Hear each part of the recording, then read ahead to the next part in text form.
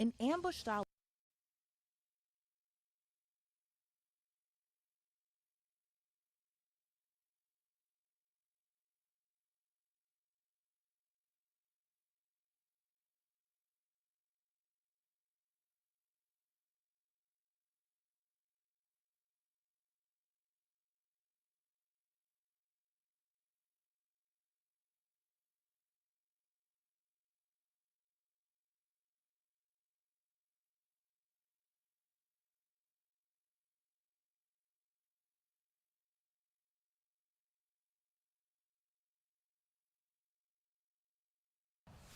Donald Trump is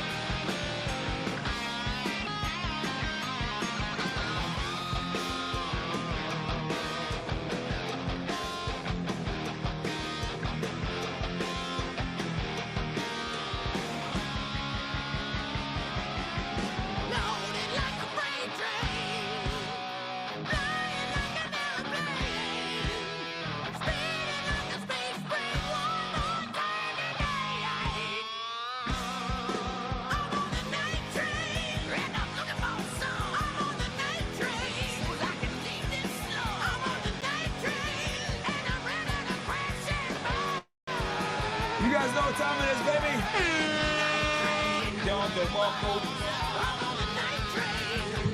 You guys ready to start cooking? It's time to cook, my friends. Let's get this thing going.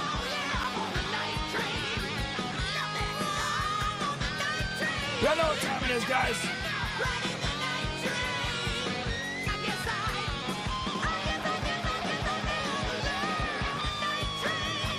Let's fucking go, baby. Let's go.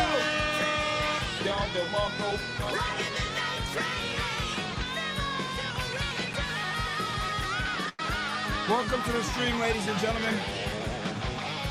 Welcome, welcome, welcome. You guys could be anywhere else, but you're here with us. Welcome, welcome. I'm gonna go ahead and just fix some stuff here.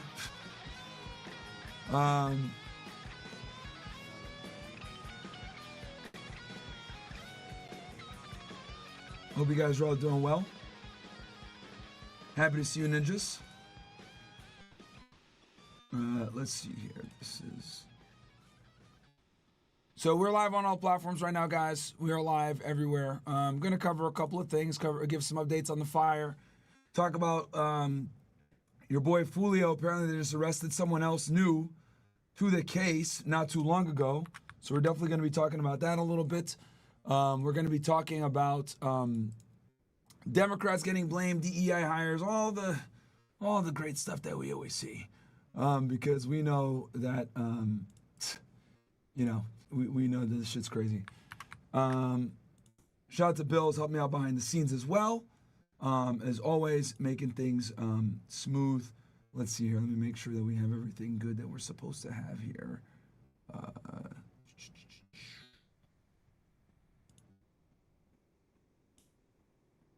Okay, boom. All right. So, as usual, we're going to be live everywhere, guys. And then we are going to be shifting on over, as usual. So, you ninjas already know. Hold on, let me just organize some of this stuff. Boom. Boom. Yeah, literally, guys, I just woke up. I was so dead yesterday. I barely slept, man. It's kind of weird. I have like the schedule now where it's like hold on one sec. I'll go like late one night, right? As you guys see, like we did like that 13, 14 hour stream or whatever. And then next thing you know,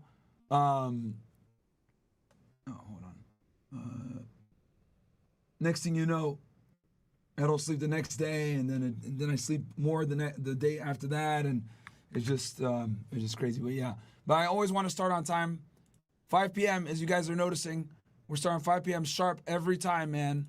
No breaks on the train. So I still like getting things situated right now, putting up all the chats as we speak. So bear with me while I do this, and then we're gonna go, full speed ahead for the next few. But yeah, man, especially when I'm streaming on all these different platforms right now. So it's like, oh shit, I gotta make sure that this is good or whatever. But we are gonna eventually go all to Myron Gaines X, guys. So everything is going to be going to Myron Gaines X soon. Again, we're doing that for this week. I'll give you guys my little spiel here in a second about that. Let's see, and then this is for YouTube.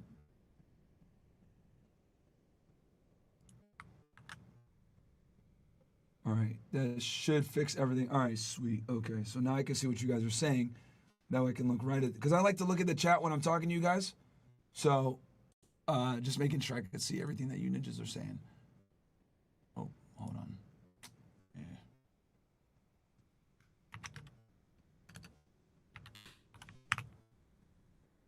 I will say this, I'm getting better at this thing. I used to be really bad. I used to not know what the hell I was doing, but now I'm able to do like 90% of it by myself. There's like some things here and there that I'm like still need to work on with like using OBS. But I'll tell you this, I remember I used to use dumbass StreamYard. That's used to, oh man. StreamYard used to be super easy, stupid proof. And then now it's all, it's a lot harder.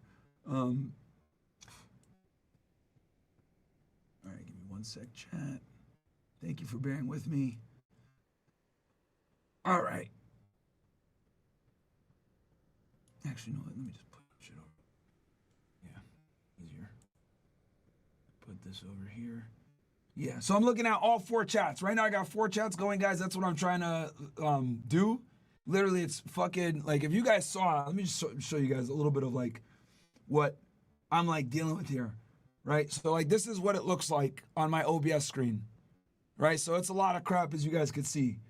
So the chats, putting all the banners and all other crap, making sure it works and stuff like that. So, yeah, it's done now. We got it now. So, let me... All right, so, all right, quick announcements, right? All right. So as you guys know, I am going live for the next 2 weeks probably, Monday through Friday, 5 p.m. All right, we're gonna be cooking, we're gonna be going hard in the paint, we're gonna be going at 5 p.m. And why that's important is so that you guys know when I go live. Now, I'm going live on Myron Gaines X, on YouTube and Rumble, and also FreshandFit. And then what I do is I cut off of FreshandFit and go to Myron Gaines X. So I'm kind of trying to get you guys used to seeing me at 5 p.m. And then after I do the 5 p.m. show, we do FreshandFit right after, right? And after we do FreshandFit right after, we do after hours. So on Monday, Wednesday, Friday, you guys are going to be getting 3 streams, okay? 3 streams you guys are going to be getting. So it's going to be good. It's going to be good. On this channel, I'm going to focus more on, political commentary, true crime, and cultural commentary, everything, reacting to stuff. So this is going to basically be like my channel where you guys just get to hang out with me and we talk about shit and, see what's going on in the world, right?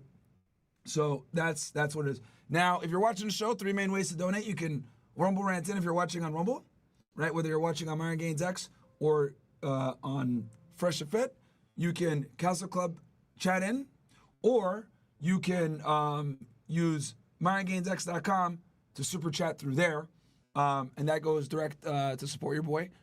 So those are the main ways, because I know on YouTube, some of you guys might not have Rumble, or you guys don't want to download Rumble. Well, download Rumble. God damn it. Rumble is the bastion of free speech for real, right? Without Rumble, we wouldn't be here, chat. So make sure that you guys support Rumble. You guys support Rumble, you support us. So that's super important. What else here? Hold on.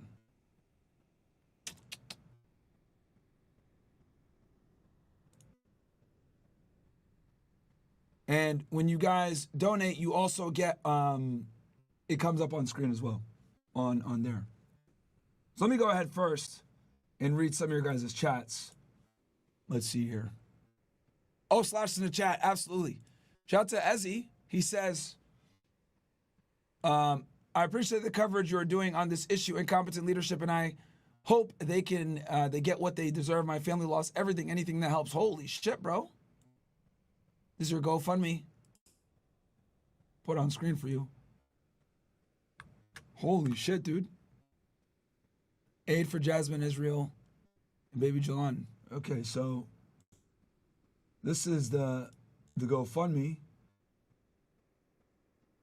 Damn, bro. Okay, I'll drop this link in the chat, man. Guys, let's help this guy out, man. My name is Chris Gagnon, and I'm Israel Gomez is a manager at CBX. Israel is a goofy, intelligent, hardworking, and motivated distro driver on our team, and I'm organizing this fundraiser on behalf to support him, his girlfriend Jasmine, and their newborn daughter Jolene, after a devastating fire in Altadena destroyed their family and home. Luckily, everyone is safe. However, his new parents, Israel and Jasmine, now face the immense challenge of rebuilding their lives and creating a stable environment for baby Jolene. I'm hoping that as unit we can. Damn, bro. Okay, let me drop this thing in here. Guys, go ahead and support. Drop it in the chat for you guys. You guys are saying fake victim? Why y'all niggas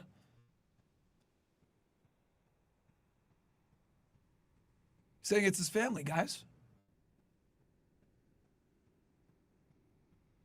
I got you, bro. Don't worry, Ezzy. I'll send something your way. Don't worry. Chat, don't worry about it. I got it. Fitness goes, Myron, my submissive girl just looked through my phone and saw I was looking at females on Insta/porn. What should I do? She's pissed.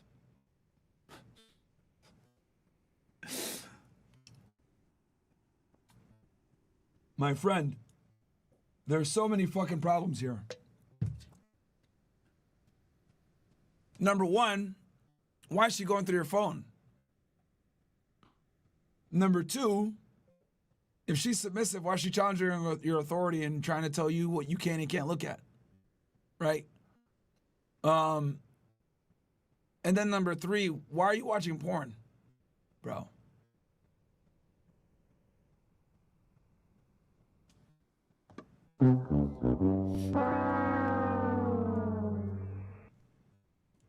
Yeah, bro, that's L. Yeah, chat, don't worry about the GoFundMe. I'm gonna reach out. You guys are saying that it's a scam. I don't think it's a scam.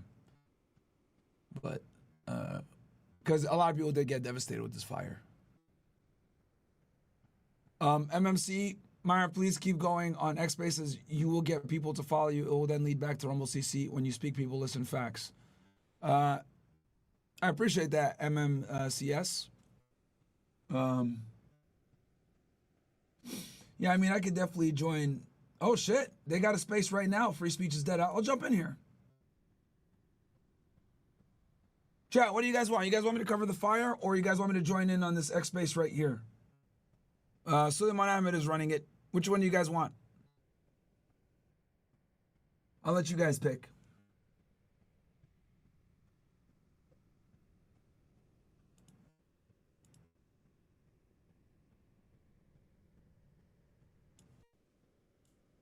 Which one do you ninjas want?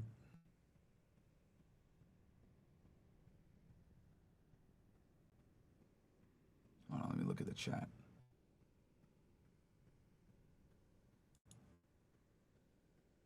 Go in the space?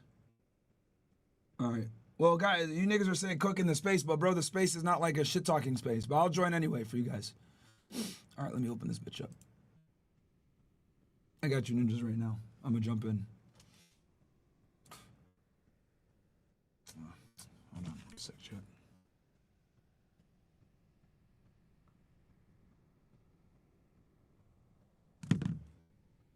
All right. Bear with me, chat. I got to join in on Firefox because the other browsers always act stupid.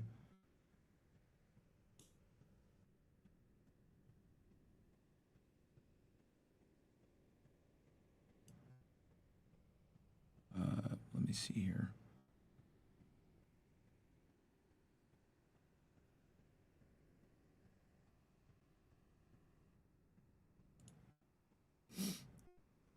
All right.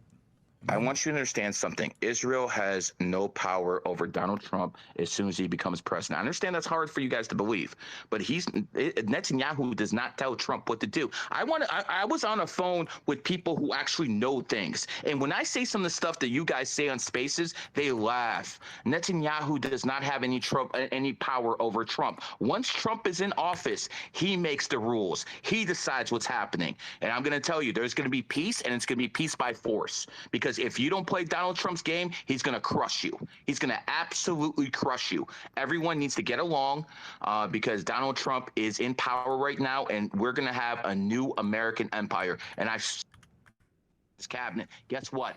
No president could ever be elected without having Zionists in his cabinet. But once he's president, he doesn't mean he has to listen to them. John F. He needed their help to get in power. What they did to him. Ooh. Yeah, I agree with Max Prime. I mean, the Zionists, without them, yeah, like you can't win. President in history. It's a valid point. It sounds extreme, but it's an extremely valid point. Whether people, ladies and gentlemen, this is American education system. You're hearing it first. Yeah, the American education system. Okay, sir. What level of education do you have? I asked you a question. What level of education do you have? Now you're talking about the American educational system. Donald Trump. That was AOR. Okay. Donald Trump is now king. Barack. All right, let me real quick. I'll read some more of your guys' chats before we continue on with this thing. Okay, so we got here. Dominican UD, yo, Myron, do I need to have 1 year of savings or 6 months? I would say 6 months to 1 year, in that range. Definitely in that range, Dominican. All right, let's go back to the space here. See what they're talking about. Games. You cannot win an election without Zionist support. If you don't understand that, you're a fucking moron. I'm sorry. You can't you do have it. dual citizens that literally we're Is in the Donald IGF Trump a dual citizen, sir? representing America. You think they care about America? Come on, man. Brother, I would get rid of all dual citizenships if I had the power. I don't have that power. But Donald Trump is not a dual citizen. So stop the fucking games. Donald Trump is the only person who went in that White House and lost money. Again, he went in the White House and lost money. Miriam Adelson, $100 Like him or not, million. he Oh my God! What about Miriam Adelson? Use your brain, bud. Use your brain. He is using her for money. He is using her for money. What else do you need to know? What was that, Dr. Hannah? Yeah, we have Myron here. I'm sorry. We need to bring Myron up as a co-host. I sent him Myron, I sent you the co-host. Because I asked him to join us. Yeah, I sent him the co-host. Myron, have you got it? Yeah, can you guys hear me? Hi, Myron. Yeah, we can hear you now. Hey, what's up, guys? No, I literally just turned on my stream, and I saw that you guys were live on the space. So I'm on YouTube and Rumble and everywhere else. So I guess we're bringing a little bit even more listeners in on this situation. But I joined in when Gary was talking about Trump. I just joined now. Yeah, but just tell us about, we'll come back to that issue, because there's a lot of people who come up and want to speak about that. But just to redirect it back to the free speech issue, what's your thoughts about the fact that free speech on X is dead? Well, I mean, it's I've been super critical of Elon Musk the past few days. I've been, ratioing him and commenting under his post saying that he doesn't necessarily believe in free speech. And it's sad to see, but at the end of the day, he's a billionaire Democrat, right? He just became a conservative maybe 3, 4, 5 months ago after Trump almost got killed. He decided to jump on a bandwagon.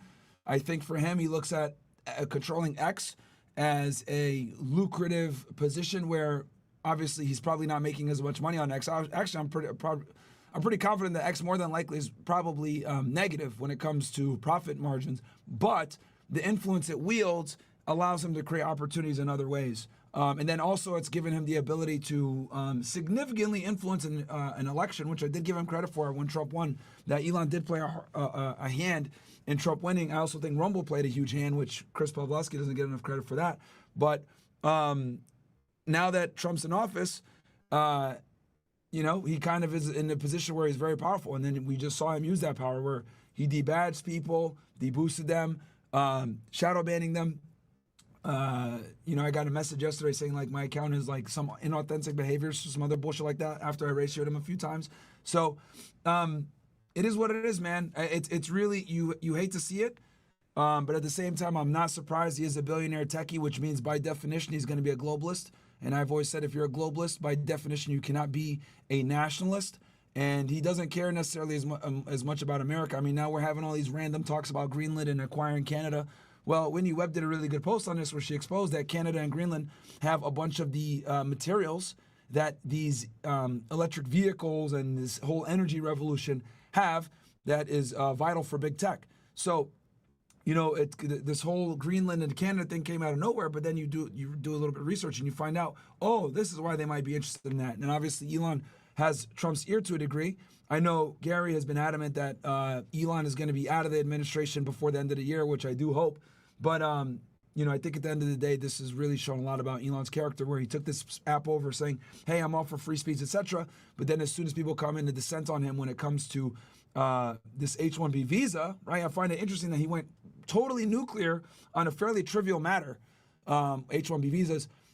Who knows what would he done if it was a more serious issue? He was just looking for a reason, Myron. That's the one. That was it. He was just looking for a reason. Yeah, I mean, you can make that argument too. Showing that he's still in control and he can do what he wants to do. So yeah, I agree. Free speech is not dead, but it's certainly not free yet. Well, not That's on for X. sure. So what happened in Not on Guatemala? X, and not even around the world. I mean, including the U.S. There's a lot of work to do, my friends. I would A lot of say work to do. that Rumble is by far the best when it comes to having a free speech app. But you know, I understand that a lot of people aren't video creators, right? So that like unless you're a video creator, it's going to be tough for a lot of people. But yeah, in general, absolutely craziness. Like what's going Did on with anybody X. listen to Elon talking today on his Spaces and talking for 15 minutes about free speech? Did anybody listen to that? Oh, I didn't know. I didn't. He was on X today. Yeah, yeah, he had a big space a couple hours ago. So, I mean, he was talking about it on there, literally that specific topic for Did 15 anybody come minutes. up? Did anyone come up from our camp to talk about that? I could not get up. No, there was tons of people listening in. It was a They scheduled didn't invite Spaces. anyone up, did they? Is this the German? It was pretty much just an interview. Yeah. So it wasn't a free speech Spaces. That's for sure. You know, they didn't bring anybody up. It was just him one on one with the. Okay. Yeah. It was a You know why? one-to-one Do you know why he interview, did that today? He did that today because Mark Zuckerberg yesterday said he's going to have free speech on Facebook and Meta and Instagram. So No, he this was basically, scheduled before that's that. why. It was scheduled. Well, It was scheduled. A few it days was ago. probably going to be a different interview if Zuckerberg didn't do it. I'm going to say this. I think No, it's not. That's not Gary. That didn't happen. So that this interview Mhm. with the AFD was scheduled before. Now the reason for it is because Elon is basically is intentionally trying to basically put certain people in power for his own benefit or for his own reasons. Now, the reason he's supporting the AFD, despite the leader being lesbian, despite the fact that AFD historically had, like, you know, anti-Semitic Nazi ideas or whatever it may be, whatever you want to call it. But right now they've rebranded themselves. They're no longer like that. Now they're just an anti-Islam party. So what Elon essentially is doing, if you look at throughout the world, is just supporting the Zionist agenda, which is the anti-Islam parties throughout everywhere. So this has nothing to do with free speech. I mentioned earlier about Zuckerberg. The reason Zuckerberg has made the move that he's made is because he realized, wait, it's like, why am I being so stupid? Elon just demonstrated me what the biggest con can be. I can tell everybody I believe in free speech. My shills will shill it, and then I can still ban accounts. I can still take away monetization. I can still take away the blue tick, and people will still say it's a free speech platform. So just by telling dumb people it's a free speech platform, they will reiterate what I say. So that's what Zuckerberg's done. Zuckerberg's just made a smart move. He's realized, like, wait a second, why didn't I cotton onto this con a bit earlier? So that's the reality of what's going on. In terms of the AFD in Germany, that was just a move that Elon made a week ago, and he's been supporting them for a few weeks. And it was the AFD who were behind, again, a lot of the things that he claimed that he was fighting against. So again, this is all like, for example, the guy who did the extremist attack in Germany, he was a supporter of the AFD, and at that time Musk was supporting them. So again, all this is nothing to do with Zuckerberg. It's more got to do with Elon's global agenda. Quite frankly, I've never been suspended on IG. Quite frankly, I said 250 Jews got killed in the Holocaust, not 6 million. I say whatever the hell I want on IG, and I am not suspended ever. I personally, I think Mark Zuckerberg will have IG as a more of a free speech app than what's happening right now with Musk. Obviously, I hate Musk, but I was the one targeted by him before he targeted any of you, and I was warning you guys for a year what was coming, and everything I said was true. This guy is a piece of fucking garbage. But Zuckerberg basically, not that I trust him. You don't trust the guy who was pushing the COVID vaccine. But it looks like he's born in the rat year. He's pivoting, and now that Trump's in the White House, he's gonna basically try to suck up to Trump to take Elon's position. I think eventually he will. How can you say he's pivoting when his entire oversight committee is literally comprised of former IDF soldiers? His cybersecurity executive is an IDF soldier. Come on, man. All I'm saying is he made Trump put his chips on the table, period, or not correct. Trump, Elon, and he's saying, hey, let me see if I can bluff this guy and see if he's actually going to come back, and that's why he did talk about free speech today for over 15 minutes on his Spaces. Listen, I'm gonna trust the guy. I don't trust any of them, but I'm gonna trust a guy who's married and has one kid and doesn't have 5 different wives like Elon Musk. That's what I'm gonna trust. Wait, Gary, what, you don't trust the President Musk, the President of the United States? Keep saying it, brother. Keep saying it. The more you say it, the faster he's out of there, brother. You basically got him elected, bro. I helped get Trump elected. He was the, nasty. Let's be clear on this. it seems like he's got Trump on a leash. He's got what's his name again? Absolutely not. Nigel Farage on a leash. You saw, and a prime example of that is the H-1B visa. Trump from 2016 was like, "Me don't want this. I don't want foreigners to come to this country and take jobs of Americans. I want Americans to have the American jobs."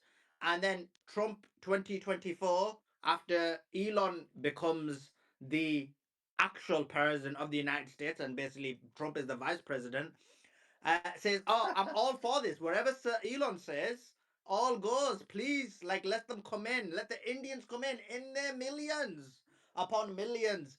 So that demonstrates he's the president. You saw, for example, and he's actually the global president, because you saw Nigel Farage. He literally smashed him, whipped him, told him, "You're a joke. We need a new leader." And Farage came out and was like, "Please, good sir, please continue supporting me. I will be a good boy." So again, demonstrating that he is not only the president of the United States, but and then Argentina, and then Holland, but now also he wants to be the president, and they basically want to put Farage in. Now Farage didn't listen to me. So I said, "Listen, Farage, I'm gonna put an alternative in power. You had the audacity not to support somebody who I demonstrated yesterday as part of a child grooming EDL ring, sexual exploitation ring. Tommy Robinson, a guy with a rap sheet longer than anyone there is, and you had the audacity not to include him in your party. Therefore, I'm gonna scold you." And Farage literally bent the knee. So Farage is bending the knee. Trump's bent the knee, and so he I really don't is think going to be Trump the bent the global knee. president. Okay, I Trump was don't think Trump president on in bent the the knee. H-1B 2016. visa, Where was Gary, how did Elon he in not? 2016? How did he I not? I will How I did he would say not? agree that with you if Trump wasn't president in 2016, but who helped him get elected in 2016? So you That's the bring up a point. He valid got elected point in if he 2016. wasn't 2016. president before. You know what I mean? No, no, but the free speech. So Trump got elected in 2016, and then in 2020, right? You all claim, which I agree with. Actually, I don't think not just that one. I actually think no election anywhere in the world is real. But you guys claim specifically 2020 is not real. So he clearly could not get elected unless he basically did deals with the right people, and the person he had to do deal with was the tech industry, the corporation, the Zionists. Elon is a major factor, if not the biggest factor in all of that, and so that's what the deal he made. So he sold his soul, or sold his deal, or sold his ideas and values to become re-elected again, to get his cases dropped. They're all dropped faster than you could say what. You'll see his hearing, he won't get no sentence. Nothing will happen to him. He will get no jail time. So he had to do this deal. Trump had to do this deal, and he did it. So in reality, because he said, "I'm the best man, best deal maker." So he made the deal, isn't he? Now he's going to be the president. He knows his base will love him no matter what anyway. So for him, it's a smart deal. A Solomon, lot of people, a lot of people online. how does Go someone ahead. become president of the United States without Zionist support? I'm just asking how is that No, even I'm saying possible? I agree with you. He did. He did. That's the only reason he's been given the presidency, is because he sold out to the designers. He sold out to the corporations. He sold Uh, out to the big tech. That's the only reason he's I, president. If he wasn't, he would not be president. I think he's using them personally, but we're gonna find out real soon who's right. We're gonna find out real soon Okay, who's I right. know, but your Trump argument, but Trump still Gary, wins your argument without is this. Elon. That's what a lot of Your people don't realize. one Um, one second, but your Elon 1 second, Elon free. controls the internet, L- but he does not l- control So 1 second, free Washington. speech. Me and Gary can rest. Let Solomon finish, please. Let me finish my point. So the thing is, what you're saying, Gary, is that I hope that things change. I hope that Donald Trump acts different. I hope all these things happen. What I'm saying is, what we've seen is him shift immediately on one of the biggest America First issues that there was, H-1B visas, and literally go against his original position to appease the corporations and big tech. So that's one evidential point that clearly demonstrates that it's actually uh, Vice President Trump who's bent the knee, and not President Musk. No, we'll find out very soon when the man gets actually in the White House. But I'm gonna say this: Elon Musk ain't running shit. I think Trump used him like a fucking whore, and he's gonna be out the administration within 6 months. See, Elon's overstepping now. No one in Trump's administration likes him. No one in Trump's cabinet likes him. There's Republican senators who hate this guy. As soon as Trump cuts him off, you're going to see the knives come out. And Zuckerberg is now basically sucking up to Trump. Zuckerberg's platform is way bigger than Twitter. So if it push comes to shove, he'll push Elon out and take Zuckerberg in. The thing is, I could never, deal with people who basically did what Zuckerberg did to Trump in 2020. I couldn't do it. But Trump is a politician and he has to cut deals with his enemies. And let's not forget, people, all this shit talking about Trump, let's not forget what our choices were. It was Trump or a fucking whore from fucking California. So again, no matter what you guys tell me about Trump, it was better than the alternative, and that's a fact. But that doesn't mean we should give him cover either. Okay, let's go to somebody else. I'm gonna wait. I'm gonna wait till he's actually in the presidency to make my decisions. I'm not gonna say, "Oh, the game's lost" before the guy even started real playing. Quick, so I got a question. That's my opinion. When Musk was asked, Gary, how do you feel that you got Musk elected as president? I didn't get Musk elected. He was the fucking whore that fucking came in with Trump. That's it. And the whore's not going to be there. Question for whoever listened to that. I just want to redirect the conversation back. 1 second, guys. I just want to redirect the conversation. Oh, sorry. I want to redirect the conversation back to the free speech issue. Myron, sorry, were you going to jump in there? Yeah, I was going to ask, because someone said that no, you're fine. Someone asked about, or no, excuse me, they didn't ask. They mentioned that Elon had an interview today with this German woman, which I remember because I saw promos for this. During when he talked about free speech, did he mention at all how he silenced a bunch of people or any of the H-1B visa controversy whatsoever? I'm sure he didn't, but did it come up at all? No, he was going on his usual spiel, and I'm glad that it was brought up because let me ask you this: free speech, real fast, making him double down. Real fast. Did he mention the First Amendment at all? Yes. Oh my God. Do you have that recorded? Yeah, it's recorded. Go look at his page. It's saved. Okay. I'll send it in the comments. If someone can get that part and clip it, please send it to me right now on DM, and I'm gonna fucking embarrass this idiot. It for our organization. Because here's the thing, right? Let me explain this, right? So, because now I'm seeing all these tech bigwigs, and I talked about this yesterday, but I'll go ahead just and rephrase it for everybody hearing the thing. So, first, Elon acquires Twitter and says, I believe in freedom of speech. It's the bedrock of a democracy, and he cites the First Amendment, right? Then, Neil Mohan, the head of YouTube, goes on a fucking interview with the Financial Times and says, oh, YouTube is the bastion of free speech, as comical as that sounds. Then, Mark Zuckerberg also rolls over and says, oh yeah, we're going to allow more freedom of expression and freedom of speech, etc. Now, the problem, right, and I think I want to make this very clear, especially when these idiots frame it against the First Amendment, which is what I want to make sure of free speech. There's free speech. There is prior case law that sets a precedent that hate speech in like 95% of the cases is protected under freedom of speech. And that is because freedom of speech, right, and hate speech is subjective, right? If I say something derogatory about white people, right, some white people might say, oh, that's derogatory towards us, that's hate speech. And other people might say, no, that's actually true. So since hate speech in itself is subjective, right, we don't want it to be allowed to be interpreted by humans. So that is why in the United States, hate speech is almost always protected under free speech, because you get into slippery slopes once you say, oh, well, hate speech shouldn't count under free speech, whatever. As long as there's no incitement of violence or people dying or you're not calling to hurt somebody, 9 out of 10 times that speech is going to be protected. Hell, I read some case law yesterday on my stream where damn near riots almost broke out over some of the things that people were saying, but they were still protected. So I say all that to say this.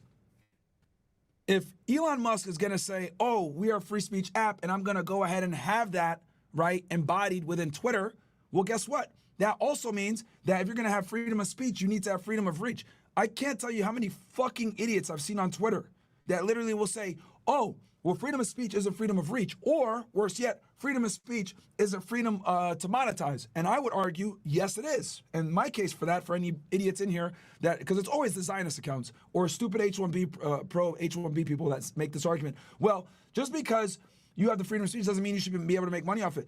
Well, here's the thing. We need to be able to have a marketplace of ideas. In order to have a marketplace of ideas, ideas need to reach the marketplace of ideas. So if they don't have the reach, they can't even compete and get into the fucking marketplace, right?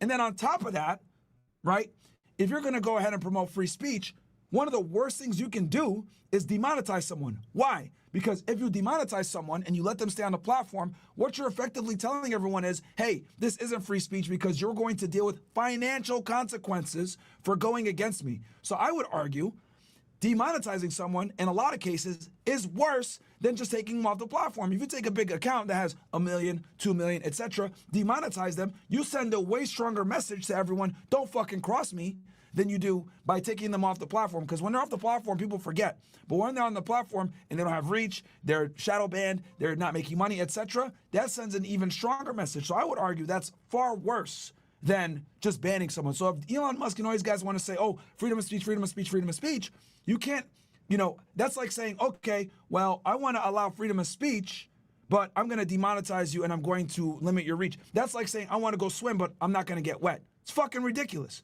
The two are intimately tied. And for freedom of speech to exist, hate speech is a necessary component of that, because many people are going to deem the said free speech as hate speech. But you can't use their subjective nature to make rules over an entire group of people objectively. That's the fucking issue with these tech idiots, right? They want to go ahead and have these fucking double speak of, oh, well, freedom of reach is a freedom of speech, or monetize, blah, blah. Fuck that shit. If you want to actually have a marketplace of ideas and have people be able to debate said ideas, the ideas need to reach the fucking arena. And what Elon Musk and these tech cronies are effectively doing is they're silencing your ability to even enter the fucking arena. Why? Because when we went ahead and we pushed back on Elon Musk about this H-1B visa shit, everyone was ratioing him, making him look crazy. 300 follower accounts were literally making him look like shit. So he said, fuck that. I'm going to limit all their reach or suspend them outright. And that's what he did.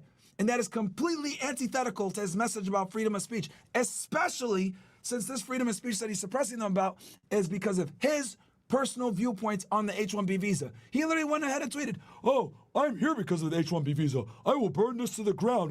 You guys can go fuck yourselves. Like, bro, like you have become, and I find this interesting too, leading up in the campaign, I'm sure a bunch of you guys follow Elon Musk. What did he do? He put up a bunch of pictures how X is freedom of speech, unlike Facebook and YouTube. He would always take the high road and virtue signal saying that, look, I have this free speech platform, etc. I allow my critics on here, blah, blah, blah. Well, guess what? He's become the very platforms he criticized all fucking 2024. He has become the same totalitarian, dickheaded tech owner of a company where if you say something that I don't like, I'm going to go ahead and silence you. He became what he hated, or allegedly hated. Or he was always that, but he was just a snake and lying to us the whole time. I prefer the latter. Anyway, He was lying to us. He was lying to us the whole time, Myron. The whole freaking time, man. He's a grifter, exactly. And honestly, I will debate any fucking stupid lefty, any stupid Zionist, any retard that wants to sit there and tell me, well, you don't have a right to profit off of your ideas if it's going to be hateful. No, fuck you. If you want freedom of speech, that means that everyone should be able to have that freedom of speech with impunity. It goes both ways. Because if I go to fucking Saudi Arabia and I start talking about MBS, right, technically I have the ability to say it freely, right? But guess what's going to happen? They're going to fucking kill my ass. They're going to fuck me up. So do I really have freedom of speech if there's consequences? No, I don't. So if you're going to go ahead and promote something as freedom of speech, unrestricted speech, that means there shouldn't be consequences, right? Negative consequences that will affect that person's ability to speak freely. That's the whole purpose of having freedom of speech, freedom of consequences. Because when people say this whole thing of, oh, freedom of speech doesn't mean freedom of consequences. Yes, it does, stupid fuck. Because if you have the consequences, it's not free speech anymore. What the fuck is wrong with people? It's incredible people don't understand this concept. This is why I'm so hardcore free speech absolutist. People sit there, Myron, why do you support white nationalists? Why do you speak on behalf of white supremacists? I don't necessarily give a fuck about their ideas. I got in a whole argument with these dumbass, hillbilly, redneck fucking idiots, right? But I will fight for their ability to say their stupid ass ideas, because I understand that if they get rid of the wingnats, if they get rid of these fucking race realist motherfuckers, if they get rid of these people, guess who's next? Me. So I have the wherewithal to understand that if you take one person's freedom of speech away, it's not long before the domino effect hits you. So for anybody out there, right, these stupid idiots that want to sit there and say freedom of speech is freedom of reach, okay, they take us out. And then guess what happens when you give an opinion that Elon doesn't like? You're going to be next, you stupid fuck. And that's why if you're going to be a free speech guy, you got to be a free speech absolutist. And that means speech that you don't like. That means speech you don't agree with. That means people you don't like, you have to side with them. But Myron, two things. One is that Elon is making a lot of. What happened? Thank you. Elon is Go ahead. Elon is making the worst hateful post. Okay, the other day he called Nick shit for brains. I think that's very unprofessional. With when you have the leadership of a platform that should be kind of objective. And the other, what else did he say in those Call days? He somebody a said retard. fuck yourselves in the head and all kinds of things. And then right after that he told everybody else to be positive or they would be demonetized. Regarding the monetization or the ad revenue program, it has been complete bullshit and a scam all along. All big influencers on this platform I had like 5 billion views last year, and then comes along some Tiffany Fong with like 200,000 followers. I have 1.5 million, and then she makes like a lot more than I've done out of the blue. And when he couldn't control the ad views, then he changed that to the replies instead, and not just blue check replies, but high standing blue checks like himself. So that means that it's all the posts he's engaging with that gets all the ad revenue. So that's one big scam, and everything here is a scam or extremely unprofessional. And I think all big influencers have known this for a long time, because it makes no sense what's going on. But he's extremely hateful himself. He's not even trying to hide that he hates influencers on this platform, and Nick is one of them. I think he hates all of us, and that's why he's punishing us. It's professional, and we are standing in the way of his political agenda. So it's just totally unprofessional and complete bullshit. And please share this space. Please retweet it. Please share it, because Suleiman, Myron, myself, we have all had our blue checks revoked. We don't have any premium features. We are shadow banned. All our posts are shadow banned. This space is shadow banned. So we are totally dependent on you guys helping us to share this space, so people can join. Someone sent me the clip. Thank you so much for sending me that clip. And that's the issue. With my biggest issue with Elon is because he framed his freedom of speech on X against the First Amendment, right? But then all the time, I'll go ahead and I'll see people get visibility limited, I'll see reach get limited, etc., and that is completely antithetical to the First Amendment. So, Elon, if you're going to go ahead and try to assimilate to the United States and our Constitution and say, oh, freedom of speech is the bedrock of democracy, and then cite the First Amendment, that means that hate speech needs to come in, because that's just how it is. Like, the hate speech is an integral component of freedom of speech. That's why it was made in the first place, because some people might deem speech that's made as hate speech. For example, I'll give another example. We all on this side of the internet, we all know that AIPAC runs this country a lot of the times. We know that they have dual interests in a foreign nation, and that's problematic for American interests. Now, to us, we look at that as a valid criticism of our government and completely lawful and legal. Other people, though, will say that's anti-Semitic, and they're trying to legislate laws right now that would make that anti-Semitic and impeach and encroach on your ability to speak freely, right? But why is that? Because we look at it objective, they look at it as hate speech, and that's the problem with hate speech. It's 100% subjective. So who decides what's hate speech? Because I'll tell you this, Elon Musk has been going crazy on the Muslims the past couple of days. No one gives a fuck.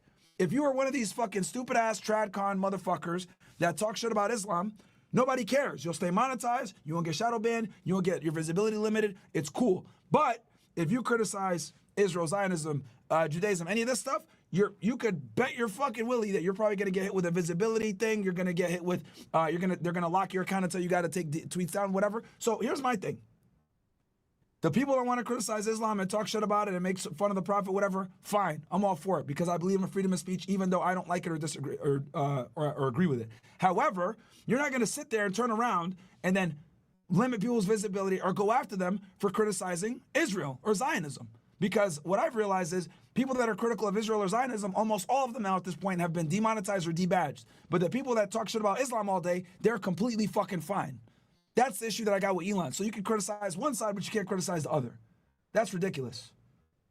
Yeah, if he's allowed to call somebody a retard, why am I not allowed to call somebody, not the N word or, a fucking dot head or something, right? Like, not that, you know, I would want to go out there Or a and do that, cracker. but Exactly. cracker, fuck yeah, great, Yeah, great and I word. am streaming this on YouTube. If you guys could, if you don't mind, could be kind of okay with the language, but that's fine. Those words are fine. Yeah, I'll try to just, you know, you get what I'm saying, Yeah, yeah, right? yeah, for So sure. we're literally promoting free speech, not because Elon did it, because that's our movement. And me, my personal account was promoting free speech and got banned for a week. And I think I get it back in 11 hours or something. And he has said way worse stuff since then on X, and you know what? That there, you're right. The hate speech is free speech. So you It know, is. you got to either double down, and I think right now he's either thinking he's got to double down because of what Zuck did, or he can't promote it. Period. Said and Well, done. exactly. I mean, we should have all been already aware of this. Is when he tried to hire the Israeli company for the verification checks. We all forget about that. That's all started, and now you see in the last 2 weeks, who is he promoting? He's promoting Radio Genoa, Tommy Robinson, all known Zionist Mossad agents. We know who he's in bed with. We know who he's beholden to. It's the Zionist, and he knows if he rocks the boat, he's going to be outed. Yeah, look, everyone just needs to welcome to the future. So look, there's a reason why you're able to talk and say whatever you want to say, but you're not going to have freedom of reach. So you got on this space, you can say whatever you want. We're all just algorithms. Everything you're saying is a weapon that's going to be used against you. So everything that you're saying right now is making up the foundations of your social credit score. And if we haven't figured out the psyop yet, as we currently speak, Elon Musk and X are applying for state level money transmitters across the United States of America in 52 different states and around the world. Very soon, this will be a financial services provider. I used to live in Hong Kong, and in Hong Kong, we used WeChat for most of our transactions. The difference between China and America is that America thinks that they're not being used in the same way that they are being used in China. China has a culture of knowing that the government has overreach, but in America, they don't think that their FICO score plus their social credit score, or let's say their social media score, plus everything that comes together to make up your profile to determine whether you're able to be a debt slave to the financial system or not. Now, when X becomes a regulated financial services company, it has a legal obligation by punishment of prison in order to file suspicious activity reports for anything that they think is suspicious. This guy's really smart, guys. Listen up. This guy Simon's really smart. As defined in the Patriot Act and the Bank Secrecy Act. In those, everything I have been posting on X since 2009. It knows everything that I have wanted to say publicly since 2009, and in the year since October the 7th or so, everything that I have said about the genocide and everything about those opinions, all of that is making up the algorithm right now. And he will continue to allow us to talk because the more we talk, the more truth he understands about us. It's not that it wants to be promoted or not. He'll still promote the messages. The algorithm will promote the messages that they want, but they want you to continue talking. Now, when you file your suspicious activity reports, there is going to be so much in our profiles that has to be analyzed in conjunction with our financial transactions. Once X knows how we spend, what we spend on, and everything we say and publicly say, is going to need artificial intelligence in order to analyze that and automatically file those reports. And so the Grok is the part that will be analyzing all of the data, automatically filing reports to regulators. Regulators are going to get swamped and overwhelmed with all of this data. And eventually, it's going to disrupt regulators because regulators are going to have to hire artificial intelligence to analyze all of the suspicious activity reports that are being sent to them because they can't humanly keep up, which is what Mark Zuckerberg wants to do as well. And so eventually, artificial intelligence is what's going to take over regulations.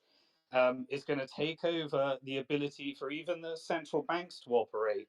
And that's all going to be powered by artificial intelligence. And the technocrats They all want to be the back end of the system. If they wanted freedom of speech, this would be done open source and decentralized, where we could all analyze the algorithm and we could understand what people are doing. But there's not open source because the reason is that they're trying to create a honeypot, and that honeypot is our social credit score. And that social credit score, you'll be accidentally walking into it. And the funny thing is, there ain't a damn thing we can do about it because we're all addicted to our ability to actually call out the things and say the things that we're able to say and have a platform to do it. And so this is the direction that it's headed to. And everyone just needs to recognize it, that freedoms are being taken away. This is the new flavor of, neo, freedom of speech. Yeah, we need to fight against it. Eventually, we need to be on a decentralized platform, and we need to do this open source. At the moment, all of the network effect is here, but eventually, hopefully, it implodes on itself, and we end up on a decentralized platform because they try too hard, gain too much power, and the whole thing bloody blows up on itself. Welcome to the future. Myron, you should have this guy on your stream. Nice work. Oh yeah, no, Simon, me and him have spoken before. We'll definitely do something in the future and explain the central banking system, how that works. Him and Truth Teller are really good at that. He's 100% right. I will talk about the Bank Secrecy Act and SARS and everything else like that. That's absolutely true.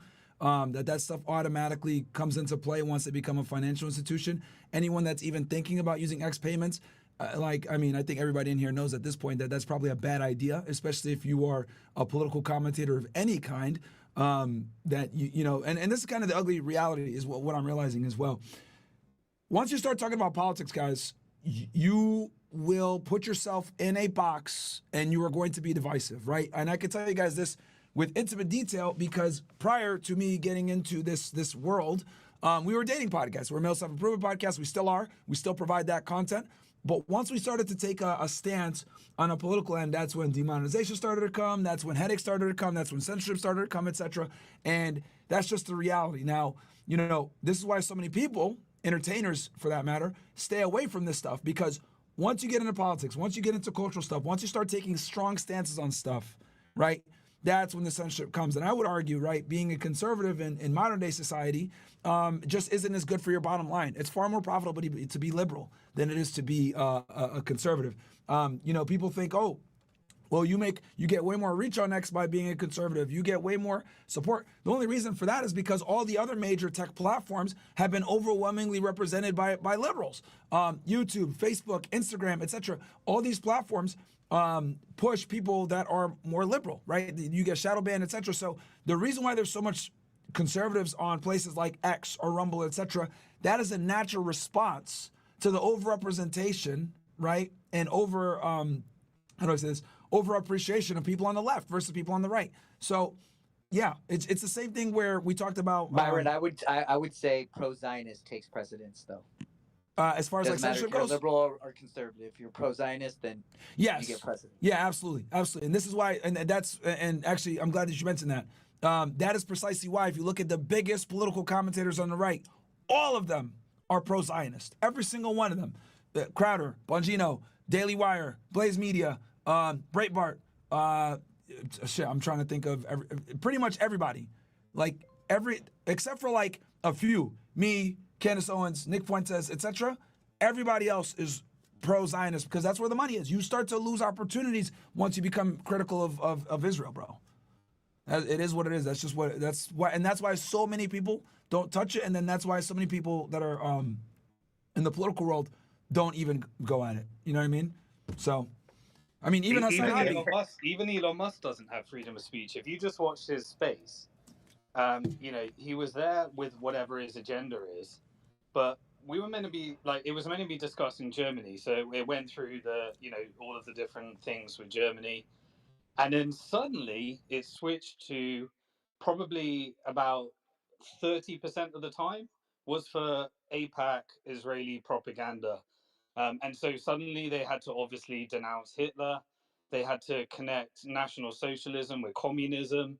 They had to talk about Muslim crimes. They had to talk about Jewish people's rights. They had to talk about how the Jewish people are a protected class. He had to actually beg and say, Elon very specifically asked, do you believe that Israel should exist? Like, we were meant to be talking about Germany is currently being wrecked because the CIA blew up Nord Stream pipeline in order to destroy the German economy so that America could sell more of its oil as it's going through its expansive vision right now of colonizing and expanding. The Federal Reserve is going to print more money under Trump. Trump's going to spend some more dollars than Biden did, and America's going to expand and expand until the empire takes on too much liabilities. In fact, it's quite interesting that it was talking about National Socialism. That sounds very much like a National Socialist expansive agenda. So while LA right now is burning down, it's deciding how to make the government bigger, how to take on more problems. But we also know it's because it is looking to do mercantile British Empire style confiscation of resources that are required in order to build their AI chips and provide all of the electricity to artificial intelligence so that people like Elon Musk have all the energy that they need in order to build these social credit scores and expansive visions.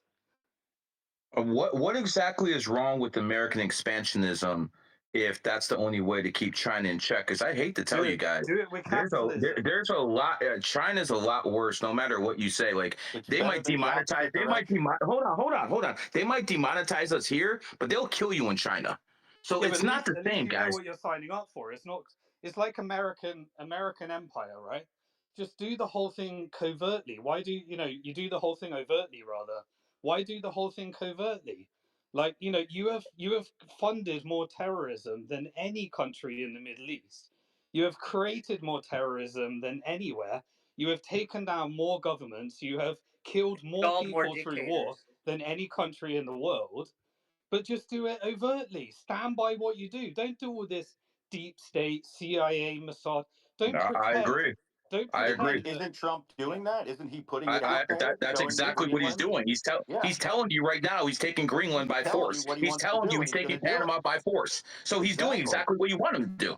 And he Hey, always I who can't has. does argue with who that. Always runs That's true. has. who runs the security at the Panama Canal right now? Has China, anybody asked that question? China. No, sir. No, sir.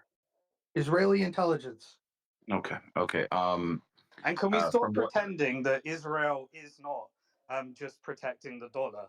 Can we stop pretending that it's not a part of American foreign policy? Like It's an Israel, extension. It's our Israel colonial was And outpost. created look, by look, you guys. What Israel was people need? created Israel was created by the Brits, and when the empire changed and was handed over from Britain to America, America continued it, and Israel has one job: kill people and create terrorism so that it can prop up the dollar and create artificial demand for dollars so that it can be lent to the US government so that the government then can use that in order to expand its empire.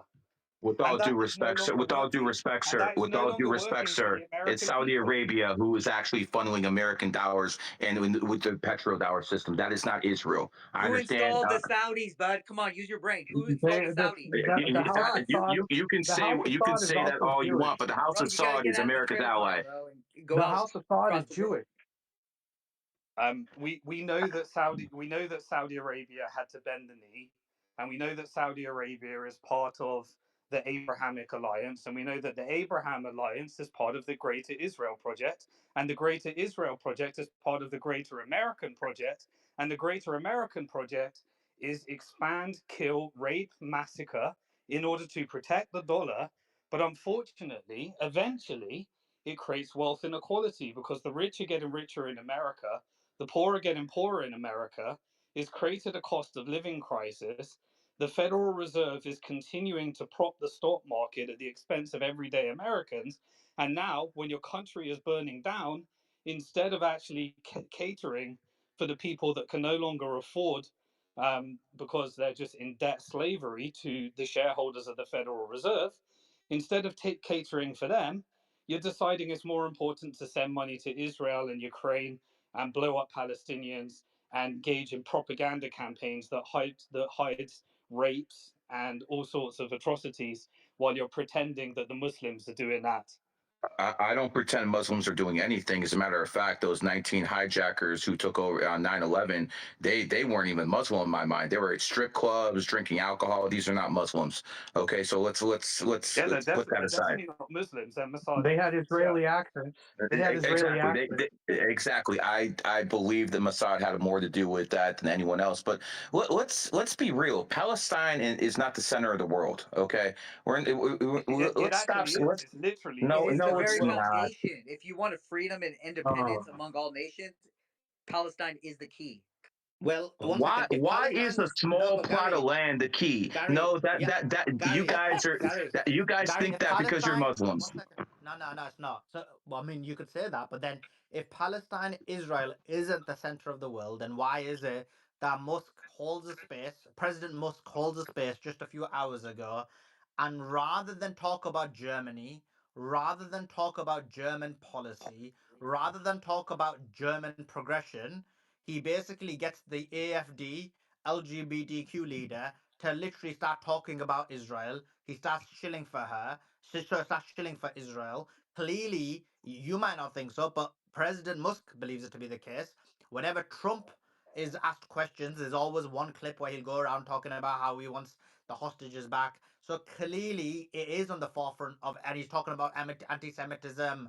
And so, in reality, as much as you're saying it's not the case, clearly the president of the United States, Musk, and of his vice president, Trump, clearly don't think that to be the case. Musk won't last 4 years in Washington. When First I of all, look at the powers in the world, I look at Moscow, I look at London, I look at Washington D.C., I look at New York City. I don't look at Tel Aviv. I mean, let's keep it real, guys. Well, I then you're understand you looking guys in the hate. wrong Dude, I you Tel just understand you Aviv. killed guys all hate of our Israel, but cybersecurity, let's our keep it real. data, everything. It's No, all they're consulting. Come on, Israeli-based Gary. companies. Come on, man. Let me bring in. Let me It's let me bring it's in Yeah, Ryan. Israeli. let's hear One from sec. Ryan. Ryan Yeah. Dawson, go ahead. Yeah, okay. So a lot of what's said has been wrong, but I don't, just too much things to address the history of Saudi Arabia and Israel. Tel Aviv is absolutely central, though. When you look at New York, like which parts of New York are you talking about? Did you guys see the video of Elon Musk with Visegrad 24 just shilling for Israel and say, well, they just have no other option. They live next to the people. They're just hell bent on killing them all. So I guess you just have to exterminate them. That's where But we're at. And I also think being completely banned is a lot worse than being shadow banned. Because you're already, if you're completely banned, you're also demonetized. No one hears what you say. No one even knows you're banned. You just disappear. It's a lot worse. And I've are been you, dealing with that crap since 2005. are you going to And a take Mark question as a too. What target? is with I mean, Zuckerberg? Like, I'm still if you banned on actually want to Facebook and talk about Instagram. how many times have you been suspended off Twitter, Ryan? Because I've been suspended 24 times, so I'm Oh not too God, I sure. here we wasn't go. even on Twitter for fucking 2 decades. No. So just coming back Uh, to the point though, Ryan, it's not Hey, about like you want to have a who got banned on what contest? Uh, I'll Bitch, let. yeah, please. I actually No, I do. All right, real quick. Actually, I do. no, I thanks. just wanted to. Have you I had got your kicked bank off account shut down AOL because you went to see and President Trump? MySpace. All right. Have you What's got your that? bank account shut down because you went to? All right, real quick. I'll address because I know Ryan said that being demonetized or sorry, getting kicked off is worse than being demonetized. I'll let him finish what he's got to say, but I disagree with that a little bit and I'll explain why. But I'll let him finish though. go ahead, I Ryan, get finish your point. Sorry, that might be double mute.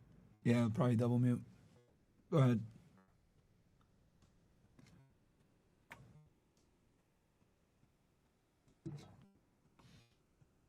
I don't know what happened, but I was on Go mute. ahead, Ryan. It said Yeah, it muted was by double host, mute. so I couldn't say anything. Yeah, it was a double mute, my Ryan. What happens is Twitter's messed up. Like when you mute, it remutes people like another 10 seconds later. Go ahead. Yeah, the spaces thing is sort of fucked for how long? Like Telegram works just fine. But all the time, oh, I got to drop and come back in, or oh, this happened, or oh, you can't hear this person. All this, they still have all these bugs on Twitter. Maybe the H1B virus isn't working for them. But being outright banned and forgotten about for you financially, for your life, this stuff is worse than not being able to talk at all. Like I'm shadow banned on here. I still have a blue check mark, but it doesn't matter. I'm not monetized. Twitter monetizes through Stripe, which Korea doesn't allow anyway. So it doesn't matter for me there. But I have definitely had an increase in speech by being on here, even with the shadow ban. But I wasn't shadow banned the whole time. But I've been stuck at the same number for like a month, so it's clear like that happened, and we all know why. But trust me, not being able to talk at all, I wouldn't be able to network with Judge Napolitano and Scott Ritter and Andrew Tate and all these people if I didn't have a Twitter. Because if you also don't have an Instagram, because I don't, and you don't have a Facebook, because I don't, and you're not allowed on Discord, you're not allowed on PayPal, you're not allowed on Patreon, you're not allowed on any of the other things, then you just disappear. Well, And let there's me nothing explain worse what I than mean that. by that. When I say it's worse to shadow ban or demonetize, I don't mean as in per the individual. You're speaking from your individual perspective, which I understand. Hey, it sucks for me. But what I mean as in from a holistic standpoint, for the integrity of the platform, it's worse because when you leave them on, you're leaving them on as an example of your wrath. That's what I mean. So though it might impact you personally worse, of course, if you get banned versus being demonetized, etc. I'm speaking to the greater realm of the overall platform and the integrity to it, where they're just basically using you as an example of this is what happens if you cross me. That's what I mean. Many Yeah, it looks people worse have. for them because you're still around to say, "Hey, I'm still here," and look what Not happened. really. We were moving along, but Not now we really. can't. Because think about it this way: say you win a battle with an army and you slaughter 99% of the people. Will you let that 1% run back because they're going to spread the message of fear? So that's what Myron's talking about. Yeah, that precisely. You leave a survivor to let them know like this is what can always happen to you. Again, I'm not disqualifying your individual grievances where it destroys you. I agree with that 100%. What I am saying is I understand what you're saying. Yeah. I get what you're saying, but this I'll have a counterpoint to that. They want people to self-censor. And what do you think scares people, whether it's Twitter, YouTube, or whatever it is, more? Monetization. The threat of no, disappear. Got children. What is it, man? The threat of losing your channel completely is a lot worse than just demonetization because you get both when you lose your channel completely. Now, little do people know that that is actual freedom, but this is a technocratic, totalitarianistic or totalitarian state that we're living in here without a internet bill of rights, because online we do not have the right to free speech, because a private company. Why do you think Musk took it private in the first place? A private company operates according to a terms of service, which I guess trumps the Constitution. So if you don't have the right to free speech, you do not have the right to an attorney. You don't have the presumption of innocence. You don't have, any of the rights that we hold dear, including life, liberty, and the pursuit of happiness. Okay, and these people, a lot of people don't know. I just figured this out. Elon Musk and the ADL are working together. And all of that whole charade about suing them, it might have been posturing. It might have been just straight up kosher theater. But who coined the term freedom of speech but not reach? Who coined that term? I saw Jonathan Greenblatt in 2022 or 2019, but that was in April. Elon didn't say it until November. Well, hold up. I found another video of Sacha Baron Cohen in 2019. 2 years, let's see, 2019, 2020, 21, 22, 3 years before Elon. So we know that AI, since 2017, the ADL has had data centers and they've had data scientists working alongside all of the social marketing companies, Facebook, Twitter, the old regime and the new regime. Jonathan Greenblatt said he was in contact. He's talking to Elon. Elon had a meeting with all of the companies that we thought that he hated, and they implemented their algorithm to scan the whole internet because they have every company from Amazon to Zoom. So this tells you that every nook and cranny of the internet has an AI feeler that scrapes up data at will. Not to mention, when the ADL doxed me online on X, there was no repercussions, no nothing like that, and the post is still up. Yet they had the power to go into the Wayback Machine and erase all of the data. Good thing our archived it. But these people have access to every single part of the internet using this AI to pick up, words and to pick up images, and if it's anything that they don't like a picture of Anne Frank and Akifa, they lost their mind. But if it's any picture or word that they don't like, they send a lawsuit to that company, and they threaten them, and then they run a media hit on them. But these people are tracking, tagging, and IDing people that they deem to be anti-Semitic, and personally, I think that one of these days they're going to flip a switch and kill us all. It's all coordinated. The NGOs, government, corporations, billionaires, they're all in collusion with each other. The AI, it's real. They identify specific words. They have troll farms, censorship farms everywhere, here based in America, across the world, especially in India. This is what they do. Yeah, I run a T-shirt store, and I make T-shirts and hoodies, and I use, it's a print on demand, and I used three companies that were $3 billion valued companies. They call them unicorn companies because they're so rare, right? Well, uh, all of these three companies didn't like the designs that I was selling, and within a 3-day period, after being open for 30 days, they all shut me down. And then the fourth one shut me down. And it's like, wow. Then I ordered some stuff from China, and they didn't like my designs. And I'm like, wait a minute. This is global. This is anywhere where the internet exists. They have installed a technocratic, totalitarian uh, uh, despot state. Like it is the worst that you could possibly imagine, because when you realize that when you verified your account and you gave your driver's license and your facial biometrics to a company that is X8200, Shin Bet, Israeli intelligence, who only exists. There is no such thing as ex-Israeli intelligence, regardless of whatever the firm they work for. These are private companies that operate in cyberspace outside the bounds of the law and outside our civil and constitutional rights. Yet, if you want to see what happens when you give Israel your data, which we all have, just look at how they treat the Palestinians. And guess what the rebuild of Gaza is going to look like, by the way?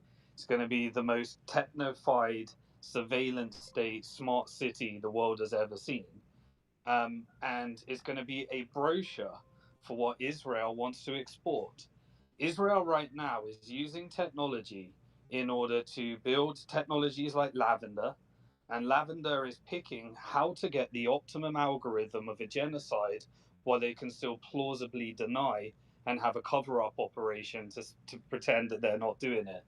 And so all of this artificial intelligence that's going to be connected with drones and everything that's being used is currently being sold by Israel for the AI military industrial complex, which is forming occupation as a service to dictators and anybody that wants to use it, genocide as a service, a artificial intelligence military industrial complex. And guess where it all came from? It all came from Silicon Valley, and Silicon Valley is ciphering off the data back to Israel because Israel has got the cyber security layers that are making the front end of probably all of the major companies in the world. And it's also looking to be a data center. Why do you think that Israel wants the Greater Israel Project and for America to implement regime change in Iran? Iran just happens to have a shit ton of oil, and they needed a puppet government in there so that it can do what America has done all along, which is use the world for its resources in order to prop up the dollar. And so in Lebanon, they want the exploration of natural gas. At the moment, they don't want to have to rely on Turkey and have their oil pass through Turkey because that relationship could go sour. And they need the everybody is in a race for the optimum amount of energy to power. There is not enough energy under the current plan to power all of this artificial intelligence, and it also requires some chips. Those chips are made in Taiwan. That's why there is U.S. interest being deployed in Japan, in Philippines, and in South Korea, because the chips is exactly what is needed. It's electricity, it's chips, and Israel and Palestine are at the center of the world. And so Israel is the way of propping up the dollar, destabilizing the Middle East in order to provide enough electricity and oil to Israel, so that it can expand NATO across the world and make sure that it eventually wins the AI race. Question for you, sir. Question Simon, for you, if sir. I, Hold if I on. can just say Question for you, something. sir. You can buy Why, the oil for a lot less than it costs to steal it. Israel doesn't care about propping up the dollar. why exactly would they need to overthrow the Iranian regime to get the oil when they can get the Canadian oil and Venezuelan oil, which is a lot more than Iran has, without a fight? I don't get it. They sanction Iran and don't buy the oil. They could just buy it. Iran never bought the Holocaust. Okay, like you go over there, they don't believe it, and it's like, well, why? Whoa! What makes you think that? Why you? What the hell's the I'm Holocaust have to Iranian, do with okay, oil? so let's not go that Well, crazy. But it does we don't because believe that is the the mindset of extension the of it. Iranians, and this is the opposition to the Israeli. That is their founding historical event that shapes the entirety of Israel. Okay, and Iran never bought it, so that is their number one enemy because it goes against their narrative and their identity. Can I ask you why Israel did not kill Khomeini when he was in France in 1978 when they could have if he was so dangerous? Gary, I can answer this I'm for sure you they as an tried. Iranian. I'm sure they I can tried, answer. Max. They thought they can use Khomeini as as a puppet to when the Shah was kicked out of the country. However, Imam Khomeini, he said all the right words. It's a common phrase where with your enemies you do not tell them your intentions. He was just saying all the right words, and until he landed into Iran, that's when he kicked out the Americans. Yeah, the And same. Israel So why responded. can't I say The, the same thing about Donald Trump? He's using all the Zionists to get in power, and then once he does, he kicks them out. Why can't I say the same thing about Donald Trump and I get pushback? But when you say that about Well, Khomeini, everyone takes it. what did he do with Tel Aviv? He moved, the capital of Palestine into Israel. Come on, you cannot compare oranges to Well, apples. No, he didn't. He it moved is an what it is. embassy. That does not move the capital. the Hold on, embassy. guys. I want to make some comments about But the sorry, AI military stuff real He quick. moved the embassy to the Simon, supposed Simon, can capital I of. ask you? Can I ask you about Khomeini and why you think he wasn't taken out? I'm interested in your opinion on the subject. yeah, the same reason why Netanyahu wanted October the 7th to happen, because these are operations where terrorism is weaponized in order to perpetuate a certain narrative, and the more extreme that they see, groups, then this is why intelligence agencies have always looked for these leaders that they can co-opt. And then those leaders, and I'm not saying this is Khomeini, but I'm just saying that this is what happens. But they look for leaders that they can co-opt. Then they fund all these people that have got nothing to do with Islam. They have been orally told what their religion is, and they believe that they need to kill people. They think they're on a holy mission, and then the media across the West perpetuates a certain thing, so that they can justify their wars for the profits of the An military-industrial occupation of the complex. land, exactly. And let's not say that we're exporting democracy.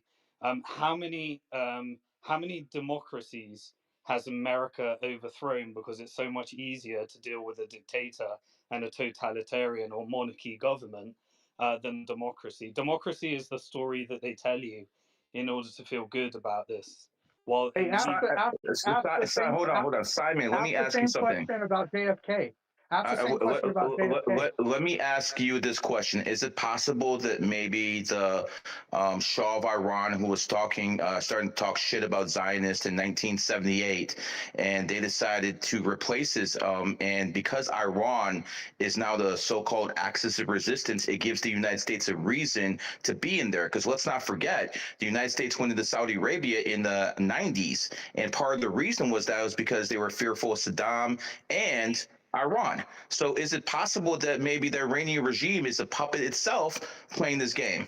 So Well, then we Iranian installed the government, Shah. I see your little tricky words, but it's the legitimate Iranian government. So let me tell you something, okay?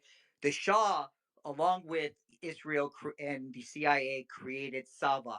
Savak was a hidden police that was literally killing and torturing dissidents. Iranians didn't forget about that, okay? So the Iranian Revolution is not some type of scheme to justify American occupation, okay? So you need to understand that.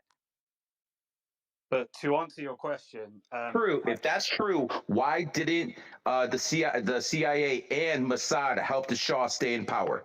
If that is true, they could have took Khomeini out. They could have made sure the revolution was successful. Yeah, but Why? this Why whole did they debate do is it? off topic, bro. Let's get back on the topic. Free speech is dead. Okay. The Exactly. So CIA people was don't want to learning talk from the about that. I get Watergate it. scandal and it needed to seek foreign sources for money laundering, which they I did mean, in '76 with the Safari Club, and it took a few years to get that going. Soon as they did, though, after the revolution, what you have in the 1980s, you end up with Iran Contra and Operation Cyclone. And America was funding both sides with weapons, so it makes you think that maybe Khomeini was actually agent just like everyone else in the Middle East. I understand you guys don't want to believe that, but it makes sense to me.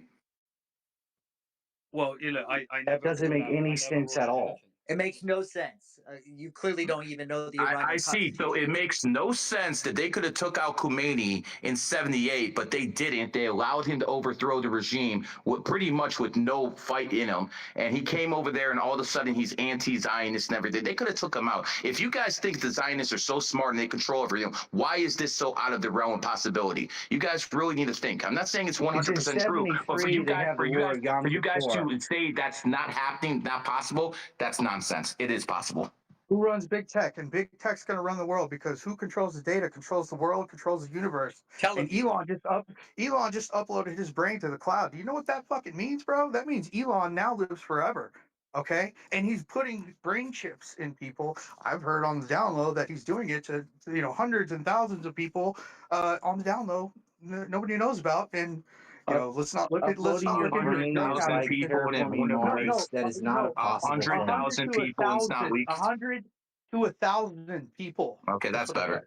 So 100 to 1,000 people that he's been doing it on the down low. Not to mention this, he's bombed out of his mind on drugs. Okay, well, let's get to look. And people overlook this investor list that he tried to keep hidden and was compelled through a court of law to release because when you start to look into that, the intent and the purpose and the mission and the shadow banning and the censorship, it all comes into play. There is no questions on who is the good guy, who is the bad guy. When you've got Larry Ellison, probably the next Epstein, got an island, owns 98% of an island out there in Hawaii. First client ever, owner of Oracle, by the way. First client ever, CIA. Hello. Who's the number one donor of the IDF? Yeah, number one donor of the IDF, fined $1 billion for genocide, ethnic cleansing, all of this shit. And he's saying, "Hey, Elon, how about you come out to my island so you can dry out?" Because he's so strung out on drugs right now that it's affecting his investors. One of them already threatened to quit, or to remove himself from the board. But it's a problem because Elon can't even get a security clearance for SpaceX because of his drug use and because he's meeting with foreign nationals, as a private citizen. But the government is doing top, secret classified projects inside SpaceX, and he can't get through the door. Yet 400 of people beneath him can. That's very true. There is a problem. He can't get a clearance. Maybe Elon's not as powerful as we all think he is, and maybe he's just a freaking actor and someone else is pulling the strings, if that's the Of case. course. Well, here's the thing. Elon likes to say, "Oh, Ghislaine Maxwell just photobombed me." We know that to be false. We know this not to be true anymore. And look, guys, in the audience, please hear my words, because if you are still under the Elon Musk's psyop spell, because make no mistake, this is not a social media platform. This is a massive psychological operation, propaganda and spy machine that we are on right here, because you don't, can anybody on the panel whatsoever or in this room tell me how many users are on the X platform? No, I'll go ahead. It's a rhetorical question. You cannot. Why? Because when Elon bought it, the majority of the users on the platform are bots. Okay. Now, he said that, oh, yeah, they got rid of some of them. They did that. And he hired these guys to do that. No, no, no, no, no. No. Uh, Elon Musk follows 211 million people. I mean, 211 million people follow Elon Musk. Now, they report anywhere from 550 million to 600 million subscribers on here. Now, I highly doubt that 1 in 3 follows Elon. I imagine it's more than that. But even generously, people have absolutely no idea how many bots are on this platform. And why would you buy a company and right out of the gate, it deplete 80%, and you're telling people that you no longer need advertising money? Okay, he said he is independent of advertising money because he has raised the subscription money, but he is also 80% down. It doesn't make sense. Okay. Now, who did Elon Musk hire to manage and to control and to combat the bots on the platform?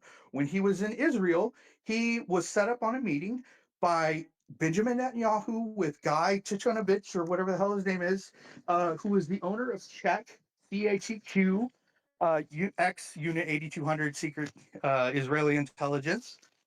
And they control all the bots on the platform, so they make them do whatever the hell they want to do. And if they want to influence U.S. lawmakers, or if they want to sway an election or cause civil unrest or revolution in freaking Brazil, they can do it They because have a people term have for it. It's called a hasbara. Hasbara. And Yeah, they have a manual for it. they have always had tools to do this. When they started the Arab Spring, they cut off grain supplies to Egypt, and that's how it started. So they've always had And tools then to do it. they have This is they just have a new one. spent They have spent $100 million last year. This year, they have already allocated $150 million to influencers alone. Everybody at the top, pretty much damn near, is bought and paid for, pushing their bullshit. And nobody's calling them out except for me and Myron. I know that for sure. But well, and Dr. Anna too.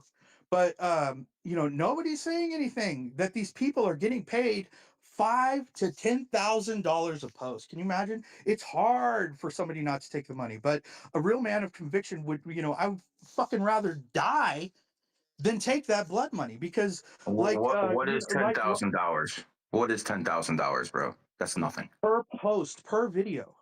It's absolutely nothing compared to if you have your integrity or not. This is why I respect Nobody's Suleiman, getting paid Myron. 10,000 a post as Hold well. on. Suleiman, Myron, Dr. Lupus, Simon, because they actually put their names out there, and they actually go out there and say what they say based with their name and their face. That's the only way to get this thing popping. Like the faceless accounts. Again, I have respect for some of you guys, but a lot of you guys, you're not going to do anything with a faceless account. Well, don't get it twisted. I just got doxxed by the ADL and attacked I've by been Hillary. doxxed So too. It is what it is. you got to tell yourself here, like if I Well, put out, listen. If you want change, you got to have sacrifice, and sacrifice is what the hell we're going through. well, here's the thing that I've learned. Here's the thing that I've learned. Today they demonetize you. 100 years ago, they kill you. So it's a Well, little here's bit the better. thing. Here's the thing. First of all, I'm a Texan. Okay, so I stay strapped to the teeth.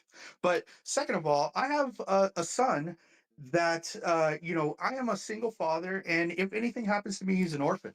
So I also know that Jews are terrorists, because these people will dox you. They'll send pizzas to your house. They'll fucking swat you. They'll get you fired from your job. They'll harass you. They'll terrorize you. They'll fucking make you go absolutely insane, to the point And, where be, you have to and leave, before they and used to there's just nothing kill that you. you could And do. before they just used to kill you, sir. Exactly. They are cowards. They will not show up to my doorstep because I will handle them. They operate in the shadows like the cowards and the little cockroaches that they are. Okay, thanks for that, 94. You broke off as well. Just bringing the conversation back to the topic at hand. Obviously, we've got a lot more new listeners in from the start, so I'll just explain my point, and then I'll pass it to Dr. Anna as well, and then we'll go to the speakers. So the main reason for this space, or one of the factors behind this space, is the impact on free speech. I mean, Elon Musk continues to talk about the importance of free speech, and yet we are failing to see it. And we're failing to see it on a number of avenues because people try and pigeonhole this into one issue. The first thing is that there is a number of accounts that have been banned, such as the Groyper accounts and various other accounts. They've been completely banned from this platform. Then you have people who are being completely demonetized from this platform.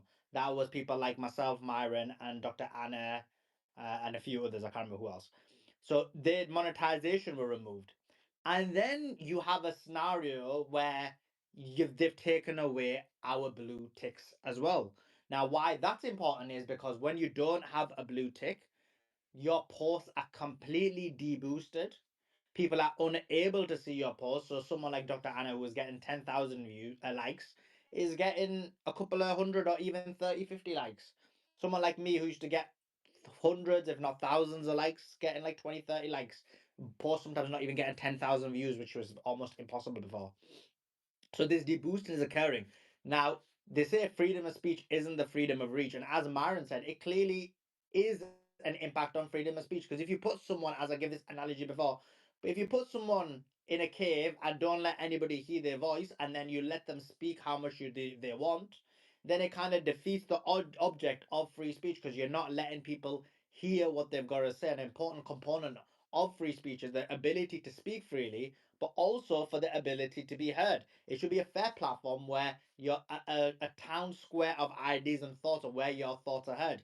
And this isn't about hate speech, because if it really was about hate speech, you wouldn't have seen this targeted attack by Musk on the Muslim community, attacking Muslims. And it wasn't just about grooming gangs, he was talking about Sharia courts, even though we know the Jewish courts in the UK actually not only exist, but have significant power.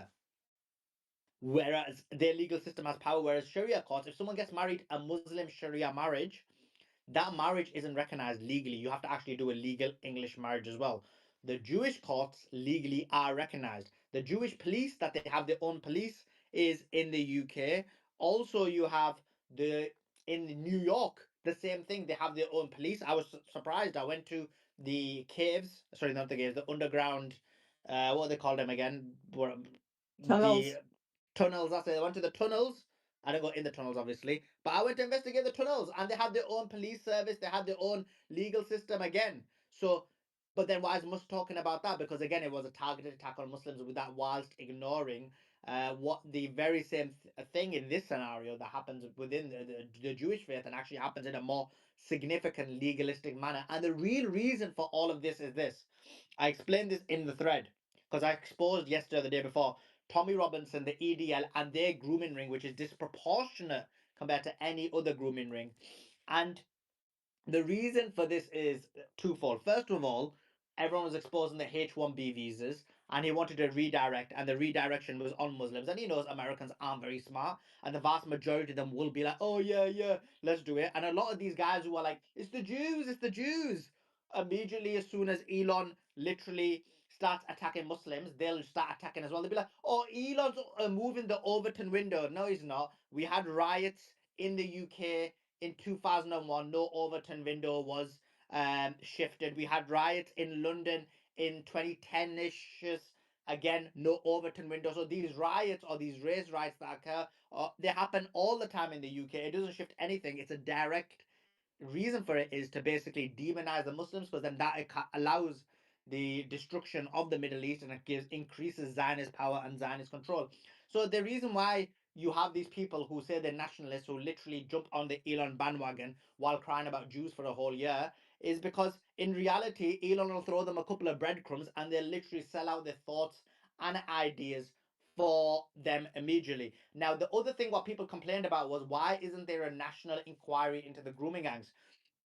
I'll explain to you why. And this is, again, first of all, there's been a lot of inquiries into the grooming gangs. I posted about it. There's been about 10.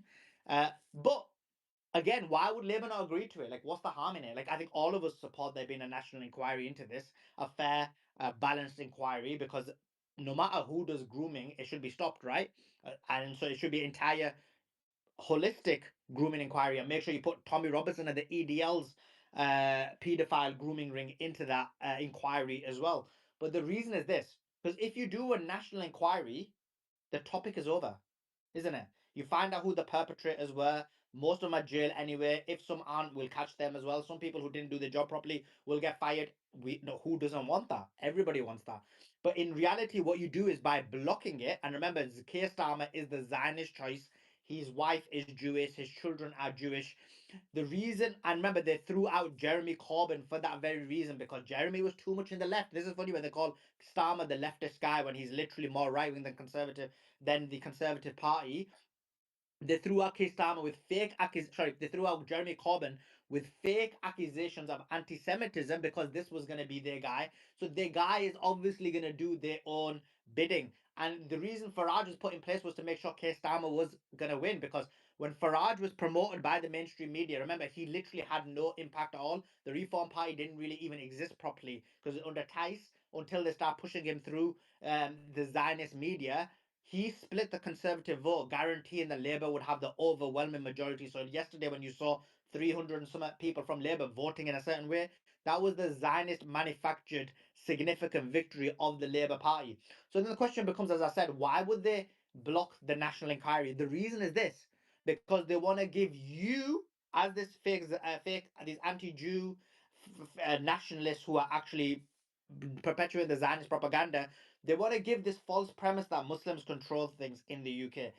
Oh, do tell me, if Muslims control things in the UK, would they have not stopped the Zionist control? Would they have not stopped them supporting the genocide in Gaza? Would they have not stopped them bombing the Middle East? But they wanted to perpetuate this idea, this fake idea, to hide the fact that the Zionists control everything, to hide the fact that the Labour Friends of Israel, the Conservative Friends of Israel, control the UK government, as do the Indians as well.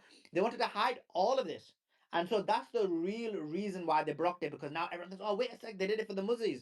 But in reality, we know, like, that's not the case. In reality, we know this is all fake news. Kemi, the leader of the Conservative Party who's been promoted, was part of the government for, 12 years? Why did they not do any of these inquiries then? Although there were inquiries, but why did they not do one through the government? So again, all of this is fake propaganda. All of this is fake news. I give credit to everyone on the panel who's basically realized that the ones on the panel who did realize it's a psyop. I know Myron's been calling this out a lot as well. I know Nick Fuentes has been calling this out a lot. Huge credit to them. They're literally on it. We know some people who are part of the Zionist propaganda clearly Can I speak about fall that for real it quick? every single time. So you can't trust these people, because what happens is, as soon as these Zios literally flip the switch, they literally come and try and stab you in the back. So you cannot trust them ever.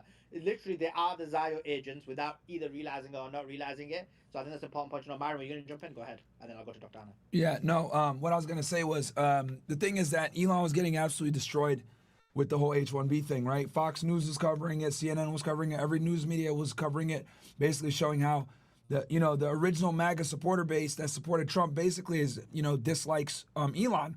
So what I think was, because out of nowhere he just said, "Oh, free Tommy Robinson." Then he started to bring awareness to what's going on in the UK. But the problem is that, like, for dumb Americans that don't realize, this grooming gang thing has been going on for like a fucking decade. Like, this is a decade-long story. Like, it's been going on forever. So for him to bring up this story, right, and kind of obfuscate from the main conversation at hand, which is freedom of speech in the United States, and him censoring people that are dissident to his H-1B immigration policy, I think he did that on purpose, because he was losing the fight. It was wildly unpopular. People were ratioing him, etc. And he silenced a bunch of his dissidents. So he said, you know what, this is what I'm going to do. I'm going to fucking silence these guys, and then bam, switch topics. So anyone that still talks about this is going to look crazy. And that's kind of what he's done. He's been able to effectively pivot, switch, and then go run to another topic. And I find it interesting that he's running on a topic that doesn't even have to deal with really with American relations. And then now we're talking about Greenland and Canada, because he wanted to get out of the news cycle that the situation brought, because it made him look bad. I would be surprised if Trump told him, hey, dude, you got to stop talking about this shit. It's making us look bad. Like, you got to stop talking about this. Myron, I agree with you, but I also think it's also to provide cover. We all know what happened in Guatemala. Look how swiftly they changed the subject after that, and then they started targeting the Muslims. Yeah, I mean, it was all just a pivot. And the thing is that, in the United States, the one group of people that you could criticize really without really getting shit on too much are Muslims, right? Because you can always use the whole national security, terrorism, blah, blah, blah thing. So it is what it is. And again, I think it's the freedom of speech. So I will allow, like, I'm not going to get mad at them for doing it. I don't have to agree. But, I find it interesting where it's like anytime there's a hot button topic that people don't want to talk about, all this just shift to terrorism and Muslims, right? And then it worked perfectly for him because then we get these terrorist attacks that went down in the United States. From this guy in New Orleans, etc. So literally him talking about Tommy Robinson, the Tesla blowing up, all this other shit, it created the perfect cover for him to kind of just demonetize, debadge, and then run away. And man, look, if you look at the number of followers that we have, if I say, oh, look, I'm shadow banned, people are like, oh, no big deal. But when you look... Chat, do you guys want me to stay in this space or do you guys want me to leave? Let me know what you guys want. Stay in the chat, stay in here or leave. Letting you ninjas pick.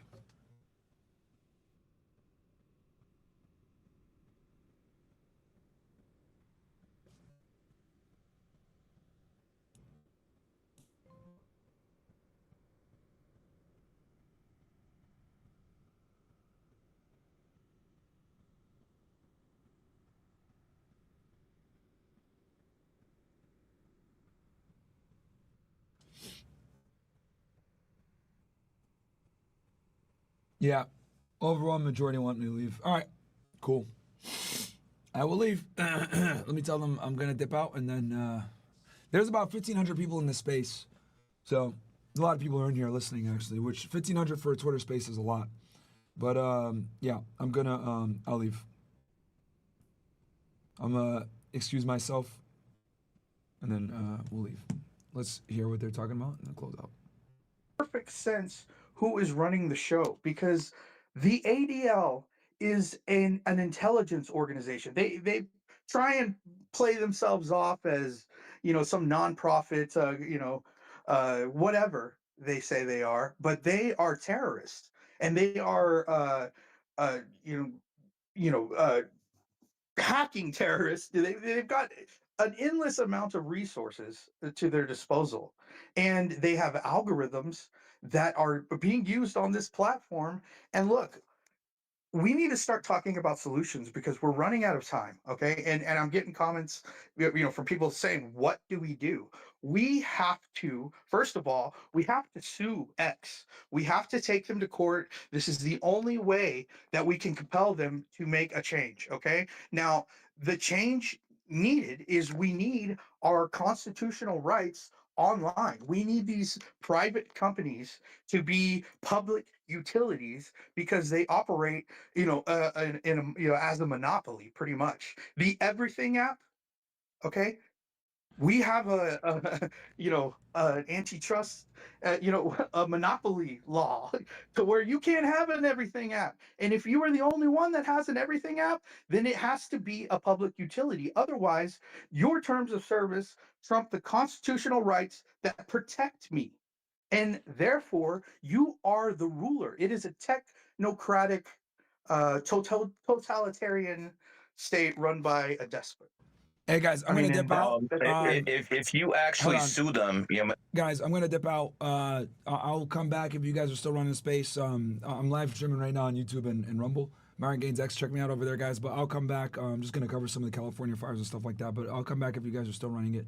My bad, 84 and Gary. I'll unmute. My bad. I'll leave. oh, All right, cool. So let's get back to it, chat. Let me put this up here. All right, so we're going to cover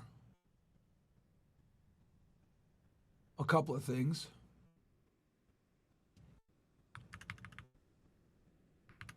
All right, cool. All right, let me go ahead and open up. I had some tabs ready to go for you ninjas.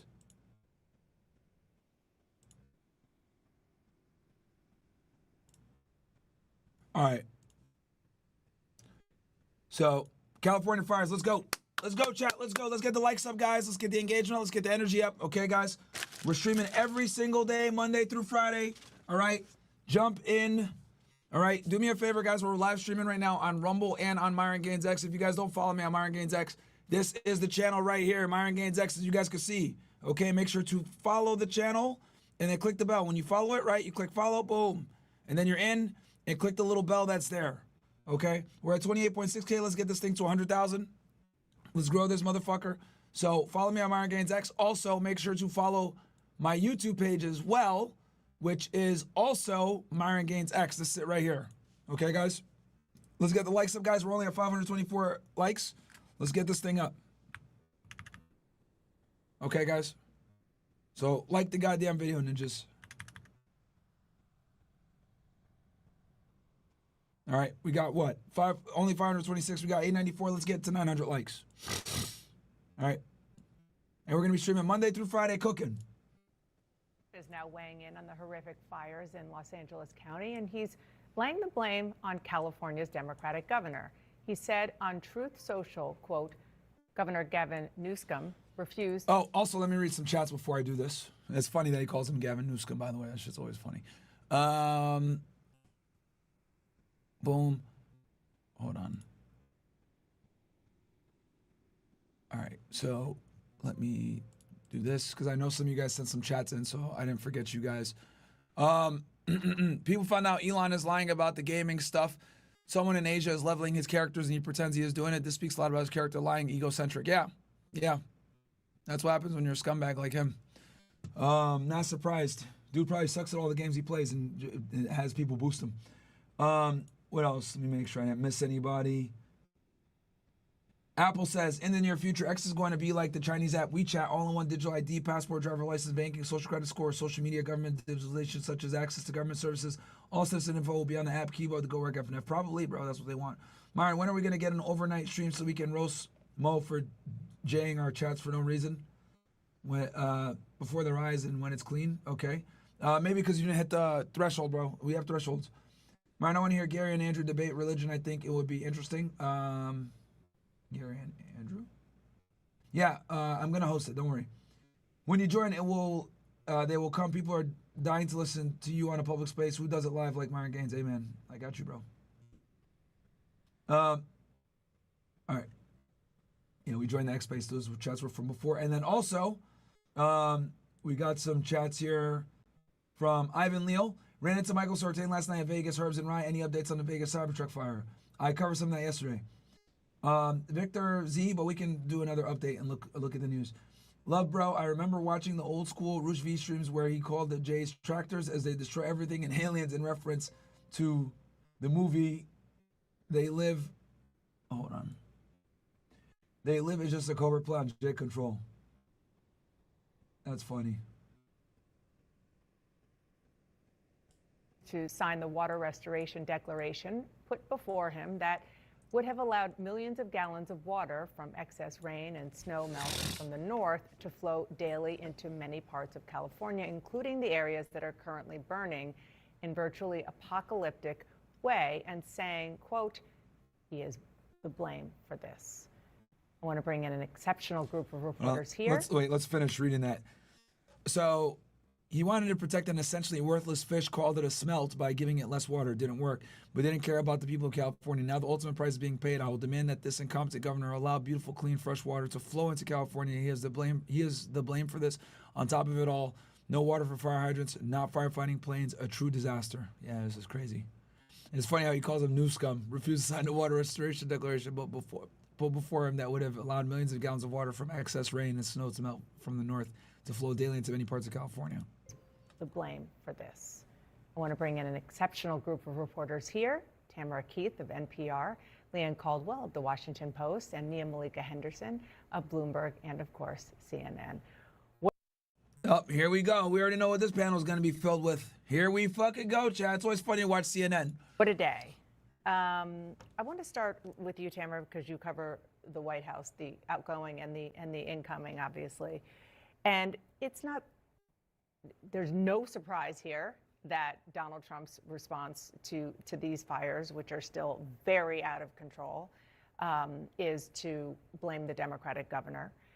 We saw when he was in office the first time around, when there were fires, he blamed him for different aspects, or the other governor for different aspects, including not raking the forest and so forth.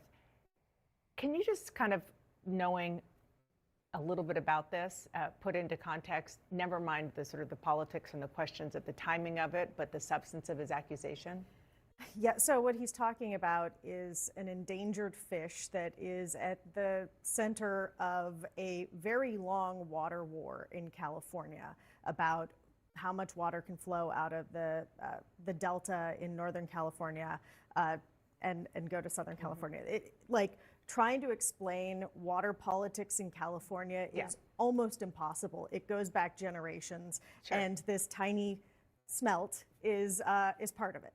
I think that the larger issue here is that the future president is seemingly trying to start a feud with the governor of a state in the middle of a crisis, a crisis that is being driven by Santa Ana winds, and the fact that it hasn't rained. And it hasn't rained. It's been very dry in California. This is a dynamic that has existed in this state forever, and it's why it is. So if it hasn't rained, then why the fuck have you guys not been fucking keeping water all this time? Like, dude, any way you look at it, any way you split it, the state of California is a failed state, bro. It's a failed fucking state. Guys, also, we're going to be switching probably pretty soon over to Myron Gaines X only pretty soon. So get ready to switch on over, ninjas. We're only going to be on Rumble and YouTube with Myron Gaines X soon. It is a beautiful state, and it is also a state of tragedy repeatedly. I should say I grew up there, too. So getting to the water component, absolutely. It's not just a California thing, and it's an entire Southwest We have a thing. California girl We here, have we have a Nevada native. All feminists, by the way, these bimbos. Yes, there are absolutely politics involved in water control and how this water is used in California and elsewhere in these states that are thirsty, are very thirsty. But usually what happens, as we all know, when there is a national and natural disaster, is that you reach out to the leaders of the state, you offer them public support and assistance, you say good things about them. Now is usually not the time for politics, but as we all know, we have lived through this once. That is not usually how Donald Trump operates. There had been reporting, even recent reporting, that said that during past natural disasters, when Donald Trump was in office, that he would ask his team how many people supported him in that state and what else they could do for him in order to receive federal funds and federal assistance. So, And I just want to say, I did reach out to Governor Newsom's office to see if he wants to respond. It would not be surprising if he didn't. He has a huge crisis on his hands. He was at a press conference last night talking about the gratitude he has from President Biden, still the current president, who has offered federal assistance as much as he needs. Yeah, and the question is, on the campaign trail, I think it was in October of 2024, Donald Trump was saying that if he got reelected, that he could withhold federal funds from California. Obviously, he has a sort of a feud with Gavin Newsom, a feud with almost every Democrat governor and senator. And Yeah, because they're idiots and they don't support him. Make his life a lot harder. And Democrat in general. And I think the question going forward is, could that happen? Is this something he's going to actually do when he assumes office? Because he does kind of see the federal government and the budget and the monies as his own, as to dole out as he wishes to his friends. And so I think that's the real question going forward. But it is sort of sad that this is the same president we're getting again, that there are no lessons learned. There's no sense that Californians are Americans, right? That they are struggling in these areas. 2 people have lost their lives. These fires haven't been contained at all. It looks like they're probably going to get worse before they get better, and that he doesn't have any sort of empathy and understanding about, over what these folks are going through. People have families there. All right, chat. I think you guys know what's about to go down right now.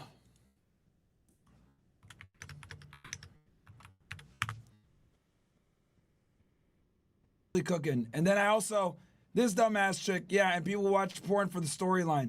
Bro, look at this shit. Ruby Rose said she never had a whole face. Nigga, get the fuck out of here, bro. Chat, are we gonna ratio fucking say cheese as well? Bruh, here. Well, Angie's calling me. This nigga's so excited. He hasn't seen me in a few days. Hold on one sec, chat.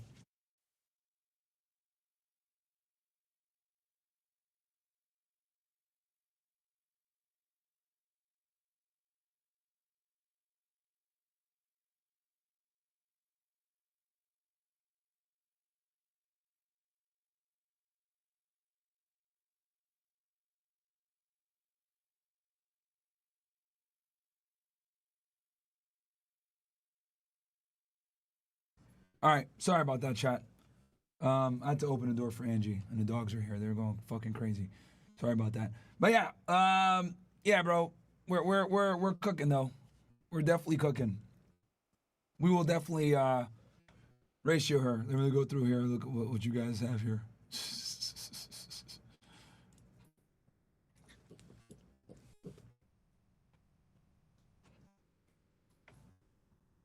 Yeah, this girl's an embarrassment, chat.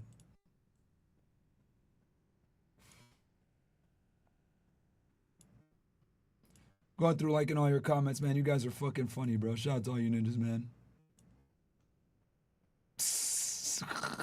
I'll go ahead and get a better picture for Frank for you guys for this shit.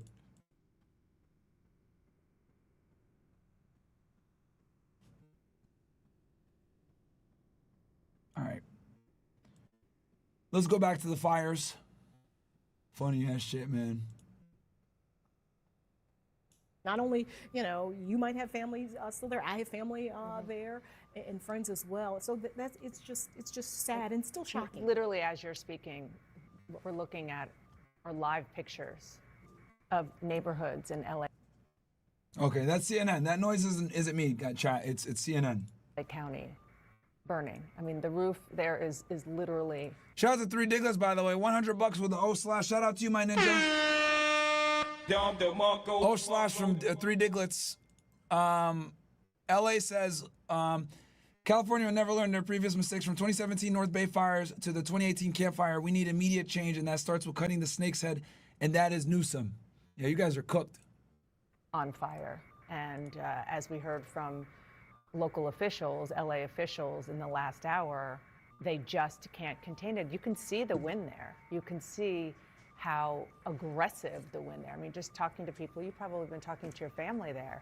The winds are the Santa Ana winds are so strong and they're so hot that it's impossible for them to contain now. At this point, it is just about taking cover and staying as safe as possible and as far away from that as possible. Frank, come here. Right, and hoping that the coastal layer flows back in eventually. Yeah, certainly in fires like this, they are trying to draw lines, but Come on, the Frank. lines are being crossed by the fire. Yeah. All right. Well, I assume we'll hear from President. Here, you guys. We got Frank in the house. He's nice and clean. Come here, buddy. Come here. Come here. Say what's up to the people. It's been a while since you've been here. What's up, Frank? Frank. There we go. Yeah. Yeah, I'm live right now. You want to say what's up to the people? Yeah. Angie brought me some Chipotle, guys. Do you want a shake or? No. Because I'm waiting for the groceries to get here. To give you a shake. Yeah, we could do after the groceries get here. That's fine. Okay. What's up, people? I was gonna make a live for you guys on Instagram today, so you can give me your requests for Fed Reacts. But I need to study because I have an exam on Sunday, so we can do that. Yeah, she's been going to real estate school. Yeah, we need to talk about that. I have a few tips for you so we can save some money. All right, cool. You've already learned. Look at that. She's already been learning some stuff. Yeah. So he doesn't smell, which is good. Yeah, but he peed on his paws, as always. He did? And he Okay. ate my rug today. He ate your rug today? I had to throw it away. He ate it. He ate her rug? Did you see the picture I sent you? Yeah, I did. He ate my whole rug. He ate the rug. I had to Frank, throw is it it true? away. Frank, is it true you ate the rug? I have him on video. Eating the rug. He's like, yeah, I ate the rug. So what? Hey, it's okay. We'll get you a new one, Angie. This is the second one that I bought. Is he in two of them? This is gonna be the third one now. He knows he fucked up too because he's like. Because he peed and she peed the first one. So now I'm missing a rug. Leah! Shit. Yeah, but anyways, whatever. Frank, are you a part of the O/squad? Eat my rug. I'm gonna show you. I'm gonna show you a picture of my rug eaten by Frank. Yeah, you want to show the chat the rug? Yeah. Okay. Yeah, go ahead. Show it to the cameras right there. And not only that, but on Monday, he peed the whole apartment when the babysitter came in. The whole apartment, and he's great. He peed all over it, in his bed, and peed all over his bed. I had to wash it. It's not behaving. Mm-hmm. Look. Oh, yeah, he ate that. Hold on. He ate that shit. Can you guys see it? Wow, yeah, they can see it. Right there. Wow, yeah. You can see it. All the rug. Fucked up. Because Frank ate it. There you go. Frank, why'd you do that? You were hungry? And We feed you a lot. You know what's funny? I was in class and I kept yelling through the cameras. I was in class and I kept yelling through the cameras, Frank, stop! Stop! Oh, because he was peeing? No, because he was chewing the rug. Oh, so I was watching him live doing it on the camera. So I was like, Frank, stop! Stop, Frank! Stop! I'm looking at you! Stop! And he would like look up and continue doing it. You know, like I was so mad. But yeah, that happened today. All right, well. News flash. Okay, well. Anyways, maybe I'm gonna leave because I need to study. You need to study? Okay. You're gonna hang out for a bit, right? Because of the shake or whatever?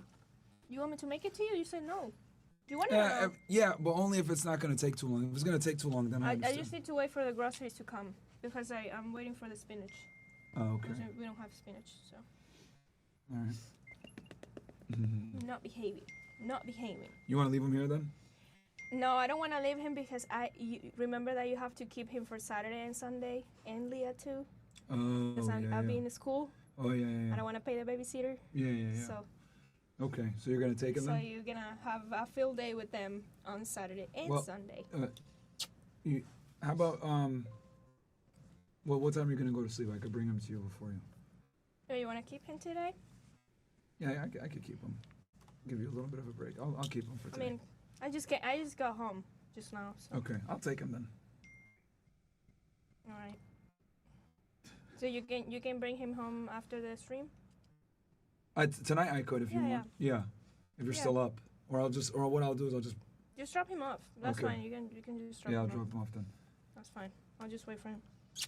Behave What with time Papa, are you gonna? okay? What time are you gonna go to sleep? Probably early, like 11. Like 11? Why are you licking me, bro? I miss you too, but you don't gotta lick me.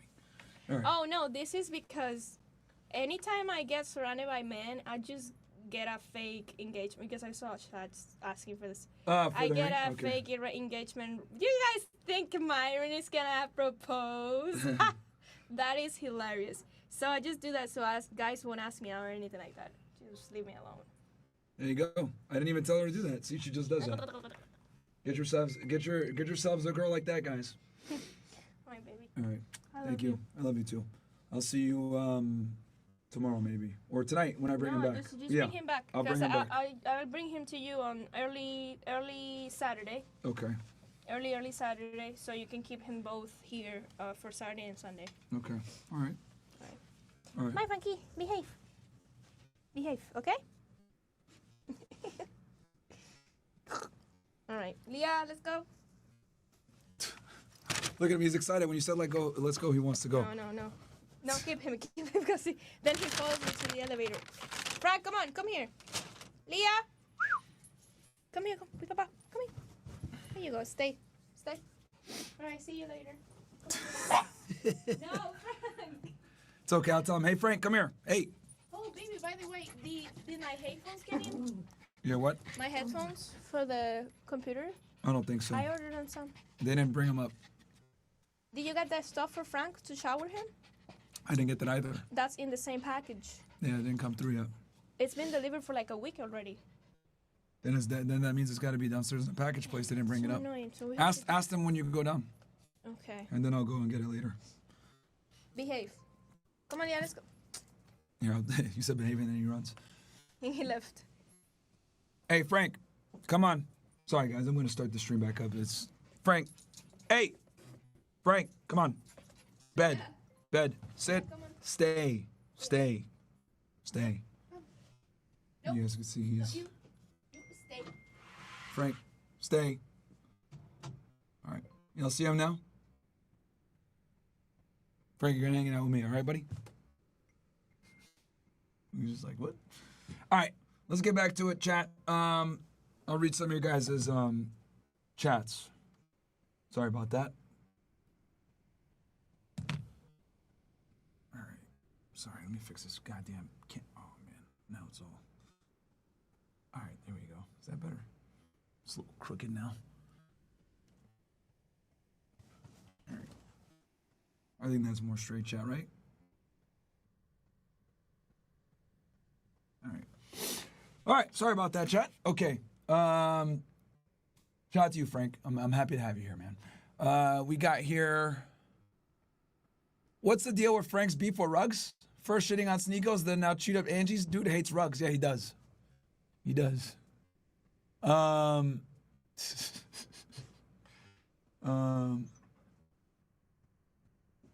President Frank, go to your bed, buddy. Biden, at some point, it is definitely odd timing that he is there. As he said to Susan Page, our friend, he is awaiting the birth of his first great-grandchild. All right, so look at this shit, man. This is what's going on in California. No, you don't do that. I'm super inspired. She took time out of her already busy schedule to tell us about her vision for the department's future, one that includes DEI hires, man. Includes a 3-year strategic plan to increase diversity. People ask me, well, what? Translation, not hire white heterosexual men. That's what that means when they say increase diversity. And here's the thing. People get mad at me for calling this shit out. Whenever they say increase diversity, affirmative action, blah, blah, blah, all that means is we are going to prefer to hire people that aren't white men.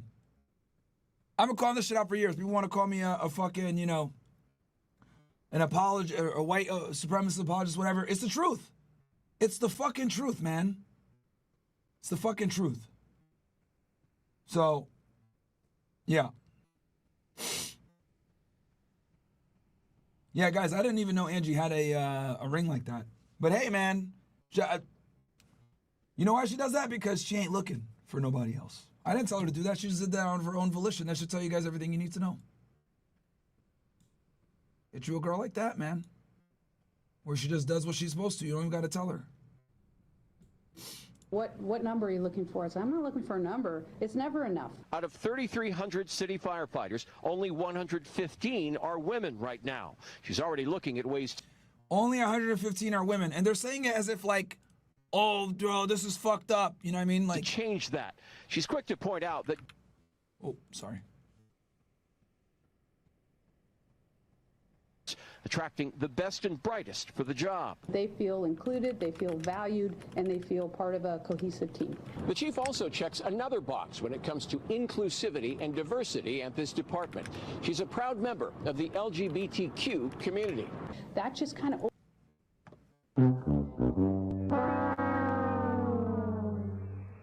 opens the door of people that thought, wow, I didn't even know that was an opportunity for me. And then the new female lesbian fire chief of LA says, well, my main job is bringing women in and gay people in. No, your main job was doing fire breaks and getting the best firefighters. But no, you don't do that. Oh, we're so impressed. You can eat pussy. We better let you burn the city down. I mean, who cares what you do in your bedroom, you stupid whore?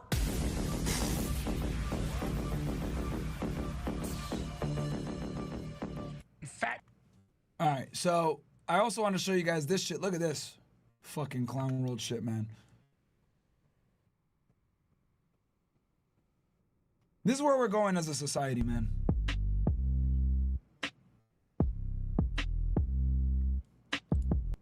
Actually, no, let me find this girl's Instagram. The body positive firefighter.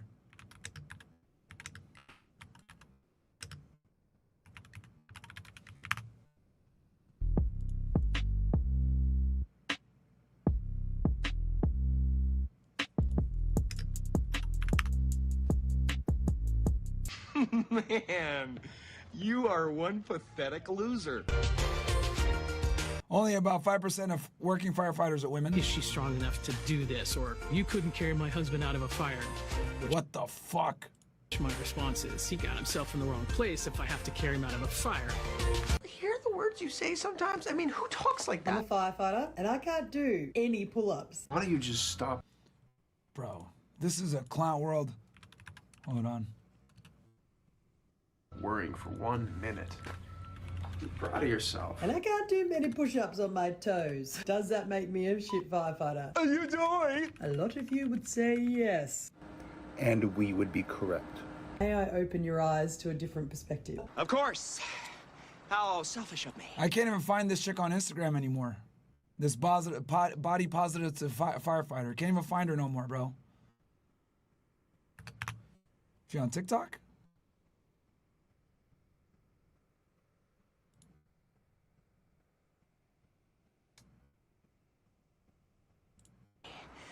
Let's do all the things that you want to do.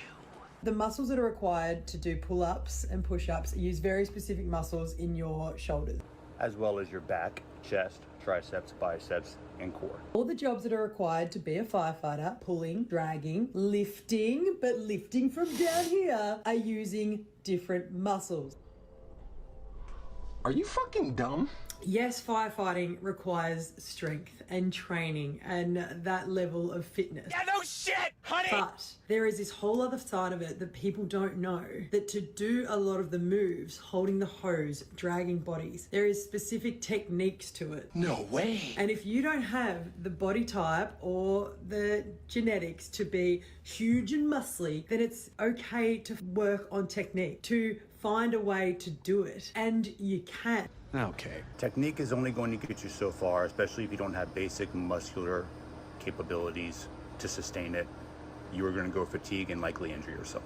I'm still a bloody good firefighter. According to who? I've done everything that's required of me. I've gone into burning buildings and I have held my own. So back yourself. No, actually. Cooked, bro. Absolutely cooked. And this chick is out of Australia. Australia's a failed country, bro. Failed country. Really good firefighter will tell you that they are good at their job. They'll always tell you that there's more that they can improve on. So how does that equal work for equal pay thing work again? Like, I guarantee you're not doing the same amount of physical labor as the men next to you when you can't even do a push-up or a pull-up. Only a modern feminist woman would make a video like this, lacking such awareness. They get online and brag about how fucking weak they are, essentially bragging about the fact that they didn't earn this position.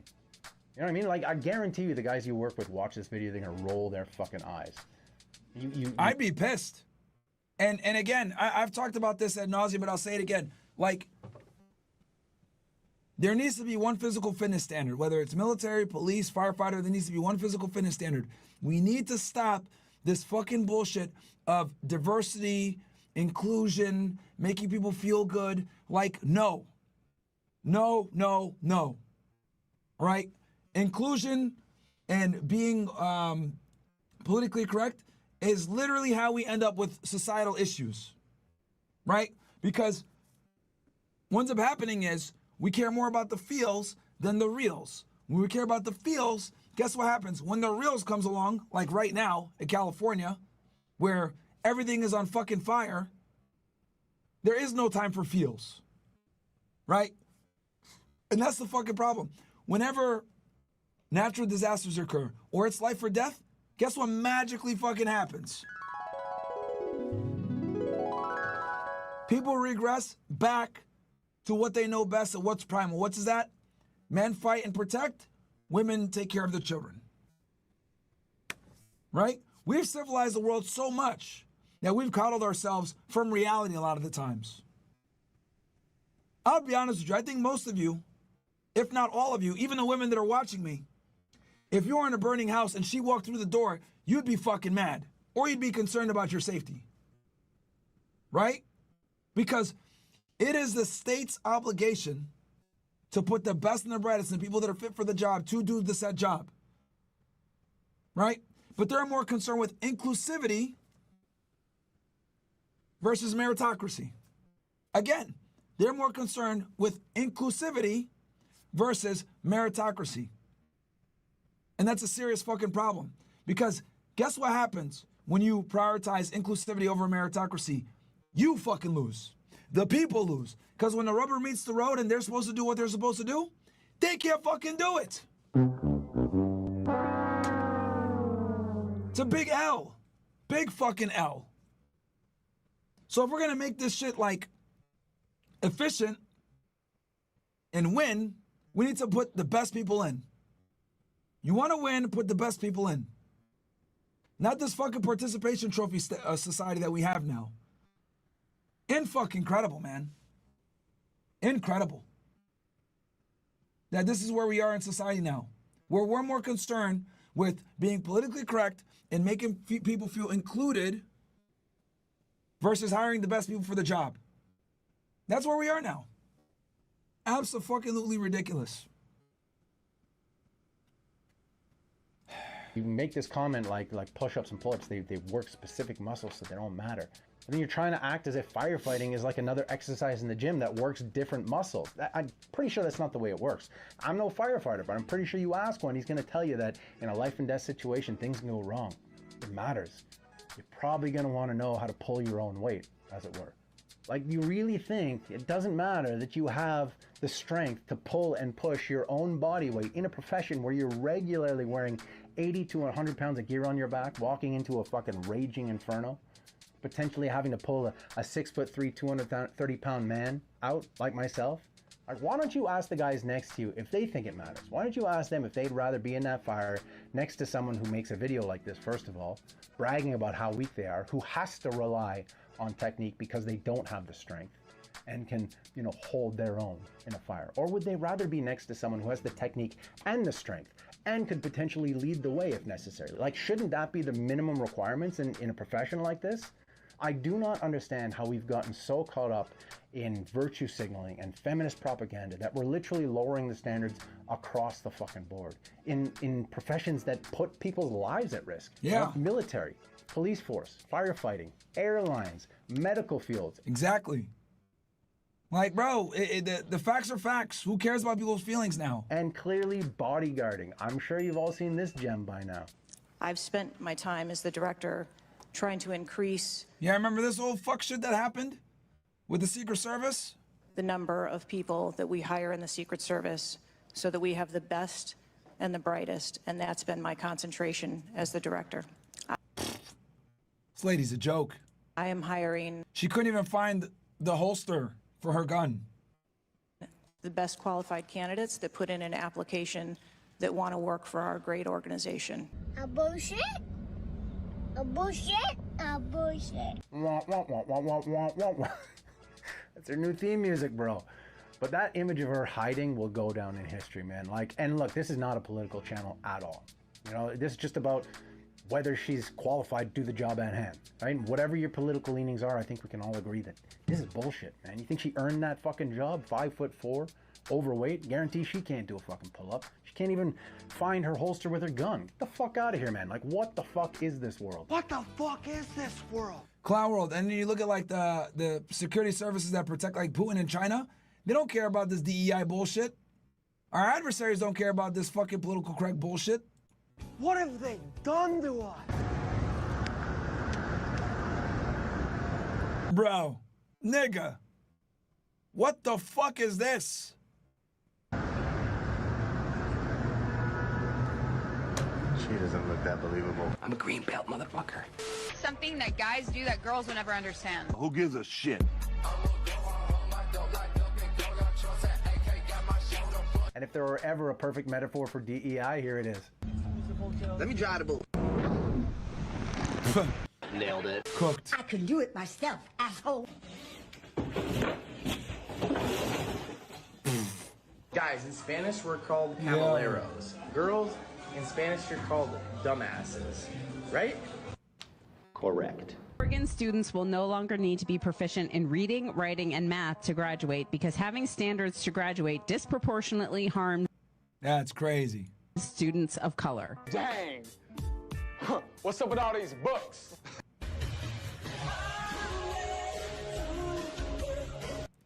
You can't get into medical school with 5 C's and a 3.3 GPA. Accepted into 10.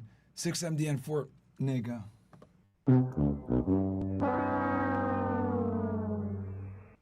Bro. And this woman might be your doctor one day. That's where we are in America, man. Cooked. Absolutely cooked. Anyway, chat, I want you guys to come on over. We're going to make the switch over to we're going to make the switch on over to Rumble, my ninjas. All right, well, Rumble and YouTube. So, come on over. I'm going to drop the link for you guys. Here's the Rumble link if you're watching this thing on FNF. Rumble Fresh and Fit. There's the link. Watch here. Come on over, guys. All right. Come on over, ninjas. Everybody watching on Rumble, come on over to Myron Gaines X. And to all of you guys right now that are watching on Fresh and Fit, I want you guys to come on over and watch it on Myron Gaines X instead. I'll stay alive on YouTube and on I'll stay up on YouTube and Rumble for Myron Gaines X for you guys. Hold on, let me fucking. All right, let me.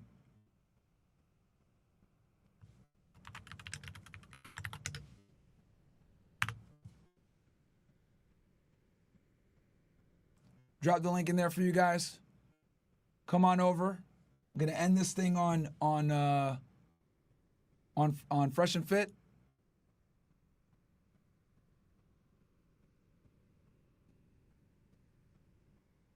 Just gonna end it straight up.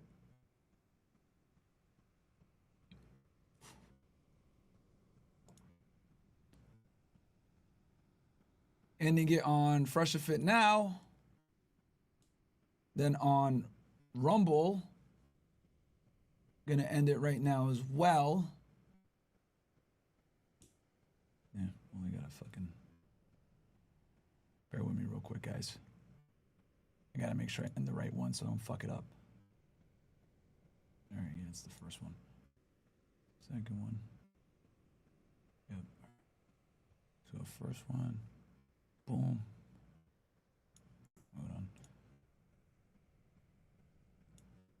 All right. And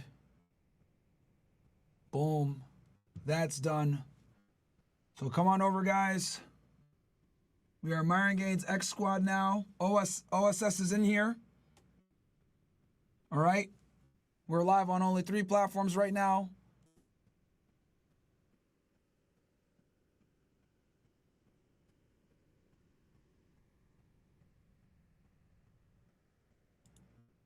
Boom.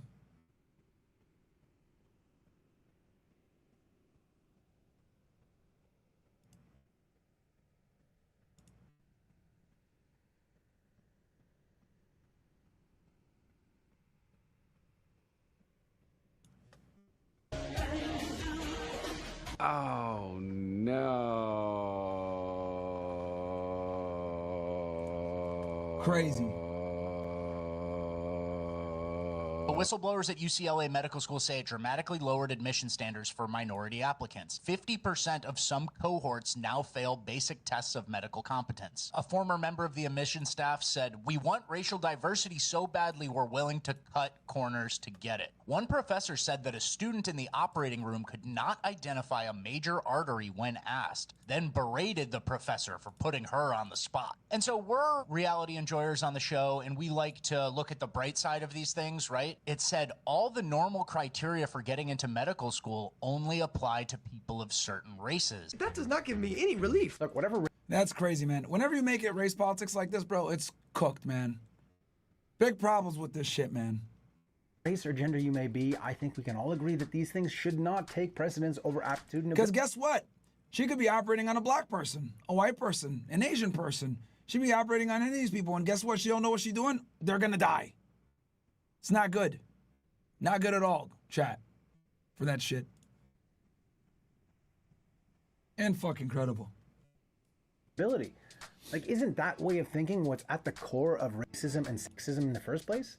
If we think that certain groups are falling behind, don't you think that addressing that problem... Yes, that is absolutely racism. Like, to give them preferential treatment in itself is racism. It's positive, right? It's not, because we tend to believe in racism from a negative context. We look at it from we look at it as a pejorative term, but racism can actually work in your favor as well. No one just likes to talk about that because it doesn't sound good. But the reality is that racism can absolutely be positive. Can absolutely be positive for certain groups. Because if you think about it, we always look at racism from a pejorative sense because obviously the civil rights era and everything else like that in the United States. But the reality is that racism can actually be beneficial to groups of people. We just never look at it like that. I.e. DEI hires, affirmative action, etc. That is reverse racism. If we're going to use the pejorative sense of racism. Reverse racism is positive. At its root, but that's still the way racism. to go about it. Build these groups up from the bottom so they can reach the standard. That's the best solution. How do we get so caught up in virtue signaling that we thought lowering the standards across the board just so that people don't have to feel bad or just so that we can look good or just so we can reach certain quotas? That's our best solution. It's like, don't worry, you're never going to have to feel bad. You're never going to feel like you failed because we're going to lower the standards for you anyway. So don't worry, don't even try, don't fucking do anything. I honestly don't see how that could cause any problems for the progress of Western society in the future. Do you? And then another thing, I really be feeling like I'm too advanced for the world, or I'm too advanced for... Bruh, these bitches are stupid.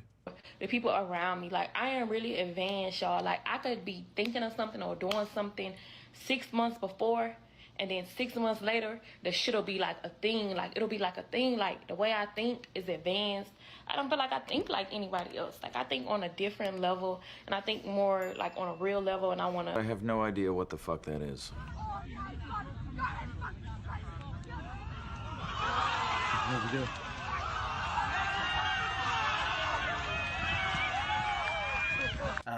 She got a real dose of reality and what true equality looks like. And if there was ever a perfect spot for the "This is Sparta" meme, this was it.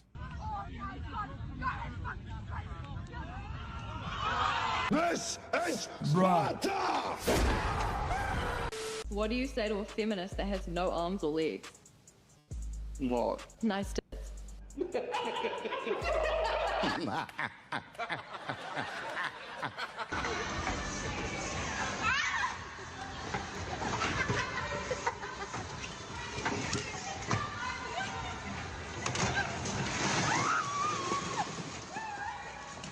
Call me glass half full, but I think they're getting dumber. Time for 200. This term for a long-handled gardening tool can also mean an immoral pleasure seeker. Ken. What's a hoe? Yup. No. Whoa. Whoa. That's funny. Whoa. They teach you that in school in Utah, huh? I'm sorry, but I am so confused. Al, what's a rake? A rake is right. Oh, I see your confusion. That is funny. What has 5 toes but isn't your foot? My foot.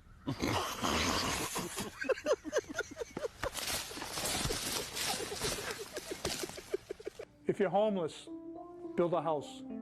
Be a man. I'll try my best. Meanwhile. So it says POV, you're a 200-pound nutritionist teaching women that happiness doesn't come from the amount of calories you restrict. That's fucking, bro. This is what happens when these women get into these positions. They bastardize what they're supposed to be doing. You got a fat nutritionist here. How is that? Like, that's completely unacceptable, man. Nutrition and calorie restriction are two different fucking things. Sounds to me like you don't know the first fucking thing about nutrition. You just sound like one of these fat glorifying nut jobs that you're pandering to. Someone who needs validation in their belief that being fat and unhealthy is a good thing. So there's no reason to stop eating that tub of ice cream before bed and french fries for every meal. But the comments made me laugh, so let's rapid fire through all of them. I'm a blind driving instructor. That's like getting tips on being sober from a heroin addict. Nutritionist for Lizzo. Like taking advice from a broke financial advisor. I'm a schizophrenic firearms instructor. I'm a blind pilot. Sending hate from Canada. Wow. I don't believe in sending hate, but there is something beautifully simple about a comment like this. Always hilarious. I don't know why. And I'm a chain-smoking doctor. Average American nutritionist. I mean, that's not far off these days. I'm a vegan who eats steaks. Oh, I get it. She identifies as healthy. I like this fucking comment. That's a good comment, bro. I host AA meetings while drunk. I'm an illiterate writer. She must specialize in bulking. I'm a deaf singing instructor. I'm an alcoholic professional driver. I'm an anorexic bodybuilder. I'm a British dentist. Sorry, Brits. I'm a blind school bus driver. I'm a 3 times divorced marriage counselor. You see those on TikTok all the fucking time. I'm a mute singer. No one has ever said, I want to be happy, I'm going to be overweight. I will amend this statement. No one has ever said it and actually been telling the truth, because you get a lot of fat people saying this all the time these days. I'm a paraplegic driving instructor. Yeah, you know, like something you might want to learn is that leading by example is a good way to earn respect in this world. And in case you hadn't clued in by all these comments, nobody respects you because everyone knows you're full of shit. But hey, who knows? And this is something also that I want to talk about between the genders, right? So with men and women, right? The big difference between men and women is men only listen to you or take you seriously if they look at you as better than them. Like with men, we live in a meritocracy world. We live in a, he's the best, so he's done something right. I'm going to listen to him because he's good at what he does. Women don't operate that way. Like with them, it's like, oh, I feel like you might be the best, or I feel like something, so I'm going to go ahead and take this advice. Like, this is why, like with men, right? When you advertise to women, if you look at like advertising for women, right? It's about making them feel good. It's about selling a dream, etc. With men, it's like you got to be pretty blunt, right? I can be honest with men versus with women, I can't. And a good example of this, and you guys probably aren't going to remember this, but I'm going to tell you a funny little story here. We're going to go back in time. I'll never forget this. This is roughly 2 years ago now. No, maybe like 3 years ago, actually. This is like 20, no. This is like 2020, yeah. This is like almost 5 years ago now. Wow, time flies. I remember talking with my guy Locario, right? Bad Boy Dating Game. Remember Locario? And Locario, a lot of people don't know this, he has a YouTube channel just teaching women how to date. A lot of people don't know this. And one thing I remember asking him, because I was like shocked because I didn't even know that he had a female dating channel, was, I was like, bro, you coach women too? He's like, yeah, I do. And I was like, all right, what are the biggest differences between coaching the men versus the women, right? And I'd love to get his perspective because obviously Locario is red pill aware to a degree, right? You have to be a dating coach. It is what it is. You have to be red pill aware. Even the female dating coaches are red pill aware, right? So, and the red pill means nothing more than the truth. Guys, that despite what anyone tries to tell you, oh, red pill, dude, it's the fucking truth. That's all it is. So, so I asked him, dude, what's the biggest difference between coaching them? And he told me, he was like, with the women, I can't be as honest. And that always stuck out to me. Always stuck out to me. He was like, he said he has to be more careful with how he delivers information. And honesty isn't their main concern, right? Like, he delivers information, obviously, he's honest as he can be, right? But the main thing he noticed, which is why he obviously doesn't have as many female clients as men, is he said, you have to word things a certain way, and they don't appreciate honesty to the same degree as men. And that always stuck out with me. But it makes sense because if you look at some of the biggest female coaches, who are they? Derek Jackson, Matthew Hussey, right? These guys just cap all day to make women feel better, right? So when it comes to women and selling to women, most importantly, when it comes to selling to women, meritocracy and the truth isn't the most important thing to them, which is in stark contrast to men. If you're a dating coach as a guy, right, you have to tell them the truth, because if you don't tell them the truth, they're going to get mad and they're going to say this guy's a scammer, blah, blah, blah. Because with men, we constantly get reminded how inferior we are, right? If you're a dude and you're a loser, you're going to feel that when you're out in the real world. People aren't going to respect you. People are going to want to be around you. No one's going to want to talk to you. You're not going to have any girls. You're going to have real tangible consequences to your mediocrity, right? But women don't deal with these same tangible consequences to their mediocrity. I'll give you guys an example. How many times have we brought girls on the show that are complete idiots, but they're average looking, and they're able to get opportunities that men that are superior don't even get? Right? So women don't really deal with the physical ramifications of their inadequacy,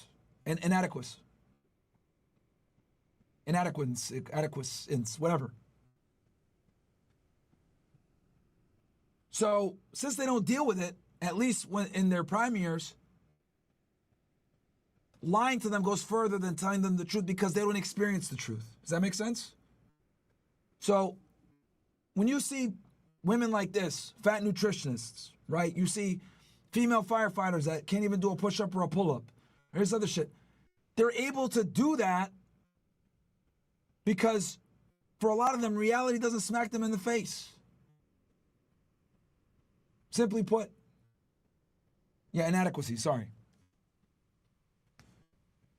Maybe she's the nutritionist in new Calvin Klein's ad campaign. Yeah, look at this shit, man. Like, this shit's ridiculous.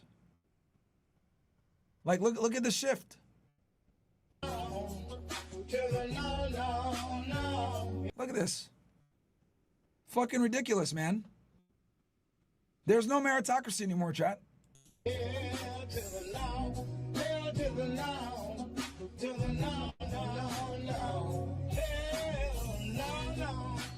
No, no, no, no, no, no. Hell no, no, no. I refuse. No, no. Whoa, whoa, whoa. Fucking pathetic. I hate you. A lot. Not a fan at all. I want to beat the fucking shit. I don't blame you. School.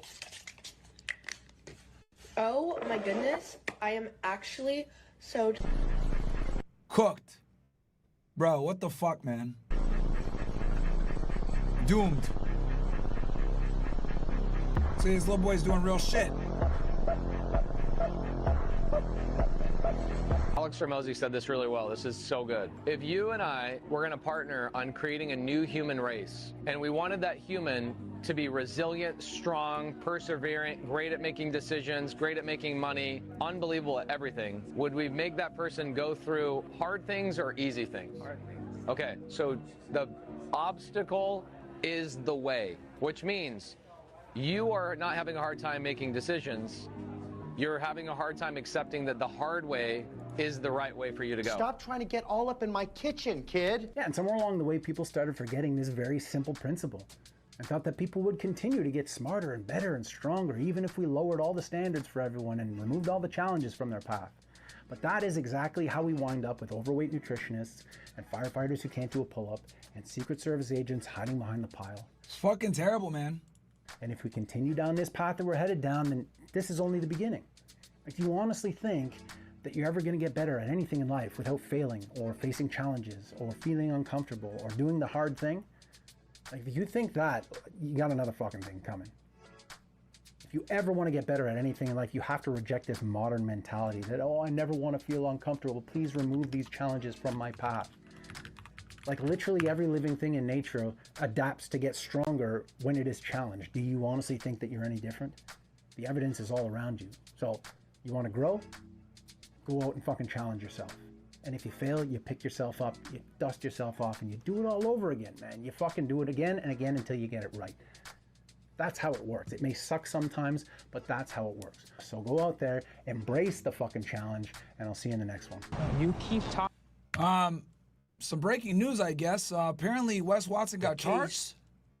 All right, we'll see. This hater ass nigga made a video, and for them, some of you guys know I like Wes Watson. People hate on him a lot, man, because he's wildly successful.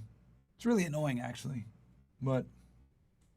Is open. Wes Watson, he's not the victim, he's the suspect. He's gonna have his day in court. Status arrested. Coach Greg, in today's video, the police report has been released. Wes Watson is claiming it's self-defense, but yet his attacker, the man... And just so you guys know, Florida is a stand-your-ground state, FYI. You have no duty to retreat in the state of Florida when confronted. If you are lawfully there, you have no duty to retreat. And who he, in fact, assaulted, the victim, if you will, well, he's decided to press charges. You may have thought that this... Yeah, this weirdo motherfucker. Man went and confronted Wes Watson in the gym. But what actually took place when the police read the DMs, the interactions that took place before this altercation, the victim, the 7-foot monster, the Loch Ness monster, if you will, he had been DMing Wes Watson back and forth and had agreed to meet him in the gym for a fight. This was, in fact, pre-planned. If you agree to fight somebody one-on-one, does it now sound fair when you go to the gym and you're then assaulted, attacked with weapons when it's 4-on-1? If you don't like somebody and you tell them, I don't like you, I want to fight, and they agree to it one-on-one, well, by all means, you're all grown adults. You're going to do what you want to do.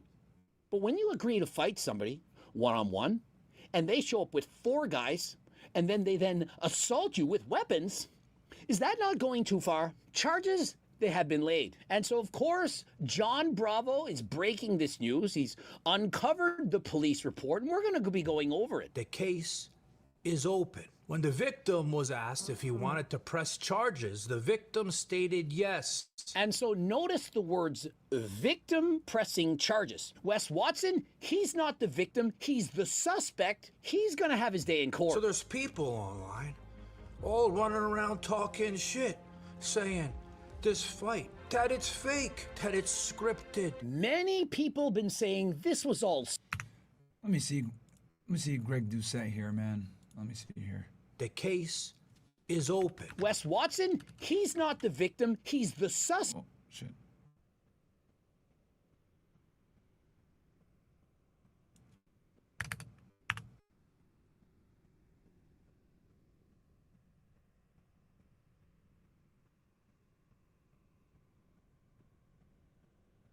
What the fuck? That's weird. All right, whatever. Stage. If it actually took place, we would have the footage. Now remember, we can't just release the footage. It's not that easy. Now remember, the 7-foot giant, he placed his phone down and he started the recording. They had pre-planned this. They agreed to have a fight. He did not know it was going to be 4-on-1. If he agreed to fight 4-on-1, by all means. But even if he didn't agree to fight 4-on-1 with guys who are using weapons. He has the footage, and the police have in fact seen it, and it's enough to allow them to press charges. Guys, you got it wrong. This was not staged. It's not make-believe. It's not fantasy. This actually happened. Once you actually see the footage, eventually it's going to be released. Remember, while it's in the police hands and so on, we can't just show everything. Eventually, you will see the footage start to finish, not on YouTube, I don't imagine, as it will immediately be censored. They won't allow you to show it to everyone, and so very hard to show you. This is an open case, and I'm doing the best that I can to give you guys information that nobody else has, nobody else can get. It's not make-believe, it's not freaking Santa Claus, it's permanently open. And he was jumped by multiple people and was not just a 1-versus-1 battle. And so remember, it was not officially 1-on-1. This is the police report. The police who came to the scene. He writes out a report stating exactly what occurred. And so it was not a 1-on-1 fight. If it was, they agreed to it, well, by all means. This was an assault 4-on-1. Units then spoke to the victim, the 7-foot monster, who stated he was told by the suspect to come fight him via Instagram. And so the victim, well... So I didn't know that they actually had arranged to fight prior. He was told to come and fight him if he wanted to. He was told this on Instagram, and so he accepted the challenge. I'm certain that all of you can understand if you agree to fight somebody 1-on-1, it's not fair if it's 4-on-1. And so all of you who are fans of Wes Watson, certainly there are people out there with problems, mental issues, and so on. Hey, I get that. They're gadooshing me. When units looked at the victim's phone, it shows the victim messaging the suspect to fight him. The victim then stated he went to the gym to confront the suspect. It's clear as day. It's caught in 4K, literally the text messages. Because Wes has been challenging all of us to come there, so he went to fight him. But I don't think he knew it wasn't a one-on-one battle. Obviously, when he gets to the gym and he wants to fight this man and he has his camera, perhaps he's trying to get famous or infamous, if you will. He wants to record this fight one-on-one. He believes he can beat him. But he didn't expect to be gangbanged by 4 other people. Dink, dink, dink, dink. The suspect with a belt in his hand makes a gesture as if he was going to hit the victim with the belt. The victim backed up slightly and continues to argue. Based on the body language that's being seen, it does appear that they were ready for him. They perhaps knew it was coming and they pre-planned what they were going to do. The victim then rushes towards the suspect and attempts to strike the suspect in the head with his fist, but appears to miss. After Wes Watson hits him in the face with the weightlifting belt a couple of times, the victim, the 7-foot monster, he tries to hit Wes Watson.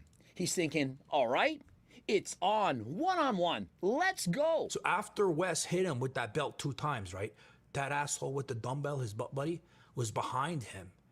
And I can't tell if he hit him with it or not. How is this fair? 4 against 1. I mean, if this man were John Jones, perhaps he would have been able to handle himself 4-on-1. But this 7-foot monster, he doesn't know that he's going to be hit with a dumbbell from behind. After this, he falls to the ground. Perhaps he was hit from behind. I cannot tell from the video, but he's now on the floor. 4-on-1. They begin to attack him. The suspect instantly reacts and gets the victim on the ground and begins to strike the victim in the head and face numerous times with his hands. And so 45 times, he hits him in the face. Remember, he's conscious during this. Punched him 45 times. Hey, man. This entire event, he remembers everything. He's not completely knocked out. And so he's on the ground after, I don't know, the 30th punch to the head. Maybe he had had enough. The 40th, maybe 45 times. He's simply trying to protect himself. The suspect then stopped hitting the victim, and the victim stopped protecting his face. That's that part with the kick, and attempted to stand up. Eventually, they stop. The victim, the 7-foot monster on the floor, he's probably thinking, thank God this is over. I never agreed to being assaulted 4-on-1. I thought it was going to be me against Wes. This is nothing like I expected, but thank goodness this is over. He stops protecting his face. What does Wes Watson do? Does he now walk away? He's not done. He now wants to show the world that he's Lionel Messi, that Cristiano Ronaldo has nothing on him.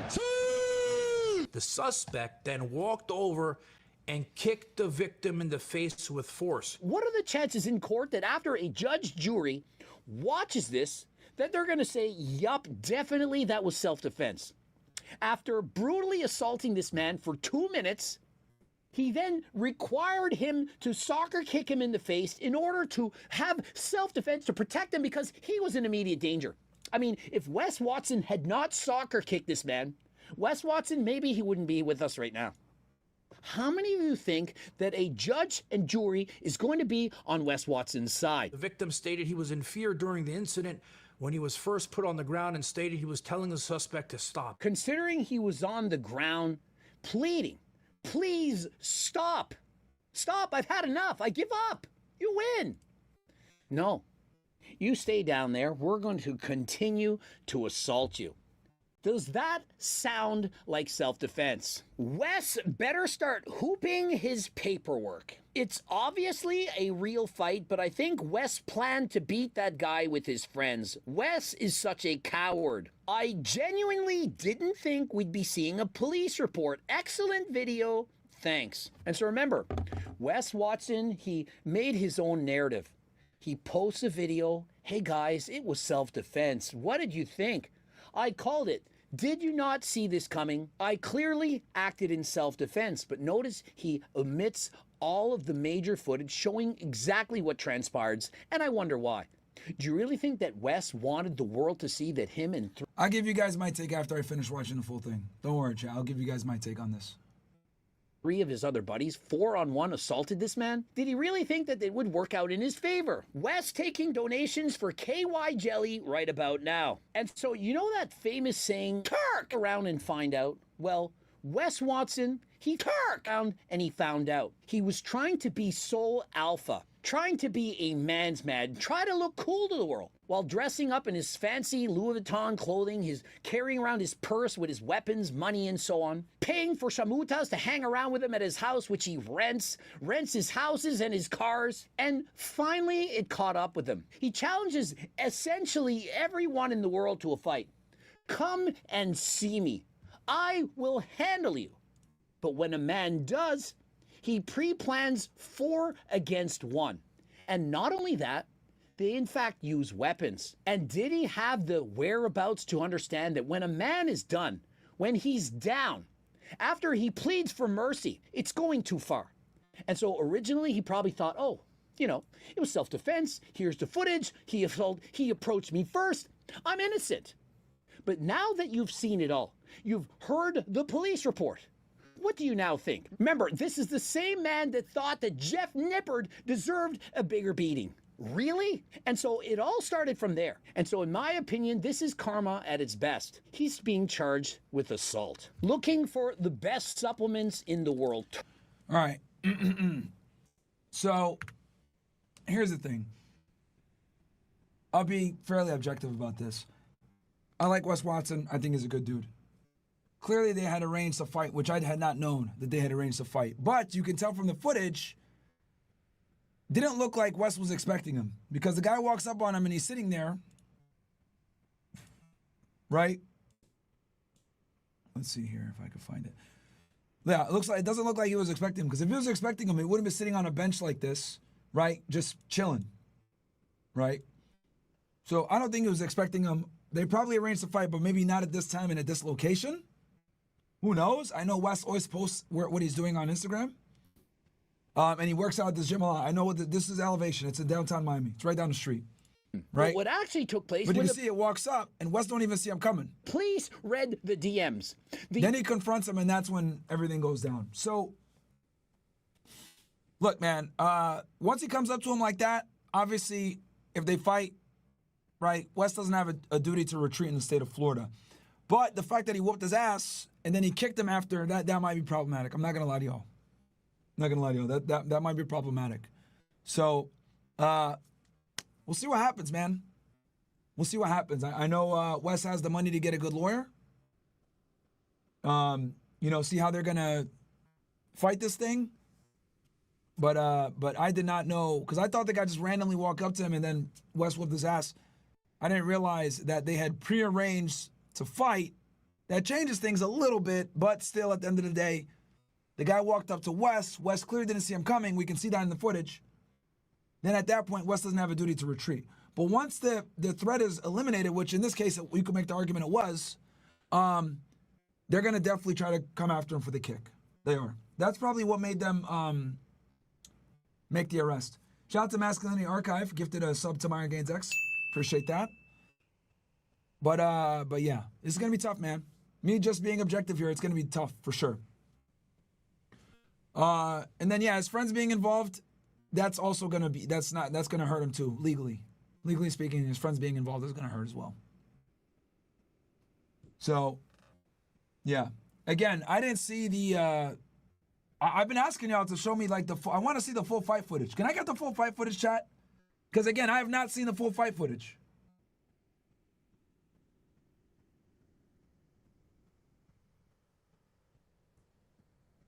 Yeah, you guys are saying, ignore the other dudes beating him. I don't have the fucking footage then, idiots. Send me the footage. It seems like everybody saw this shit except for me.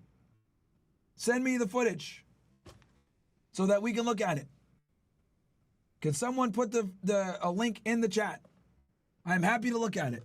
Let me see the footage, chat, because it seems like all y'all niggas have saw the fight except for me. I have not seen the full fight.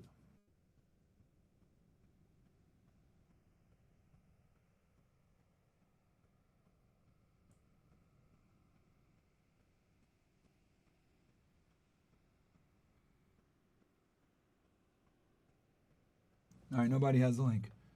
Search on X, links are blocked. All right, let me try. Let me go on X right now and try to find this shit. God damn it, man. Yeah, guys, keep in mind, you guys have been watching me stream. I have not seen this full fight.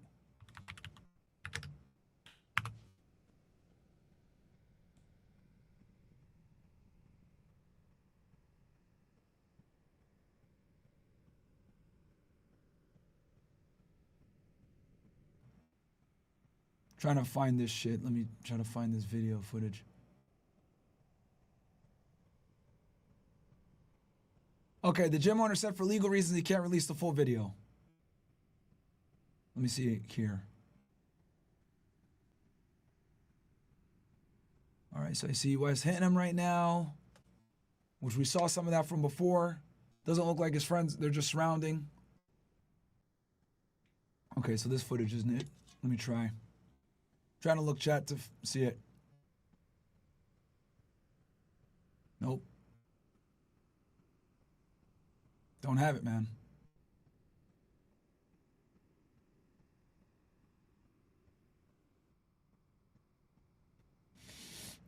Yeah. I didn't see his friends hit him, guys. I haven't seen the footage where his friends hit him. So yeah. If he did, if the friends did hit, that's gonna hurt his case. If that's true, that is gonna hurt his case. If his friends actually stepped in and hit him. So, but again, I don't have all the footage, so I can't make the full assessment. If I had all the footage, I could tell y'all, but someone gave me a Rumble link. Let me see here. I have the. Yeah, look, this footage that you sent me, guys. Look, his friends aren't stepping in. Yeah, the clip you just sent me on Rumble, bro. His friends aren't stepping in that. The interactions that took place before this altercation. The victim, the 7-foot monster, the Loch Ness monster, if you will. He had been DMing Wes Watson back and forth and had agreed to meet him in the gym for a fight. This was, in fact, pre-planned. All right, let's see here. Kane Newell says, Wes the type to be victim of stand your ground. Okay. We got here next. Masculinity says, what kind of bozo approaches an ex-con with violent tendencies that expects to have a civil fight? That dude found out. Even watching Wes on your pod, I could tell Wes has a few screws loose. Okay. Kane says, Wes Watson, overly emotional man who acts like an alpha. It's the most pathetic shit I've ever seen. Look, man, I like Wes. You guys don't like him, that's fine. But I think he's a good dude. I remember my first job as a social worker. There were therapists that were obese and were giving therapy on happiness and losing weight. These therapists as well were insane if you ever got to know them personally and you would never thought that they were a therapist. Fair enough. Canuck says, any person who believes that these lower admission standards for black students are acceptable believes that blacks are mentally inferior. Facts. That's reverse racism that we were talking about before. Hey, Myron, can you react to Cam Newton simping for Jay Taylor and missed the recent Fox Sports allegations? Here's a link, timestamp 439. Okay. Doctor, I'll put that on the queue for you. By the way, if you guys super chat in, I'll start something new for you guys. Super chat in, $20 or above, a topic that you guys want. Good? And What's popping? And I'll cover it. If you guys want me to talk about something, super chat in, $20 or above. Whether it's a Rumble rant or a super chat on MyronGains.x, send it in, and if it's good, I'll cover it. $20 or above. There you go. Shit and Brick says, yo, Myron, would you be down to react to some episodes of the Boondocks? You can explain some behaviors of the niggerillas, especially with nigga moments. You would love the Boondocks. I never watched it, bro. I heard it was funny, though. When you start feeling a lot of turbulence, you notice that the pilot is a woman? Yeah, cooked. Fresh Update says, when you're stuck under the rubble and you see a firefighter coming to save you, but you know it's a woman, you're going to die? That's funny, bro. And these memes you guys hilarious. Oh shit, Myron, I'm pissed. I'm going to hit the streets. Can't do push-ups and pull-ups. Get the fuck out. No need for pussies. I see there's pussy. New probies out here for the money and benefits. Yep. And Top Show, you're a firefighter, so you know this shit. Yeah. All right, we're caught up, I think, on the chats. But yeah, guys, if you guys want to get involved in the show, you have something you want me to react to that's something's good, MyronGainsX.com or Rumble Rant it in or Castle Club it in. All right? So yeah, look, I don't have the full fight footage, man. But what I will say, in Florida, you have a stand your... Okay, let me just... In Florida, you have a stand your ground state. It's a stand your ground state. You have no duty to retreat if someone comes up to you. It's very obvious. West Tennessee, I'm coming. He comes up. He starts problems. Now, you guys are saying that his friends jumped in and attacked him as well. I didn't see that. If that's the case, it's going to be harder to have a self-defense case. Right? And then kicking him at the end is definitely going to hurt his case as well. So there you go. X03 said, I just sent it? No, you didn't, nigga. What are you talking about? How'd you send it?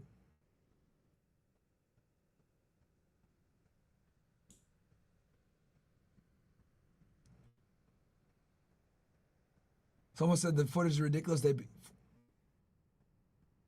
Again, if it really is 4 verse 1, then I just said that. Rafael Mendez, you stupid fuck. I just said, if it was 4 verse 1, it's going to be a lot harder to make a self-defense case. I literally just said that. You fucking dumbass. XO3, I'm not going to scroll up the chat, you fucking loser. Just drop the shit again. Just drop it again. No, it's not in the Johnny Bravo video, bro. We literally just watched it, nigga. What the fuck are you talking about? This is it right here. This is Greg Doucette. Hold on. Where's this Johnny Bravo video?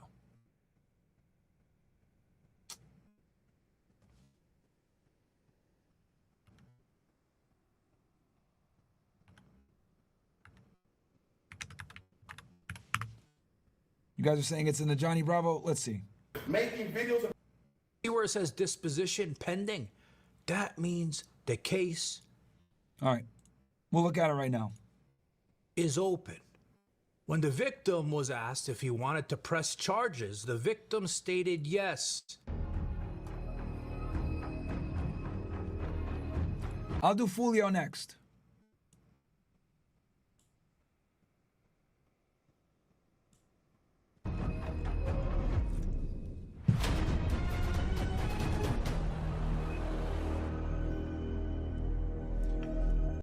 Yeah, I know. Someone said that. Yeah, so people are saying here, even Johnny Bravo has edited 1 missing clips. So there's people. Yeah, bro. For me to be, look, man. For me to give a concrete statement on this, I need to see everything, chat. That's why I'm telling you guys. Look, if it's 4 verse 1, it's going to be harder on his self-defense case. Kicking him after the fact, that's going to make it harder to articulate self-defense. All running around talking shit, saying this fight between Pegged Watson, that piece of shit, and the 7-foot monster, that it's fake, that it's scripted. Where's the police report? This dude looks weird, I ain't gonna lie. Are there charges being pressed, right? Well, I have it all, and I'm gonna show it to you, and I'm gonna go over it with you, so you guys can't run around and talk shit like a bunch of assholes anymore. Another thing, before I show you the police report, you guys gotta realize, this is an open case. And I'm doing the best that I can to give you guys information that nobody else has, nobody else can get.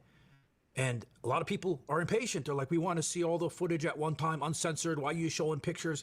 You guys got to realize that if it wasn't me showing you what I can, there wouldn't be anything. Because I could technically get in trouble for showing you these things. But saying that, I'm working on the full footage, censoring it in a way so I don't get in legal trouble. And I'm going to put it out on here. And then later, when I can actually release the whole thing, I'm going to put it on X uncensored when I'm allowed to. But in a few more days, you guys are... Okay, so the full footage isn't even out there. Guys, for us to make an for me to make it a full and objective, assessment, I need to look at everything, man. That's why I'm giving you guys these different parameters. Like, look, if it was 4 verse 1 and they really did beat him down like some of you guys are saying in the chat, it's going to be tough to articulate self-defense, right? If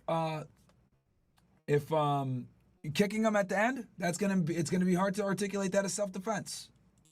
They're gonna have the censored version, but I'm talking just blurred. I'm not making a picture book version of it. All right, so you guys can't complain. The first thing I want you guys to see, I have to obviously black out the person's name, the police report number. See where it says disposition pending? That means the case is open. All right, and the other thing I'm gonna tell you ahead of time. So yeah, this the police report here. We can see all this. I'll read the narrative for you guys if he doesn't read it. I'm going to go to the bottom and read you one part. Then I'm going to go back to the start, okay? Because I know a lot of people are impatient. They want to watch 3 seconds and leave, okay?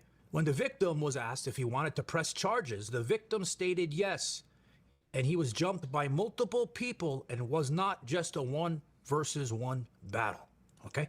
So he's pressing charges on Wes Watson. So if you guys want to stay around and let me read this to you, you can. If not, you got your information. I was dispatched to the incident location in non-emergency mode reference to a violent fight.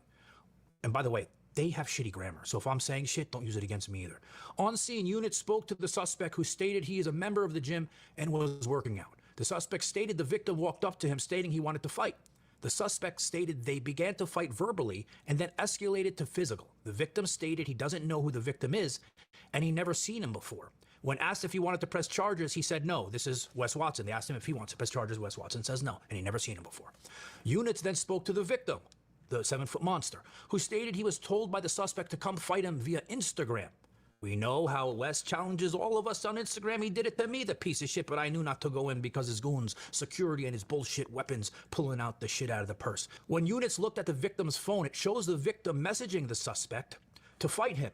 The victim then stated he went to the gym to confront the suspect. So now we have the motive. So he wanted to go to the gym and fight Wes because Wes has been challenging all of us to come there. So he went to fight him. But I don't think he knew it wasn't a one-on-one battle with Mr. Pegged Watson. It was his 4 buddies ganging up, because we know they gangbang, right? 4 buddies and weapons being used. He didn't know that, all right? So now we know why he went there. He went to fight him one-on-one. He's challenging everybody. Many people wanted to go. The victim then stated he went to the gym to confront the suspect, Wes Watson. So I guess he's not mentally ill. The victim stated they got in a verbal fight, which escalated to physical. The victim was stating that he was hit by a belt and then jumped by multiple people and hit by weights. When asked if he wanted to press charges, the victim stated yes. He was jumped by multiple people and it wasn't versus one. After reviewing CCTV footage of the incident, so the cops watched the CCTV footage, okay? They didn't have this footage though, the one that I have, they didn't have it. And now we know why he even recorded, because he was going there to challenge Wes. Maybe he doesn't like bullies. Maybe he wanted to teach him a lesson, but obviously he couldn't with all that bullshit they were doing. It shows the victim in the gym walk towards the subject who was sitting. The victim places his phone down next to a weight machine as if he was attempting to record the encounter. The victim then walked towards the suspect and group near him. The victim then slightly pushed the suspect and bystander. The victim stands up and they appear to be in a verbal argument. The suspect, with a belt in his hand, makes a gesture as if he was going to hit the victim with the belt. The victim backed up slightly and continues to argue. The suspect then swings the belt towards the victim's head, appearing to hit him. The suspect and victim continue to argue verbal. The suspect then turns around and starts to walk away from the victim with his back towards the victim. The victim then rushes towards the suspect and attempts to strike the suspect in the head with his fist, but appears to miss. All right, so that portion of the footage I'm going to show you guys. So after Wes hit him with that belt 2 times, right? That asshole with the dumbbell, his butt buddy, was behind him. And I can't tell if he hit him with it or not, but it lunged him forward, and then he went back to get Wes. But he didn't even make it like a foot or two, and Wes took him down. The suspect instantly reacts and gets the victim on the ground and begins to strike the victim in the head and face numerous times with his hands. Yeah, I counted 45 fucking times. After the victim being hit numerous times, all you can see is the victim on his knees, protecting his face and not fighting back. His eyes were being gouged, his ponytails were being pulled. Dirty shit. He's being held down by his butt buddies. They're all taking a little lick in, a kick here, a kick there. The suspect then stopped hitting the victim, and the victim... So yeah, that's going to be tough. Very, very tough to to defend. Stopped protecting his face. That's that part with the kick. And attempted to stand up. The suspect then walked over and kicked the victim in the face with force. That's that soccer kick. But prior to that soccer kick, there was 4 soccer kicks. 3 or 4 hard ones to his face while he was already done. And they didn't say it in here. I'm going to show it to you guys in the footage. The victim stated at the hospital that he wants to press charges. The victim stated he did not lose consciousness and was awake the entire time. The victim stated he was in fear during the incident when he was first put on the ground and stated he was telling the suspect to stop. The victim had the left side of his face very swollen lips, and was bleeding from the nose and mouth. The victim was then transported to Jackson Memorial Rescue. Assaults was notified, case number was issued. So from that, I think you people can see that this is very real. Charges are being pressed. The case is open. I have the body cam footage coming. I have the full fight footage coming. And it's an open case, but like I said at the beginning, you guys got to understand that I have to do things also and not get in trouble, not with just YouTube, but the legal system. But I'm doing my best to give you guys the most information that I can. So please be patient with me, because I believe the public has a right to deserve to know what happens in every situation, who's right, who's wrong. And you guys can, argue in the comments and tell me what you think. All right. Yeah, it's going to be tough, man. I ain't going to lie to y'all. It is definitely going to be tough. All right, let's go see here. Foolio, as you guys know, I covered this case already. He was murdered in, where was it? Tampa, I think it was, on his birthday. He was murdered, and they did it like gangland style, man. They caught him at a hotel, and they shot it up. Act that led to the death of a Florida rapper is all caught on camera. You can see the shooters are getting in position for their planned out murder. Officials say 5 suspects were behind the deadly. You can, like, literally, look at that. You see the niggas on camera, like in 4K doing this shit. For their planned out murder. Look at that. Officials say 5 suspects were behind the. Because Foolio was posting his whole, like, situation on Instagram that night. Which, by the way, guys, Myron Gaines X, follow me on all the platforms, chat. We're going to break this down, too. We covered this case, but we got some updates because they got someone else new. The deadly attack, but one of those suspects managed to stay on the run for nearly 6 months. That is, until he was caught. For this case, we go to Tampa, Florida. That's where Charles Andrew Jones II was celebrating his birthday at a local Holiday Inn. For fans of Charles Jones, they might know him better as Julio Foolio. Police say Julio Foolio was planning to check into a room at the hotel. Instead, he was ambushed in the hotel's parking lot by masked gunmen with seemingly one thing on their mind: to kill Julio Foolio. The shooting was captured all on the hotel's surveillance camera. In the first few seconds of the clip, a dark-colored car is parked near the hotel lobby entrance. Seconds later, 2 masked gunmen are seen running on what looks like the side of the hotel. Crazy shit, man. While another appears to be sneaking through the hotel's parking lot. Then the video shows bullets flying. That dark-colored car parked near the entrance then speeds off to try to avoid the gunshots. But police say that car was carrying Julio Foolio, who was riding in the passenger seat. The Jacksonville rapper never survived the attack, and 3 others were shot and injured during the chaos, but thankfully survived. Investigators combed through several clues. Then, a month after the deadly ambush, a break in the case. A little more than a month ago, a group of individuals. Absolutely crazy shit. Also, chat, just so you guys know, we are running Castle Club Premium. Links are below while you're watching on YouTube or Rumble. Castle Club Premium, guys, $65. Price is going to go up after this week to $98 a month. Get in for $65. Get High Value Academy while you guys can. Because after this week, it is going to be taken off and the price going up to $98. So get in now at $65. We do Zoom calls, 1 per week, where we give you guys all types of game on making money, cryptocurrency, stocks, trading, all this stuff. Schedule is there. If you want to get Castle Club Premium for the year, only $500, cover for 2025. Or get Castle Club and Castle Club Premium together for $900 for the full year.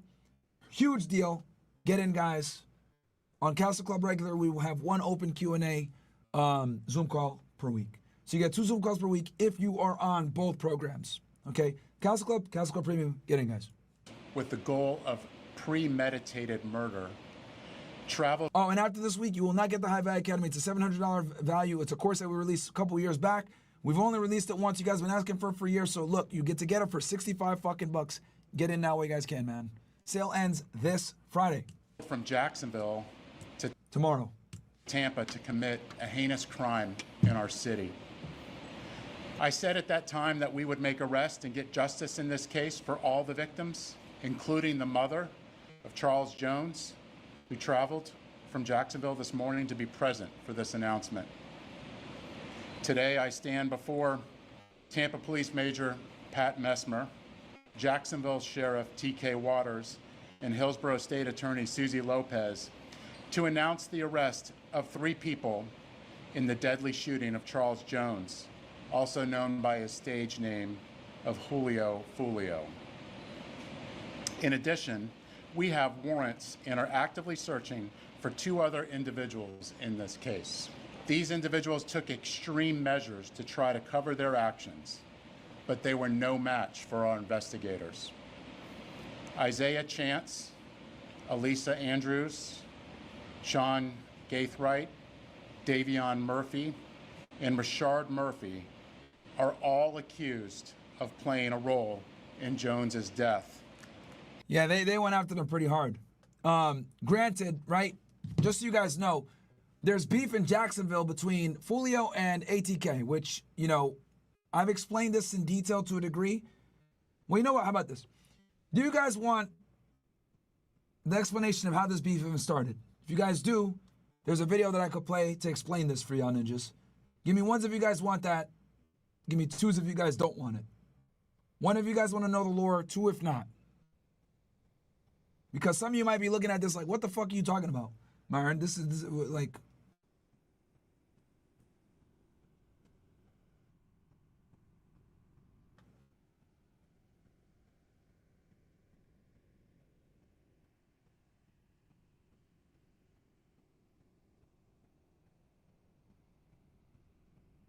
All right, we got a big discrepancy. So this is actually interesting. So on Rumble, it's ones mostly, but on YouTube, it's mostly twos. Damn. All right, we'll keep watching the video.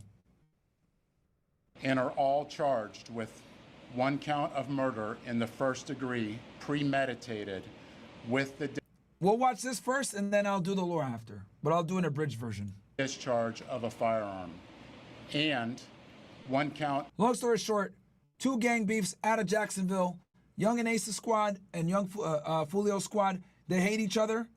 And what ended up happening was Foolio was dissing his dead ops all the time. So they went after him, and they caught him in Tampa when he was celebrating his birthday. ATKs, people. AK Young and Ace. Of conspiracy of murder in the first degree. That's the condensed version. Premeditated with the discharge of a firearm. Chance, Andrews, and Gaithright were arrested over the weekend in Jacksonville. Davion Murphy and Rashard Murphy are still fugitives of justice, and we are working closely with the Jacksonville Sheriff's Office and the U.S. Marshals to apprehend them. The investigation would later reveal that the 3 armed shooters were Sean Gaithright, Rashard Murphy, and Davion Murphy. Detectives used footage from the scene, license plate readers, and phone logs to identify 2 vehicles and link them back to the suspects. Furthermore, it was found that the shooters are members of or affiliated with rival gangs of Jones that go ATK. By ATK and 1200. Jones was part of the 6 Block gang. Detectives believe that the ATK and the 1200 worked together to target Jones. And one of the main reasons they want him gone is this song right here, chat. Shit is crazy. This is very demonic, but basically,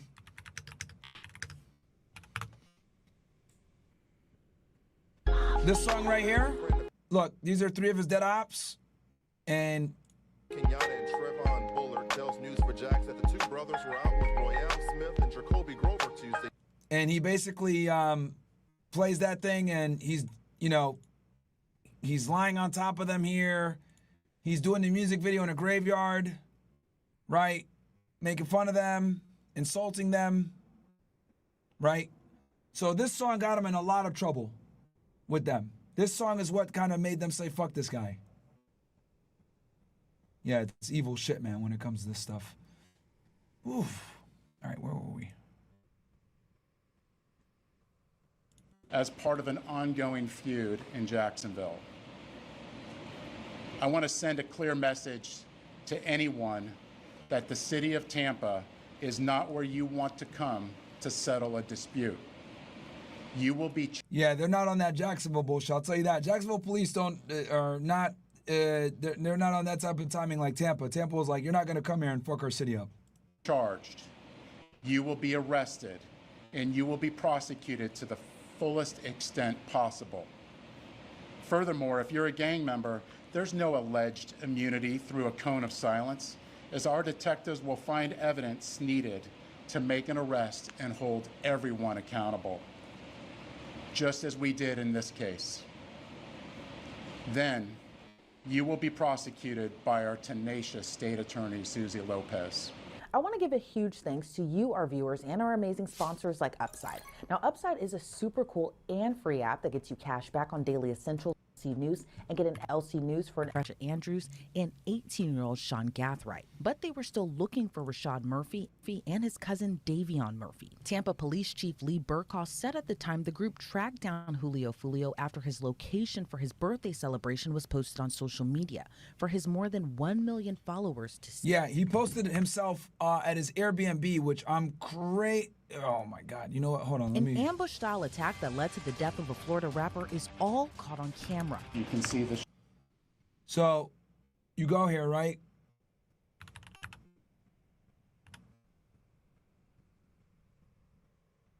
Was this it? No, it's a fan page.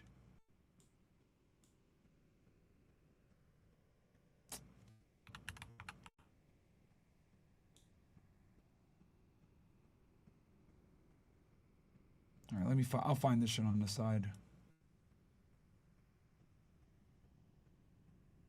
So what was the motive behind the rapper's murder? Chief Burkhaw said an ongoing gang feud that spanned more than a decade. The day after the July press conference, another arrest. Rashad Murphy was arrested at an apartment complex in Jacksonville. The Jacksonville Sheriff's Office said negotiators spent hours attempting to get Rashad out before more SWAT units used their own tactics to force him out, leaving the only one left on the run to be Davion Murphy. But all that changed 6 months later on January 6th of this year when the fifth and final murder suspect was arrested. According to the Jacksonville Sheriff's Office, 27-year-old Davion Murphy was arrested by the Sheriff's Office gang unit and U.S. Marshals after he was found hiding out in a Jacksonville apartment complex. Davion, his cousin Rashad Murphy, as well as Sean Gathright. So here's the last stuff from his Instagram story on that day, chat. So.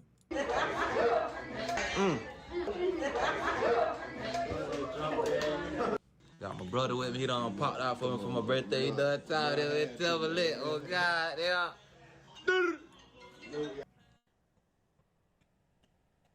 Police shut them down, kicked them out the Airbnb.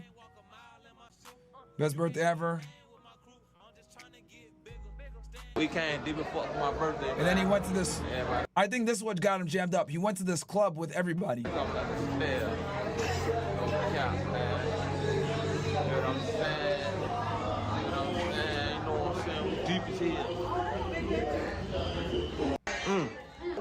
And he was drinking too. Foolio doesn't normally drink like that, guys. Got my brother with me. For obvious reasons. And that ended up getting him killed, man, unfortunately. We had him on the show before too, man. Sad to see, man. Are accused of being the triggerman we saw in that shocking surveillance video. Meanwhile, Alicia Andrews and Isaiah Chance are accused of being lookouts who followed Julio Foolio while he was in Tampa. And despite Andrews and Chance not being the alleged trigger pullers, they still face the same charges as those who were accused of gunning down Julio Foolio and injuring 3 other people. Alicia Andrews, Isaiah Chance Jr., Sean Gathright, and Rashad Murphy have all been behind bars since their arrest last summer, all held without bond, and they all pleaded not guilty. As for Davion Murphy, he has yet to enter a plea, but a judge ruled he'll be kept behind bars as well. You're charged with murder in the first degree, conspiracy to commit murder in the first degree, attempted murder in the first degree, attempted murder in the first degree. Cooked. Absolutely cooked. I see some of you guys sent me Ian Carroll's post. I already commented on it, but we'll come back to this later on. Attempted murder in the first degree and attempted murder in the first. Yeah, and this comes from GG. Suggestion for a song: When You Ratio Idiots on X, Deep Purple, Burn. Also, check out how Ian Carroll destroyed Elon. I don't know what that song is, bro. But I will just use Whitesnake. That's way better. Can you walk Frank tonight? Maybe Jabril, we'll see. Probably. I probably will walk him. So. First degree. Bonds are set at no bond on each count. Your case will be passed until January the 21st at 2 o'clock in this courtroom for review to make sure that Hillsborough County has come to pick you up. Thank you, sir. With all 5 murder suspects now behind bars, let's break this down with attorney Melba Pearson. Melba, great. Guys, also do me a favor. We got 1,200 of you guys watching right now on YouTube. Can you guys do me a solid and like the video on YouTube? Also, subscribe to the channel if you haven't already on YouTube. And click the bell as well. Myron Gaines X on YouTube and on Rumble. Follow both guys so you guys don't ever miss when I go live. I'm going to be going live Monday through Friday. O/gang in the house. Might even make some merch for you guys. It seems like you guys really like this shit. So we are definitely the O/gang OSS in the house. I like it. I really like it. Established January 7th, I think, was the day that we did our first pod on that shit. Great to see you, and thank you so much for joining me today. You know, yeah, I don't know what that creature is either. I remember when this case first unfolded, but when I saw that security footage, it seemed like this well-planned and organized crime. But what's your reaction to this whole case? So, Elizabeth, always great to be on with you. And this is very sad, tragic, and disturbing. It seems to be sort of a gang retaliation type of situation. And to see so many people involved, it's not just like one person had a beef with another person. These are 5 people who orchestrated this. They were stalking him on social media, tracking his every movement, everywhere he was going with the express purpose. And there's people that claim that some of the people that were in the camp that were hanging out with Foolio were giving the killers real-time updates of where they were. A lot of people are saying that too. People that attended the party for Foolio were telling the ops where he was at and where he was going, which it makes sense. Absolutely makes sense. So, shit is wild. Also, guys, like the video. Let's get 1,000 likes on here, on YouTube. Purpose of ending his life. So it just is, it's heartbreaking. It's so tragic on so many levels, because you have a talented artist who is really trying to make something of himself in this world, and his life unfortunately was cut short. Just kind of going through the timeline of everything, you know, Alicia Andrews, Isaiah Chance, Sean Gathright, and Rashad Murphy were all arrested last summer, about a month after the murder. But Rashad's cousin Davion was on the run for 6 months. Then he was found at an apartment complex in Jacksonville. How do you think he managed to stay under the radar that long, given that he was found in what's been reported to be his own hometown? Well, there's several different ways that this could have occurred. Well, first of all, I think a lot of people have the misconception that when someone goes on the run, they're like getting on a plane and going to a foreign country, right? That may happen if you're ultra rich, but the average person who may find themselves in this type of situation and decides to go on the run does not have the means to be able to go anywhere too far. So it may have been a situation where the defendant may have gone and visited relatives in a different city for a little while, or maybe went to, you know, a lot of times, I live in Florida, a lot of times we find defendants in Georgia, right? Because it's a drive away. It's not a flight necessarily, or it's not so difficult in order to get to. But also too, sometimes when you look at some of these defendants, they're very good at staying under the radar, meaning that they're constantly moving locations. They're not staying in any place for any prolonged period of time. They may be using burner phones. So to clarify, a burner phone being basically one that's not tied to your name, like you went down to whichever company and got a subscription. You basically go to a corner shop, buy a phone, kind of pay as you go. That way it's not tied to you specifically. So you could be using burner phones in order to communicate with loved ones, so that law enforcement can't necessarily track or ping your cell phone location. So there's a few different ways that those who are trying to avoid law enforcement can go about doing that. But again, I'm not stunned that he was found in his hometown, because again, it's a safe territory for him. He knows it well. He knows the hiding place as well. And so this is pretty much par for the course, unfortunately, when you look in these types of situations. Yeah, and then I think, you know, maybe there was that feeling of relief, possibly, given that he was grinning pretty big whenever Jacksonville deputies took that photo of him after he was apprehended. Now, authorities say that Alicia Andrews and Isaiah Chance didn't pull the trigger that killed Julio Foolio and injured those 3 other people, but they are still charged and face the same charges as the other defendants, including first-degree murder. Is that surprising to you at all? It is not surprising. That tells me more than likely they probably were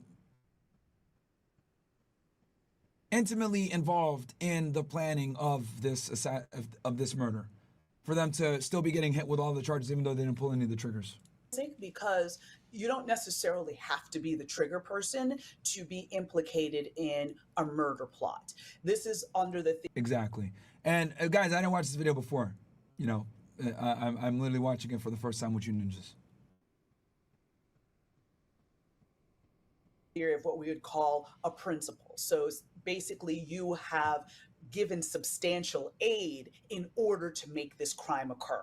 So maybe you didn't pull the trigger, but maybe you were the person tracking on social media. Maybe you were the person who got the gun. Also, if you guys subscribe to the channel, I'm going to shout you out. So Red Dirt Truckin', Minjo Biz, Milo, El Toro TTV, Chris Molina, Ivan Gerhardt. Shout out to all you guys for subscribing to the YouTube channel. Again, if you guys haven't already, subscribe to the YouTube channel. This is it right here. Okay, guys, Myron Gaines X on YouTube. I'll drop the link for my Rumble niggas. Just watch on Rumble still. Obviously, Rumble is home base. But that is the YouTube. And then for my YouTube guys, I want you guys to make sure to follow me on Rumble. I'm going to drop the Rumble link for the YouTube guys.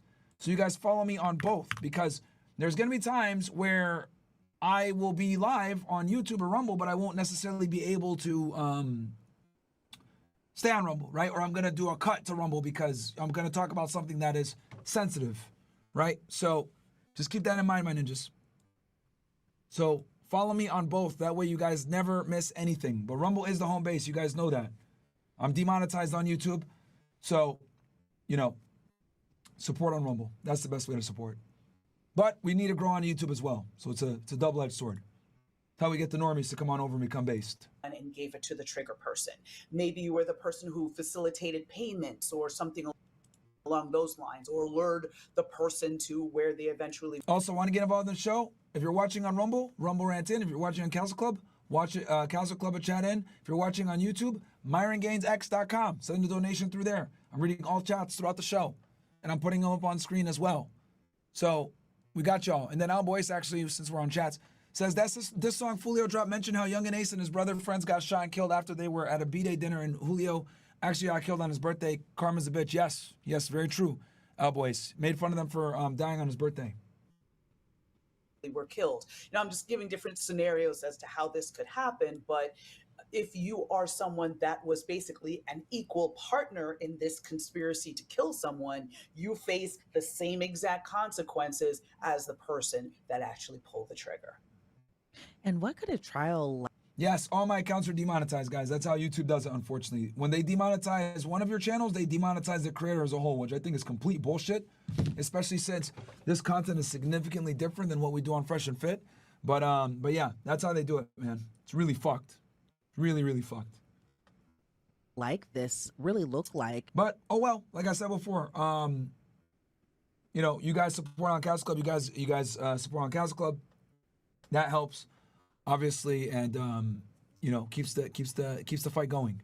You know, especially in the next few months where Alicia Andrews is expected to go on trial, but she's being tried separately from her other co-defendants. What could that look like, given that there are 5 co-defendants in this case, but it seems like at this point, you know, Alicia Andrews is being tried possibly later this summer as well, and then the other 3 defendants, which include Rashad Murphy, Isaiah Chance, and Sean Gathright, are going to be tried next year, and there's no set date yet just for Davion Murphy. But again, what could the trial of this type of magnitude really look like? So a couple different things can happen in this as well. Just because a trial date is set does not mean it's actually going to go to trial. So what may end up happening, especially when you have multiple co-defendants like this, it's a race to the courthouse steps. So who is going to be the first one to flip? Or yes, typically the person that flips first gets the best deal, assuming they have good information, of course. In other words, testify against their co-defendants so that they can receive a better plea deal, a better outcome, because first-degree murder in Florida is a death penalty offense. So not sure, based on the facts, whether or not the prosecutor's office in Jacksonville will be seeking the death penalty or not. But even if it's not the death penalty, the other alternative is life in prison. And so if you can testify against your co-defendants and maybe get 20 or 25 years in prison, then at least you have an opportunity to maybe have some sort of life on the back end of that versus serving the rest of your life in prison or being executed. And so I anticipate that one of the 5, at the very least one of the 5, is going to end up testifying against the other co-defendants. Guess we'll have to wait to see how that'll all kind of play out in these next few months. Let's kind of get into the motive of this shooting. Officials say it has to do with the gang feud, but what's your reaction to that motive and even the heavy planning that went into this deadly ambush, given the suspects are accused of traveling all the way from Jacksonville to Tampa, Florida, just to kill Julio Foolio? Gang cases are extremely sensitive because of the fact that you have this territory and turf and anger and, you know, dispute over whether it be a drug trade and, you know, this is my section, and then that means you're interfering with my revenue stream. So basically I'm not able to make as much money because of your interference, or you disrespected me in some way. But to see the level of planning that went into this tells me it's more than just you stepped on my shoes and now I'm mad at you. There's something much deeper here afoot. I believe that if we look at maybe text messages between all of the defendants, look at their social media. Maybe there's other witnesses that can shed light as to what was really going on behind the scenes. But that level of planning to me speaks to a higher level problem in terms of they're targeting him because they believe he owes them money, or again, he somehow interfered with their criminal activities, or even walked away. Because there's another aspect to that as well. If you are part of a gang, it's blood in, blood out. So you have to do something pretty terrible and illegal in order to get into the gang. But in order to leave a gang, you generally do that feet first. So that could also be playing into the scenario as well. There's a lot of unanswered questions at this juncture. I think we'll learn more as the trial proceeds and as the prosecution theory really comes into focus.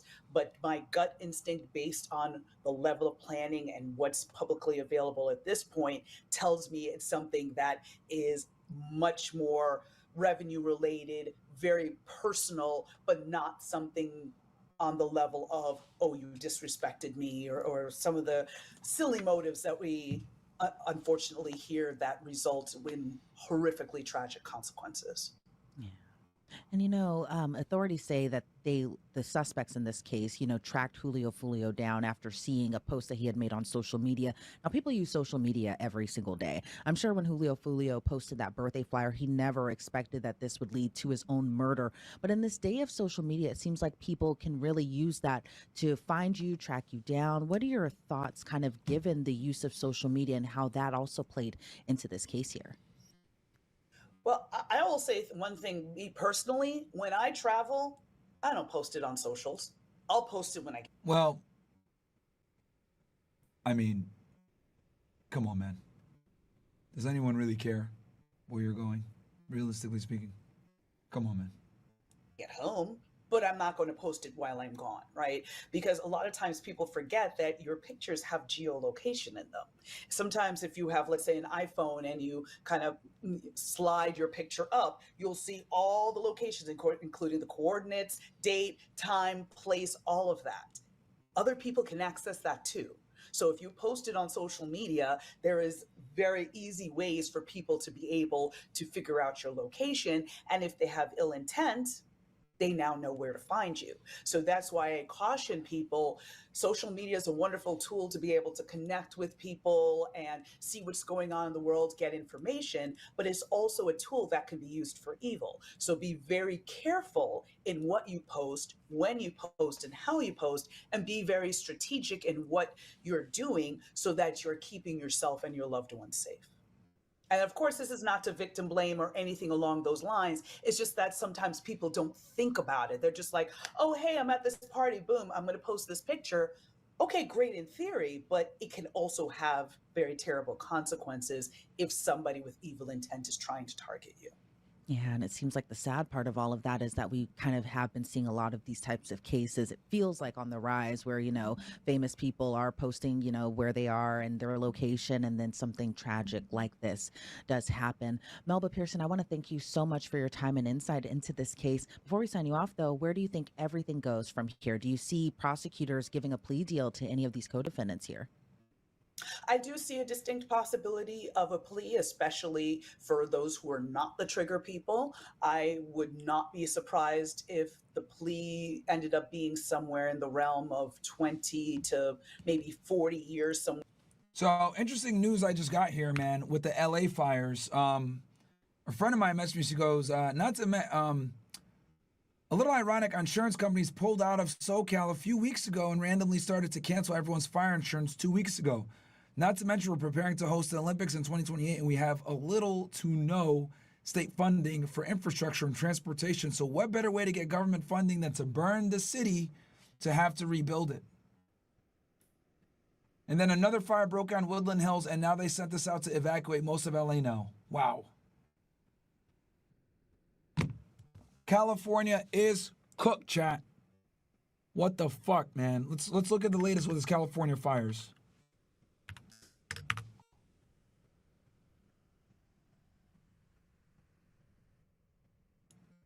So far, this one has burned, and it started about 2:30 this afternoon. This one has burned nearly 800 acres. It's expected to continue to grow quickly, and that's because of those strong winds out there tonight. Those Santa Ana winds. The fire initially triggered some evacuation orders for the Hidden Hills area and parts of Calabasas, just north of the 101. Some of the areas within that order were downgraded just after 5 o'clock this evening. LA Fire says the active areas of the fire are mostly situated right now within Ventura County. The fire started in the city of Los Angeles and burned rapidly into the county of Ventura. Los Angeles County Fire Department and Ventura County Fire Department are in unified command. The LEFD is now an assisting agency. I want to make sure that we thank the residents of Los Angeles for remaining vigilant, and this new fire shows that we are absolutely not out of this extreme weather event. Cooked.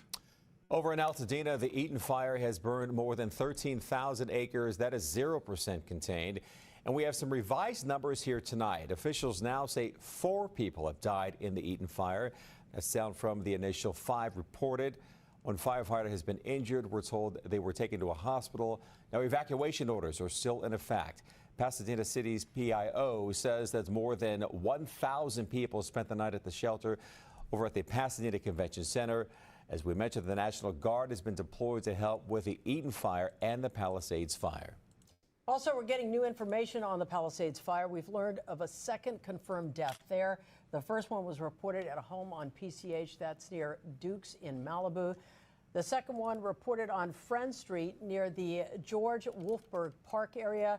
There's also an update on acres burned there, just under 20,000 acres right now. So far, 0 containment. LA. That's crazy, man. 2 dead, 5,300 buildings. Containment. LA City Fire estimating more than 5,000 buildings, closer to 5,300 in fact, have been destroyed in the Palisades fire in the Malibu area. That's up from just 1,000 yesterday. Again, they're trying to get a count on the area, and they can only get that in daylight hours. All LAUSD schools, offices, and extracurricular activities closed once again tomorrow. School board officials will monitor the fire emergency over the weekend to figure out whether or not those closures will continue on Monday. We begin our live team coverage here tonight with Eliana Moreno. She's live at News Chopper 4 over the fire there in Pacific Palisades. Eliana.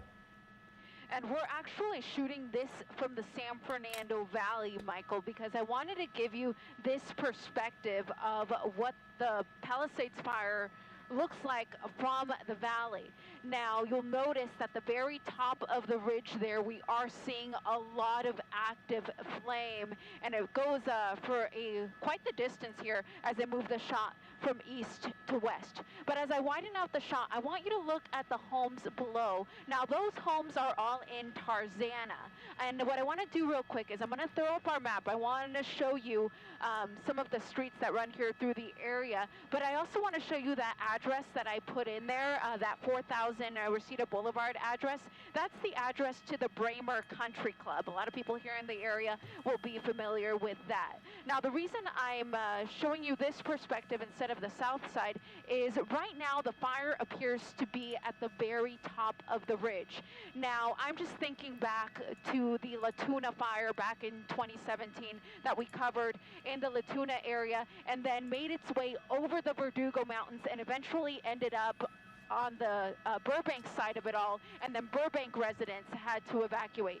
So just out of an abundance of caution, I just wanted to let the people of the Tarzana area know what the fire is doing, because I know that if you're looking out your back door right now in any of these residential communities, like right there off of Marquez Avenue, I know you're seeing those flames, and I know it's a little nerve-wracking.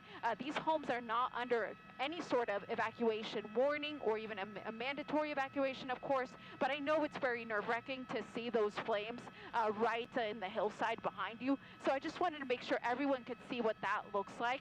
At this point, the winds are headed in the opposite direction, so we don't anticipate that they'll make their way down and into these communities. But of course, with a shift in the wind, that is a possibility. So again, if you are starting to feel a little bit uncomfortable, if you feel like it's going to take you a little bit longer to evacuate, if the winds were to shift and start making their way down the hill, hill, it would be a great time to just start getting your go bag ready, just in case the fire does continue to make its way uphill. But again, at this point, it is still at the very top of the ridge here and not yet into the San Fernando Valley.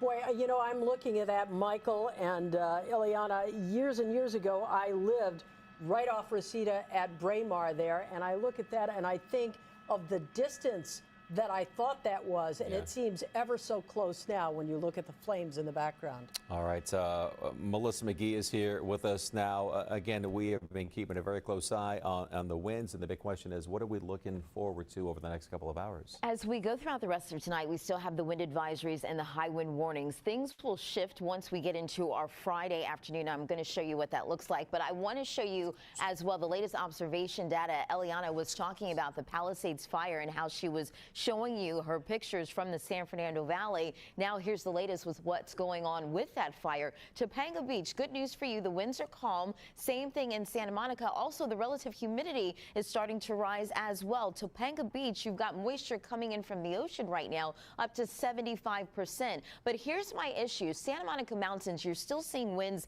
gusting up to 37 miles per hour. And there is a high wind warning for the Santa Monica Mountains. So it's very possible that in this spot, we could have winds gusting anywhere from 50 to 60 miles per hour as we go throughout the rest of tonight and, for that matter, into the start of the day on Friday. Also keeping a close eye on what's going on with the Kenneth fire. This is breaking out close to West Hills. In fact, here's the fire. West Hills is actually to the north and east of where this fire initially broke out here. But we look at some of the observation sites, the canyons there. We've got winds gusting up to 33 miles per hour, and the winds are moving off to the north and west, sustained at 21 miles per hour. And Las Virgenes Road, we've got a wind gusting up to 23 miles per hour. But here, the relative humidity is in the single digits and the teens. So the air is so dry, the fuel on the ground is dry as well. I want to talk about what we can expect as we press forward for the rest of tonight and into our Friday. What we're starting to see this evening is that the shifting of the winds is causing some hot spots to flare up.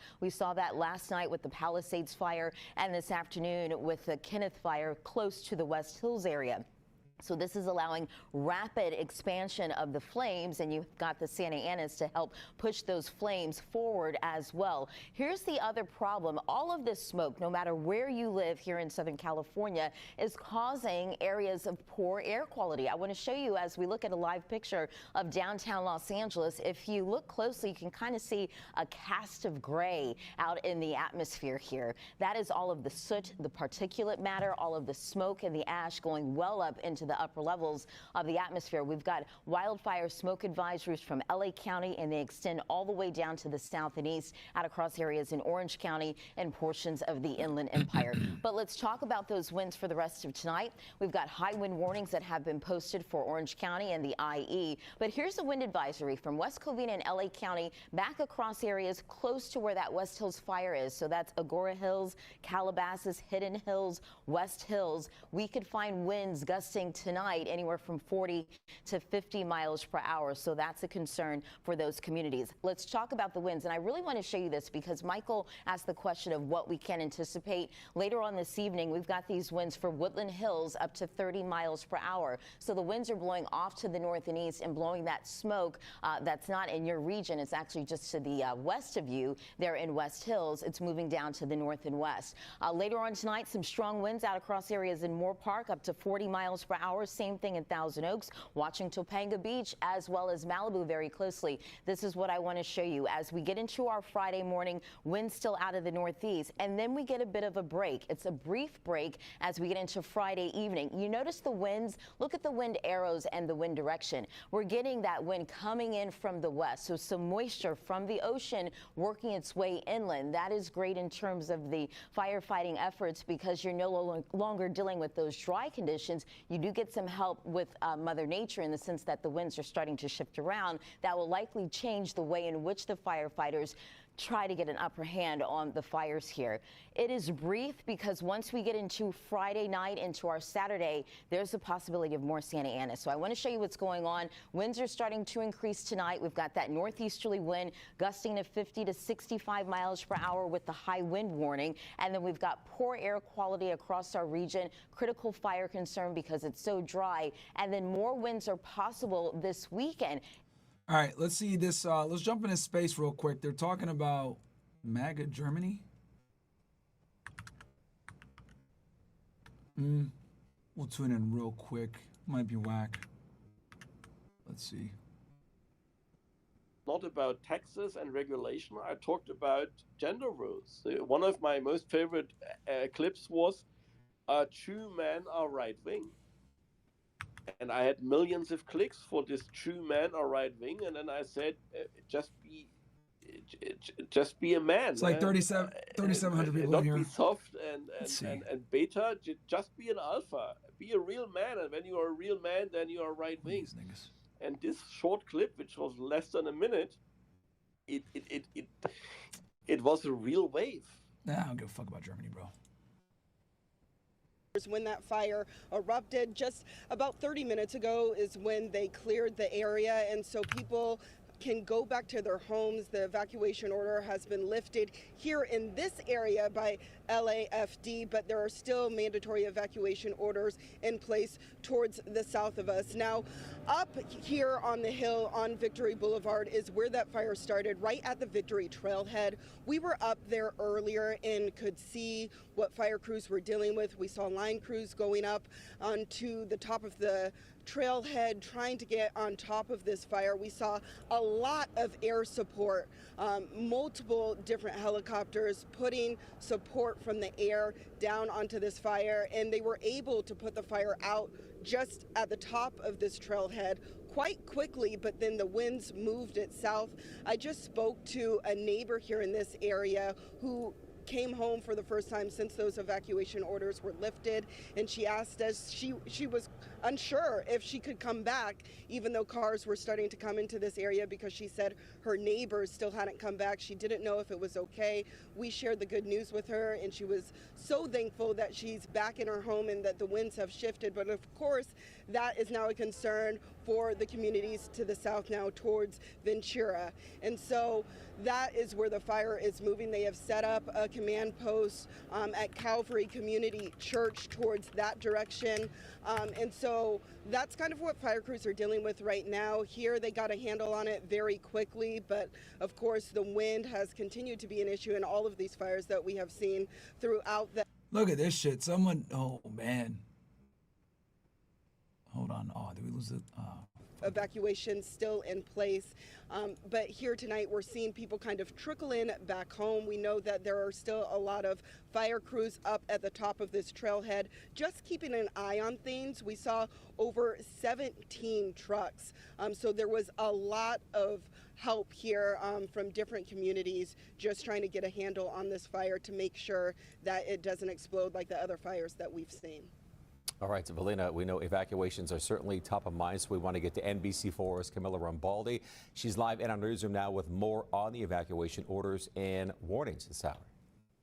Michael, Colleen, we want to show our viewers a map of all the evacuation warnings and orders in place right now for the wildfires. Here's the map. The yellow sections here are for the evacuation warnings. The red sections are for evacuation orders, which means there is an immediate threat to life. You know, since Tuesday, these fires have forced thousands of people to leave their homes.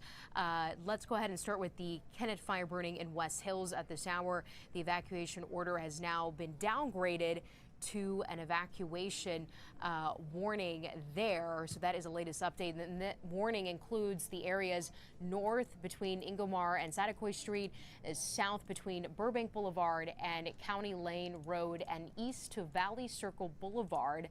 The Ventura County Fire Department and the LA County Fire Department are both working together on this fire. Now let's go ahead and show you the Pacific Palisades fire here that has grown to over 19,000 acres in size. The area is under evacuation orders. Crazy, man. North to Mulholland Road, east to Kenter Road, and south to PCH. Over to the Ethan fire that has scorched more than 13,000 acres since Tuesday. The evacuation order area covers about 13.5 miles, stretching from La Cañada, Flint Ridge, all the... Look at this, guys. This is where we're going as a society, man. I'm telling you how modern women are cooked. And having social robots. Hello, I'm Aria, the flagship female companion robot of Realbotics. What's the purpose of this? Some of our peers in the robotic space make robots to replace human labor. We think that's a great area, but we think there's a much bigger area in having social robots. Hello, I'm Aria, the flagship female companion robot of Realbotics. What's the purpose of this? Some of our peers in the robotic... What have I been telling you guys for years now? I've been telling you guys this for years, that we're getting to a point where modern women are so insufferable that men are finding ways to get around hypergamy.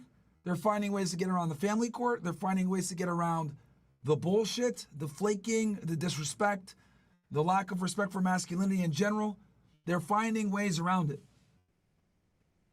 And mark my words, chat, in the next 50 years, you are going to see a mass replacement of females when it comes to companionship. You heard it here first, right? January 9th, 9:18 p.m. Eastern Standard Time. Myron Gaines is telling you guys, within the next 50 years, you guys are going to see a mass replacement of modern women. Notice how there's none of these robots for women. There's no male companion robots for women. These female companion robots aren't going to be for women. It's for men. Why? Because there is a need for female companionship that simply isn't being filled by normal, regular women. Most women don't like most men. I've said this a million times ad nauseum. So since most women don't like most men, a lot of these men are engineers, intelligent, bright, brilliant, etc., and resourceful and innovative. So the nerds always get the last laugh. They're going to find a way to get around hypergamy and the difficulty of dealing with dating and courting modern day women. And this is going to be one of the remedies. I'm telling you guys, it's coming. It is coming. This has been something that they've been working on for many years. But within the next 50 years, I'm telling you guys, it is going to be staple. A lot of you guys are young, you might not remember this. But 20 years ago, right, early 2000s, 90s, etc., if you said to someone, I met my girlfriend or my fiance or my wife on the internet, people would laugh at you. They would think you're weird. They think you're awkward. Something's wrong with you. You're mentally deficient. Something's off. Now, almost 50% of new relationships are formulated through the internet, social media, dating apps. So things have literally flipped. In 20 short years, it is now socially acceptable to admit that you met your girlfriend, wife, or counterpart on the internet. I predict that we're going to see a social shift very similar to that with these robots. It's going to get to a point where guys are normally going to have, they might have a girlfriend and they're also going to have a robot. Or they're just going to have a robot. It's going to become socially acceptable within the next 50 years. Mark my words. Maybe not to me, maybe not to you guys, but the dudes that are getting born today, the boys that are getting born today in 2024, right? It's going to be socially acceptable to them. We're going to laugh at them. We're going to be 50 years old. Ah, ha, ha, you fucking young weirdos. You guys need robots. But to them, it's going to be normal. it's going to be normal. It is going to be how dudes get sexual access. The nerds always get the last laugh, chat. And most men are invisible to women because, so there's a fucking market for this shit. Becoming rich, right? Becoming rich and successful, guys, is nothing more than solving a problem. All right? That's how you become wealthy and rich. You solve problems, and then you sell that solution. This is a big problem for a lot of fucking guys. That's why there's been an explosion on dating channels and guys becoming red pill aware, guys waking up and realizing female nature. There's been an explosion because guys have been struggling with women for the better part of 20 years. It's become a very serious problem for a majority of men. A majority of men absolutely struggle with women. There's a multitude of different reasons for that, which we've explained in other episodes, which I won't go into. Feminism, birth control, social media, etc. I go deep into all these different things as how it's affected the dating marketplace. But the end game is this. Feminism is here. Women have high standards. Most men don't qualify. Therefore, most men are ostracized, removed from the game altogether. These men that are removed from the game altogether are finding ways to adapt to the new normal. And this, my friends, this robot that you see right here, this is going to be how a majority of men adapt to the new normal. It's fucking coming, chat.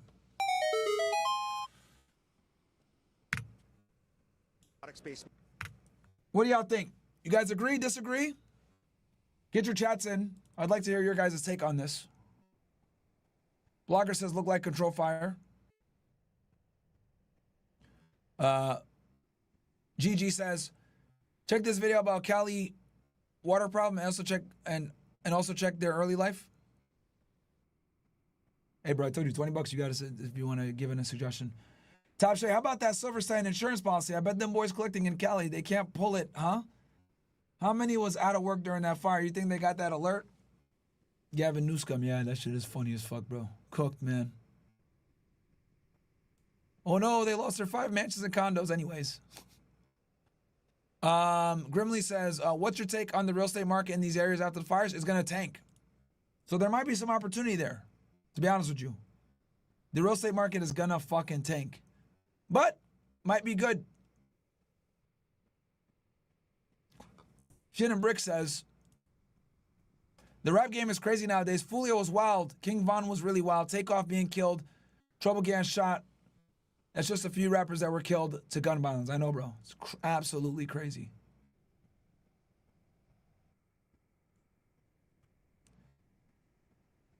Blogger 12 says, sadly, Sims keep the world going. They do.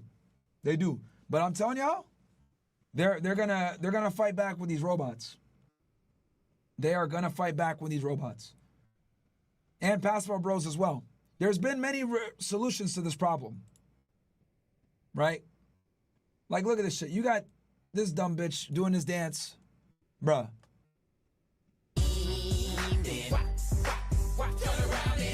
Wallo's always roasting this girl. Bro, all this girl does is like dance in public like a talentless fucking bimbo that she is. Bro.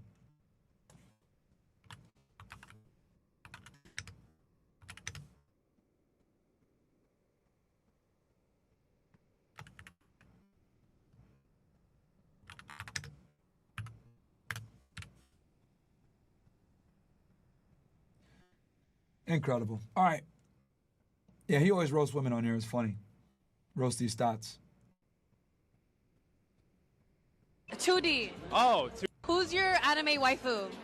you, of course. 2D. Oh, 2D waifu. Hinata. Okay, that's a good one. That's a good one. Have you ever off to hentai? I have not, actually. You have not? What's your favorite scene of mine then? Favorite scene of yours? High Gear. Ooh, the black. I took a lot of that day, honestly. Who's your anime waifu? Bro, what the fuck? Who is this bitch? Is she a porn star or some shit? Bro, L.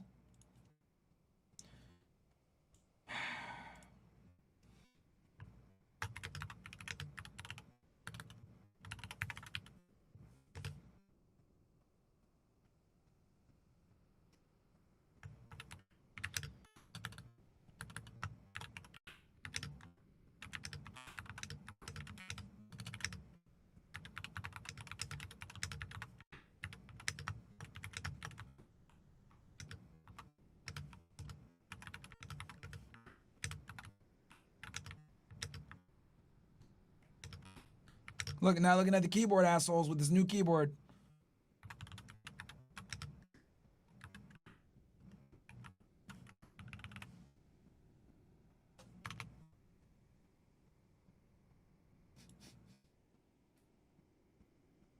Bruh.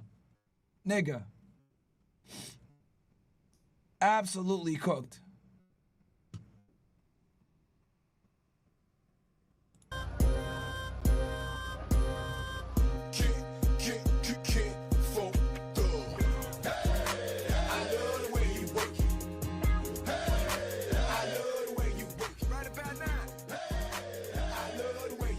Bro, the need for attention is rich. Even women are looking at you like. I'm talking about that dump truck. Let me see that dump truck, baby. Now don't worry about it. Some dump trucks bigger than others. Where they at? Bro, these girls, bro, the need for attention. This is why niggas are making sex robots. Bro, see, yo, shit like this is why, guys, this is why the MGTOW movement has been growing rapidly over the past couple of years. This is why guys are becoming more red pill aware. This is why guys are getting passports and leaving. This is why guys are fucking getting sex robots. This is why shit like this, girls like this, literally are the reason why so many guys just deciding, man, I'm good, bro. I'm good. I'm good. I'm gonna just get a sex robot or I'm gonna leave this country. I'm done, bro. The need for attention by modern women is fucking sickening, guys. It's fucking sickening. It's really bad. And until we reel this shit in, we are never gonna have nuclear families. We're never gonna be able to be a prosperous nation. We're never gonna have the fucking birth rate replace the fucking death rate. And we're gonna have to keep importing fucking immigrants. That's the fucking truth.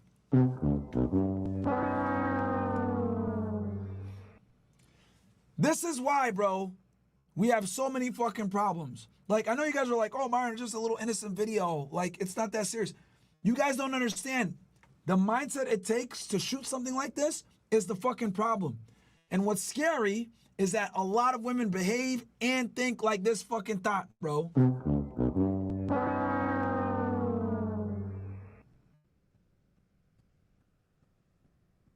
Listen and listen very closely. The average woman thinks she's better than the average man. The average woman thinks she is better than the average man. You understand? So, if the average woman thinks she's better than the average man and is constantly being an attention whore like this, right? Not only is she delusional, because now she's posting on the internet, random people are hitting her up and whatever, she has this false idea of where her sexual market value is. This solipsistic, narcissistic behavior is encouraged and promoted in our society. And what's up happening is this mindset is fucking cancerous and contagious. And it being contagious is a big problem. Why? Because women are followers. So since women are followers and not necessarily critical, independent thinkers, and history shows this, every revolution was led by fucking men, because men were okay with fighting physically to defend their belief system. What's up happening is women follow in the footsteps of other stupid thoughts like this, and they realize, oh, I like this attention from all these random niggas. Why do I need to go ahead and get a boyfriend and then eventually get married? Why? I could just continue to post stupid videos like this of myself in a grocery store saying I got cake and have a bunch of random niggas admire me. My friends, this is where we are in a society now. And this is like the dark black pill that I have to just kind of let you guys understand.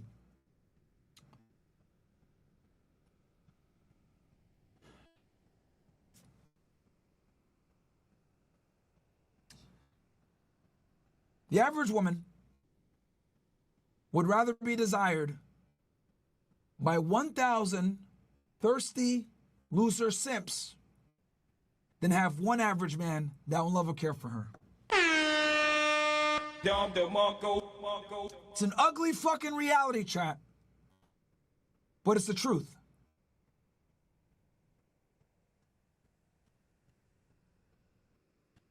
Most women would rather have 1,000 thirsty simps just fucking give them attention than have one man that actually loves them. That's where we are in society now. One average guy to love them? Nope. Give me the simps. Roll them in. Roll them in. Give me the suckers. Give me the simps. Give me the tricks. Roll them in. Watch last night's episode, guys.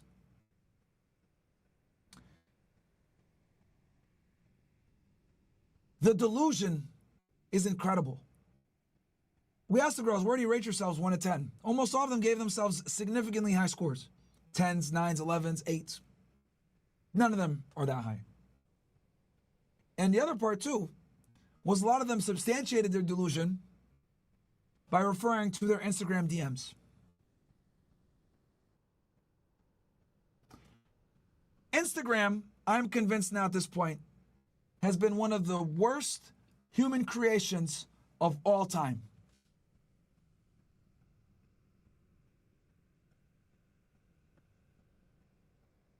It truly is one of the worst human creations of all time. Because instead of chasing a family and one man and being married and having children, women would rather take that time, their prime years, and put it on Instagram for likes and comments. And then direct messages.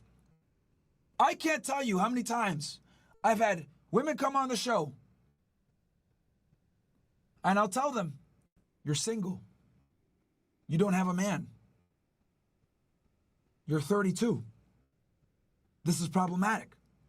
You know what they fucking tell me? Well, I got a bunch of guys in my DMs. I got a lot of options.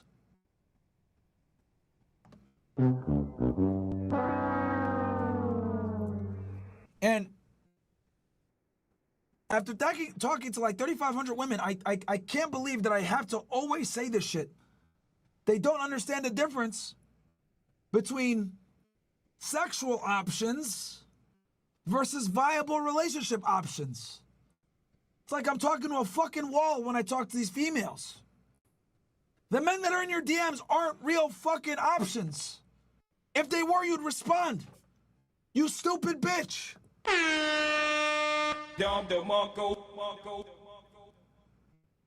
Men being in your DMs doesn't count. It doesn't count. If I sat there and I whacked off to porn every day and I looked at a new porn model, one day I whack it to one porn star, then the next day I whack it to another porn star, then I whack it to another porn star the next day. I whack off to 3 different porn stars. Can I then go and tell women I get hella bitches? I got mad options? No! They look at me like I was crazy. Why? Because I didn't do anything to bust that nut with these girls. I didn't achieve shit. I simply looked at some porn and whacked off in my mind. Right? But then these stupid bitches would have sit here and tell you, well, I got a bunch of dudes in my DMs. It doesn't count, you dumb bitch. It doesn't count. It's the functional equivalent to me whacking off to porn stars and me saying I get bitches. It doesn't count. Why? Because it takes no fucking skill for your dumbass to have an Instagram profile and have rich niggas and random niggas DM you. Just like it takes no skill for me to go to Pornhub and whack off to some random porn star. In-fucking-credible. We literally sit here and we champion fucking retards. These women are stupid. Absolute fucking stupid. If you're a woman and you actually think you have options because niggas hit you in the DMs, you're a stupid bitch. Literally, you are a stupid fucking bitch.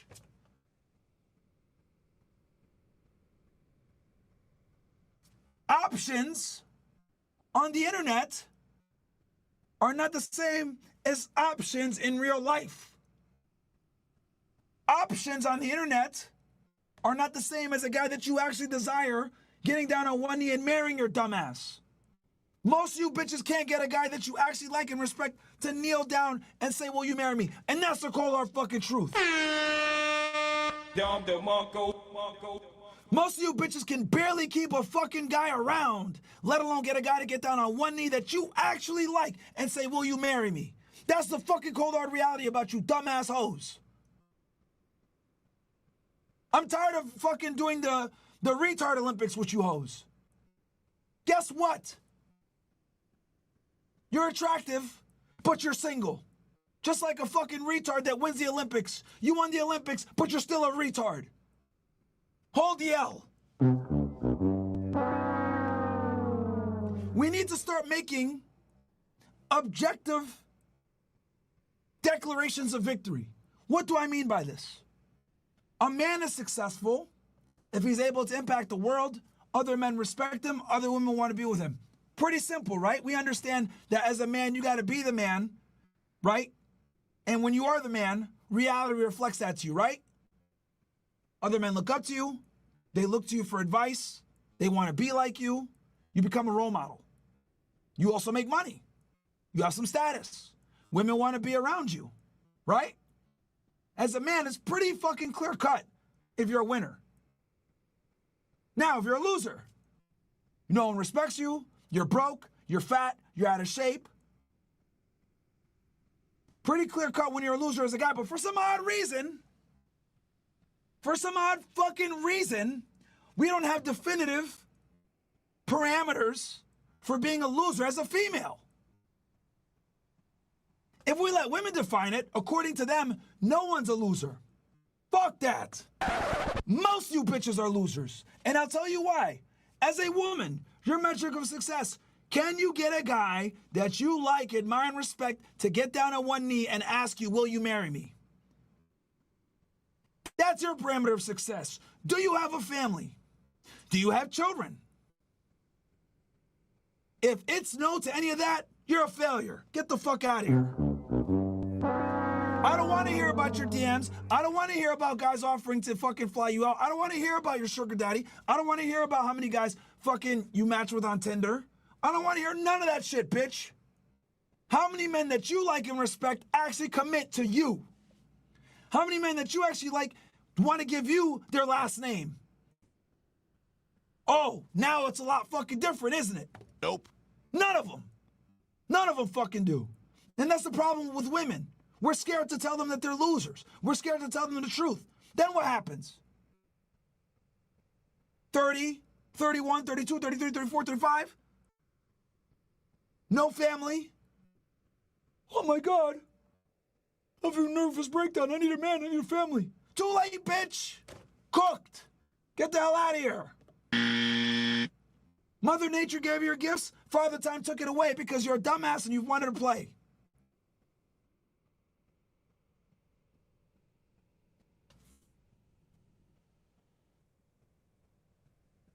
And that's why we have so many young women diagnosed with mental disorders, depression, anxiety, because they've been lied to.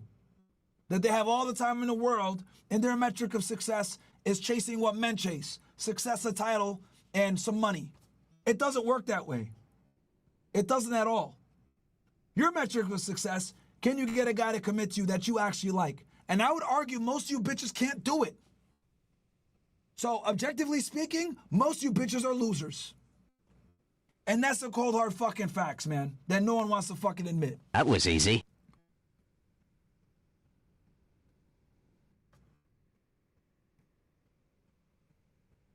And I'll tell you why. Because if we went ahead and turned life into like a casino, right? The problem is this. You dumb hoes go into the casino, chips up every single time. You're coming in positive. Men, on the other hand, we're coming in with no money. Maybe like $1 or $2. Right? What women inevitably do is that they go to the casino, chips up. They play their first game. A lot of times this first game they win. They do pretty well. But they get addicted to the fucking adrenaline of winning. So instead of leaving the casino when they should, when the chips are up, they stay longer. They go from this table to the next table. Win that game too. Ooh, this feels good. I'm up 5K, but I think I can keep going. They go to another table, win some more. Table after that, they lose. Oh, nah, I just won 3 times in a row. Fuck that. I'm a winner. I'm gonna go to the next table. Go to that table, win. Next table, lose. Table after that one, lose. Next thing you know, fast forward. It's 30 fucking years, bitch has been in the casino. She came in, chips up, but now the chips are down. Casino's about to close. She's like a fucking crackhead. Just one more table, man. One more table. One more table. Bitch, it's 5:45. Casino closes in 15 minutes. We've been going all night. What's wrong with you? Just one more table. She gambles there, loses again. Now she's negative. She goes to the fucking chip nigga. Hey, I owe the house a bunch of money. What we gonna do? What does he do? Sends her dumb ass to the fucking streets, like all the other dumb bitches. Bumblecart! And they're all there. Fucking broken poor. Negative. No man. No nothing. All the smart girls went in, played their first game, won $10,000, got the fuck out the casino. The problem with you stupid bitches, you're all addicted to gambling. You're addicted to gambling because the attention that it fucking gives you. That's the fucking problem with modern women. And that's why you guys take perpetual fucking L's. You hoes want to stay in the casino all day, all night. You come in positive, you leave negative, then you get kicked to the fucking side of the road by the casino chip nigga, AKA God. Tells you you're done. It's over. It's a wrap. Finito. Fin. You get kicked on the side of the road by all the other stupid ass bitches that got addicted to the fucking casino world. No chips. Hanging out for fucking stragglers. Meanwhile, the girls that were smart left after the first or second table when the chips were still up. And then they took that money and they invested it. And that investment is now giving them passive income, aka a family and a fucking husband. You stupid ass bitches. Get the fuck out of here, man. Feel free to clip that and send that to any girl that you guys want that's throwing her life away. Because that's what these modern women are doing.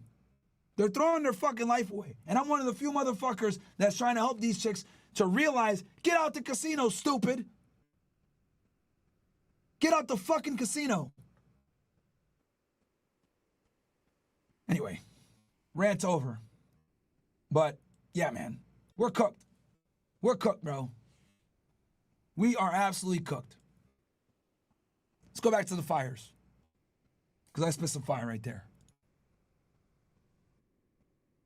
Jacinto Mountains above 60 miles an hour, but I really think most spots will be in the 25 to 45 mile per hour range.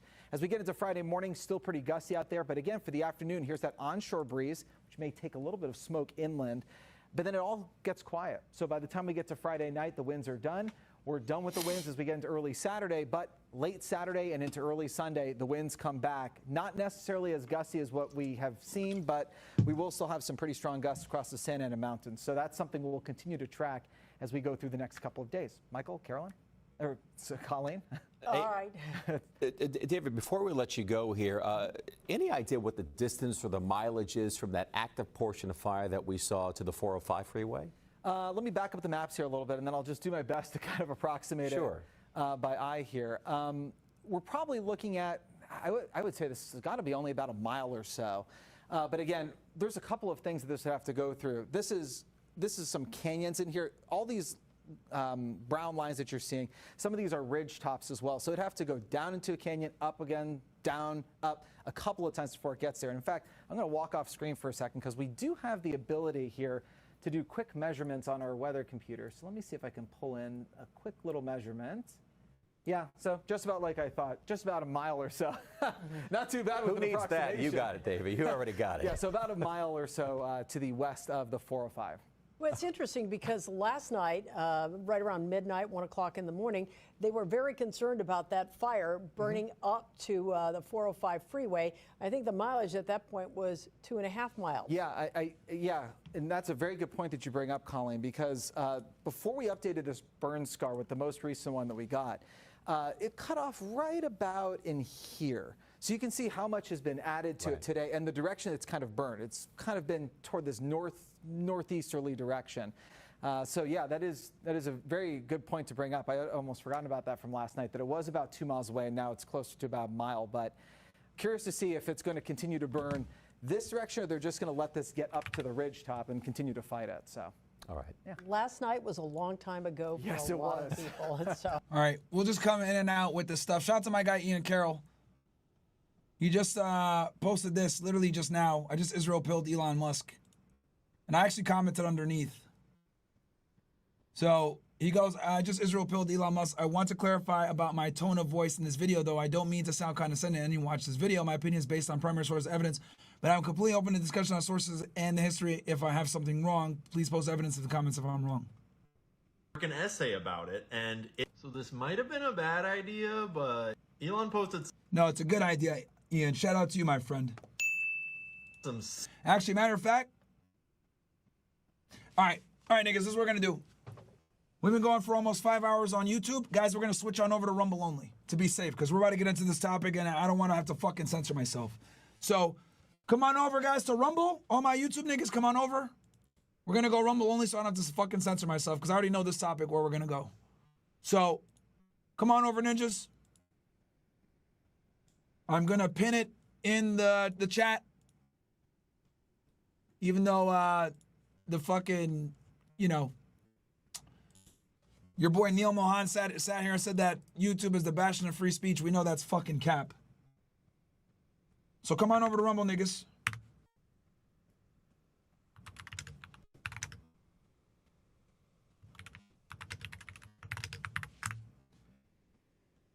Pinning it for you guys.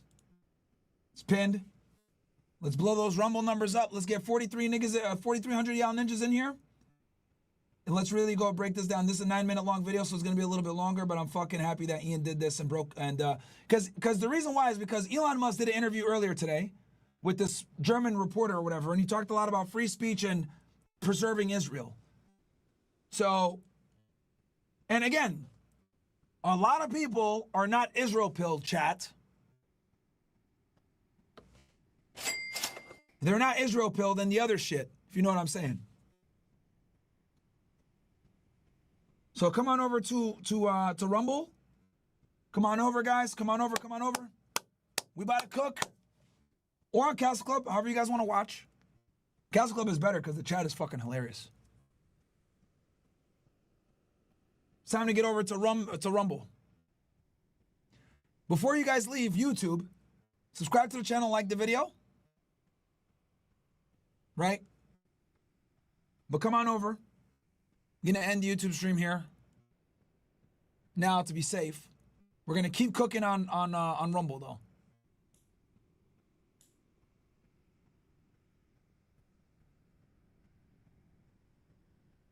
So come on over. We're gonna talk about this.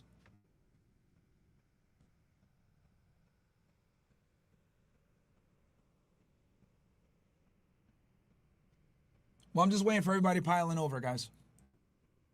Also, Castle Club Premium, get in there, guys.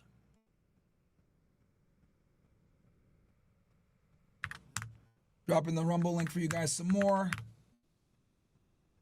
Spamming it in there for you guys. Come on over. This is going to be a good one, chat. This is going to be good.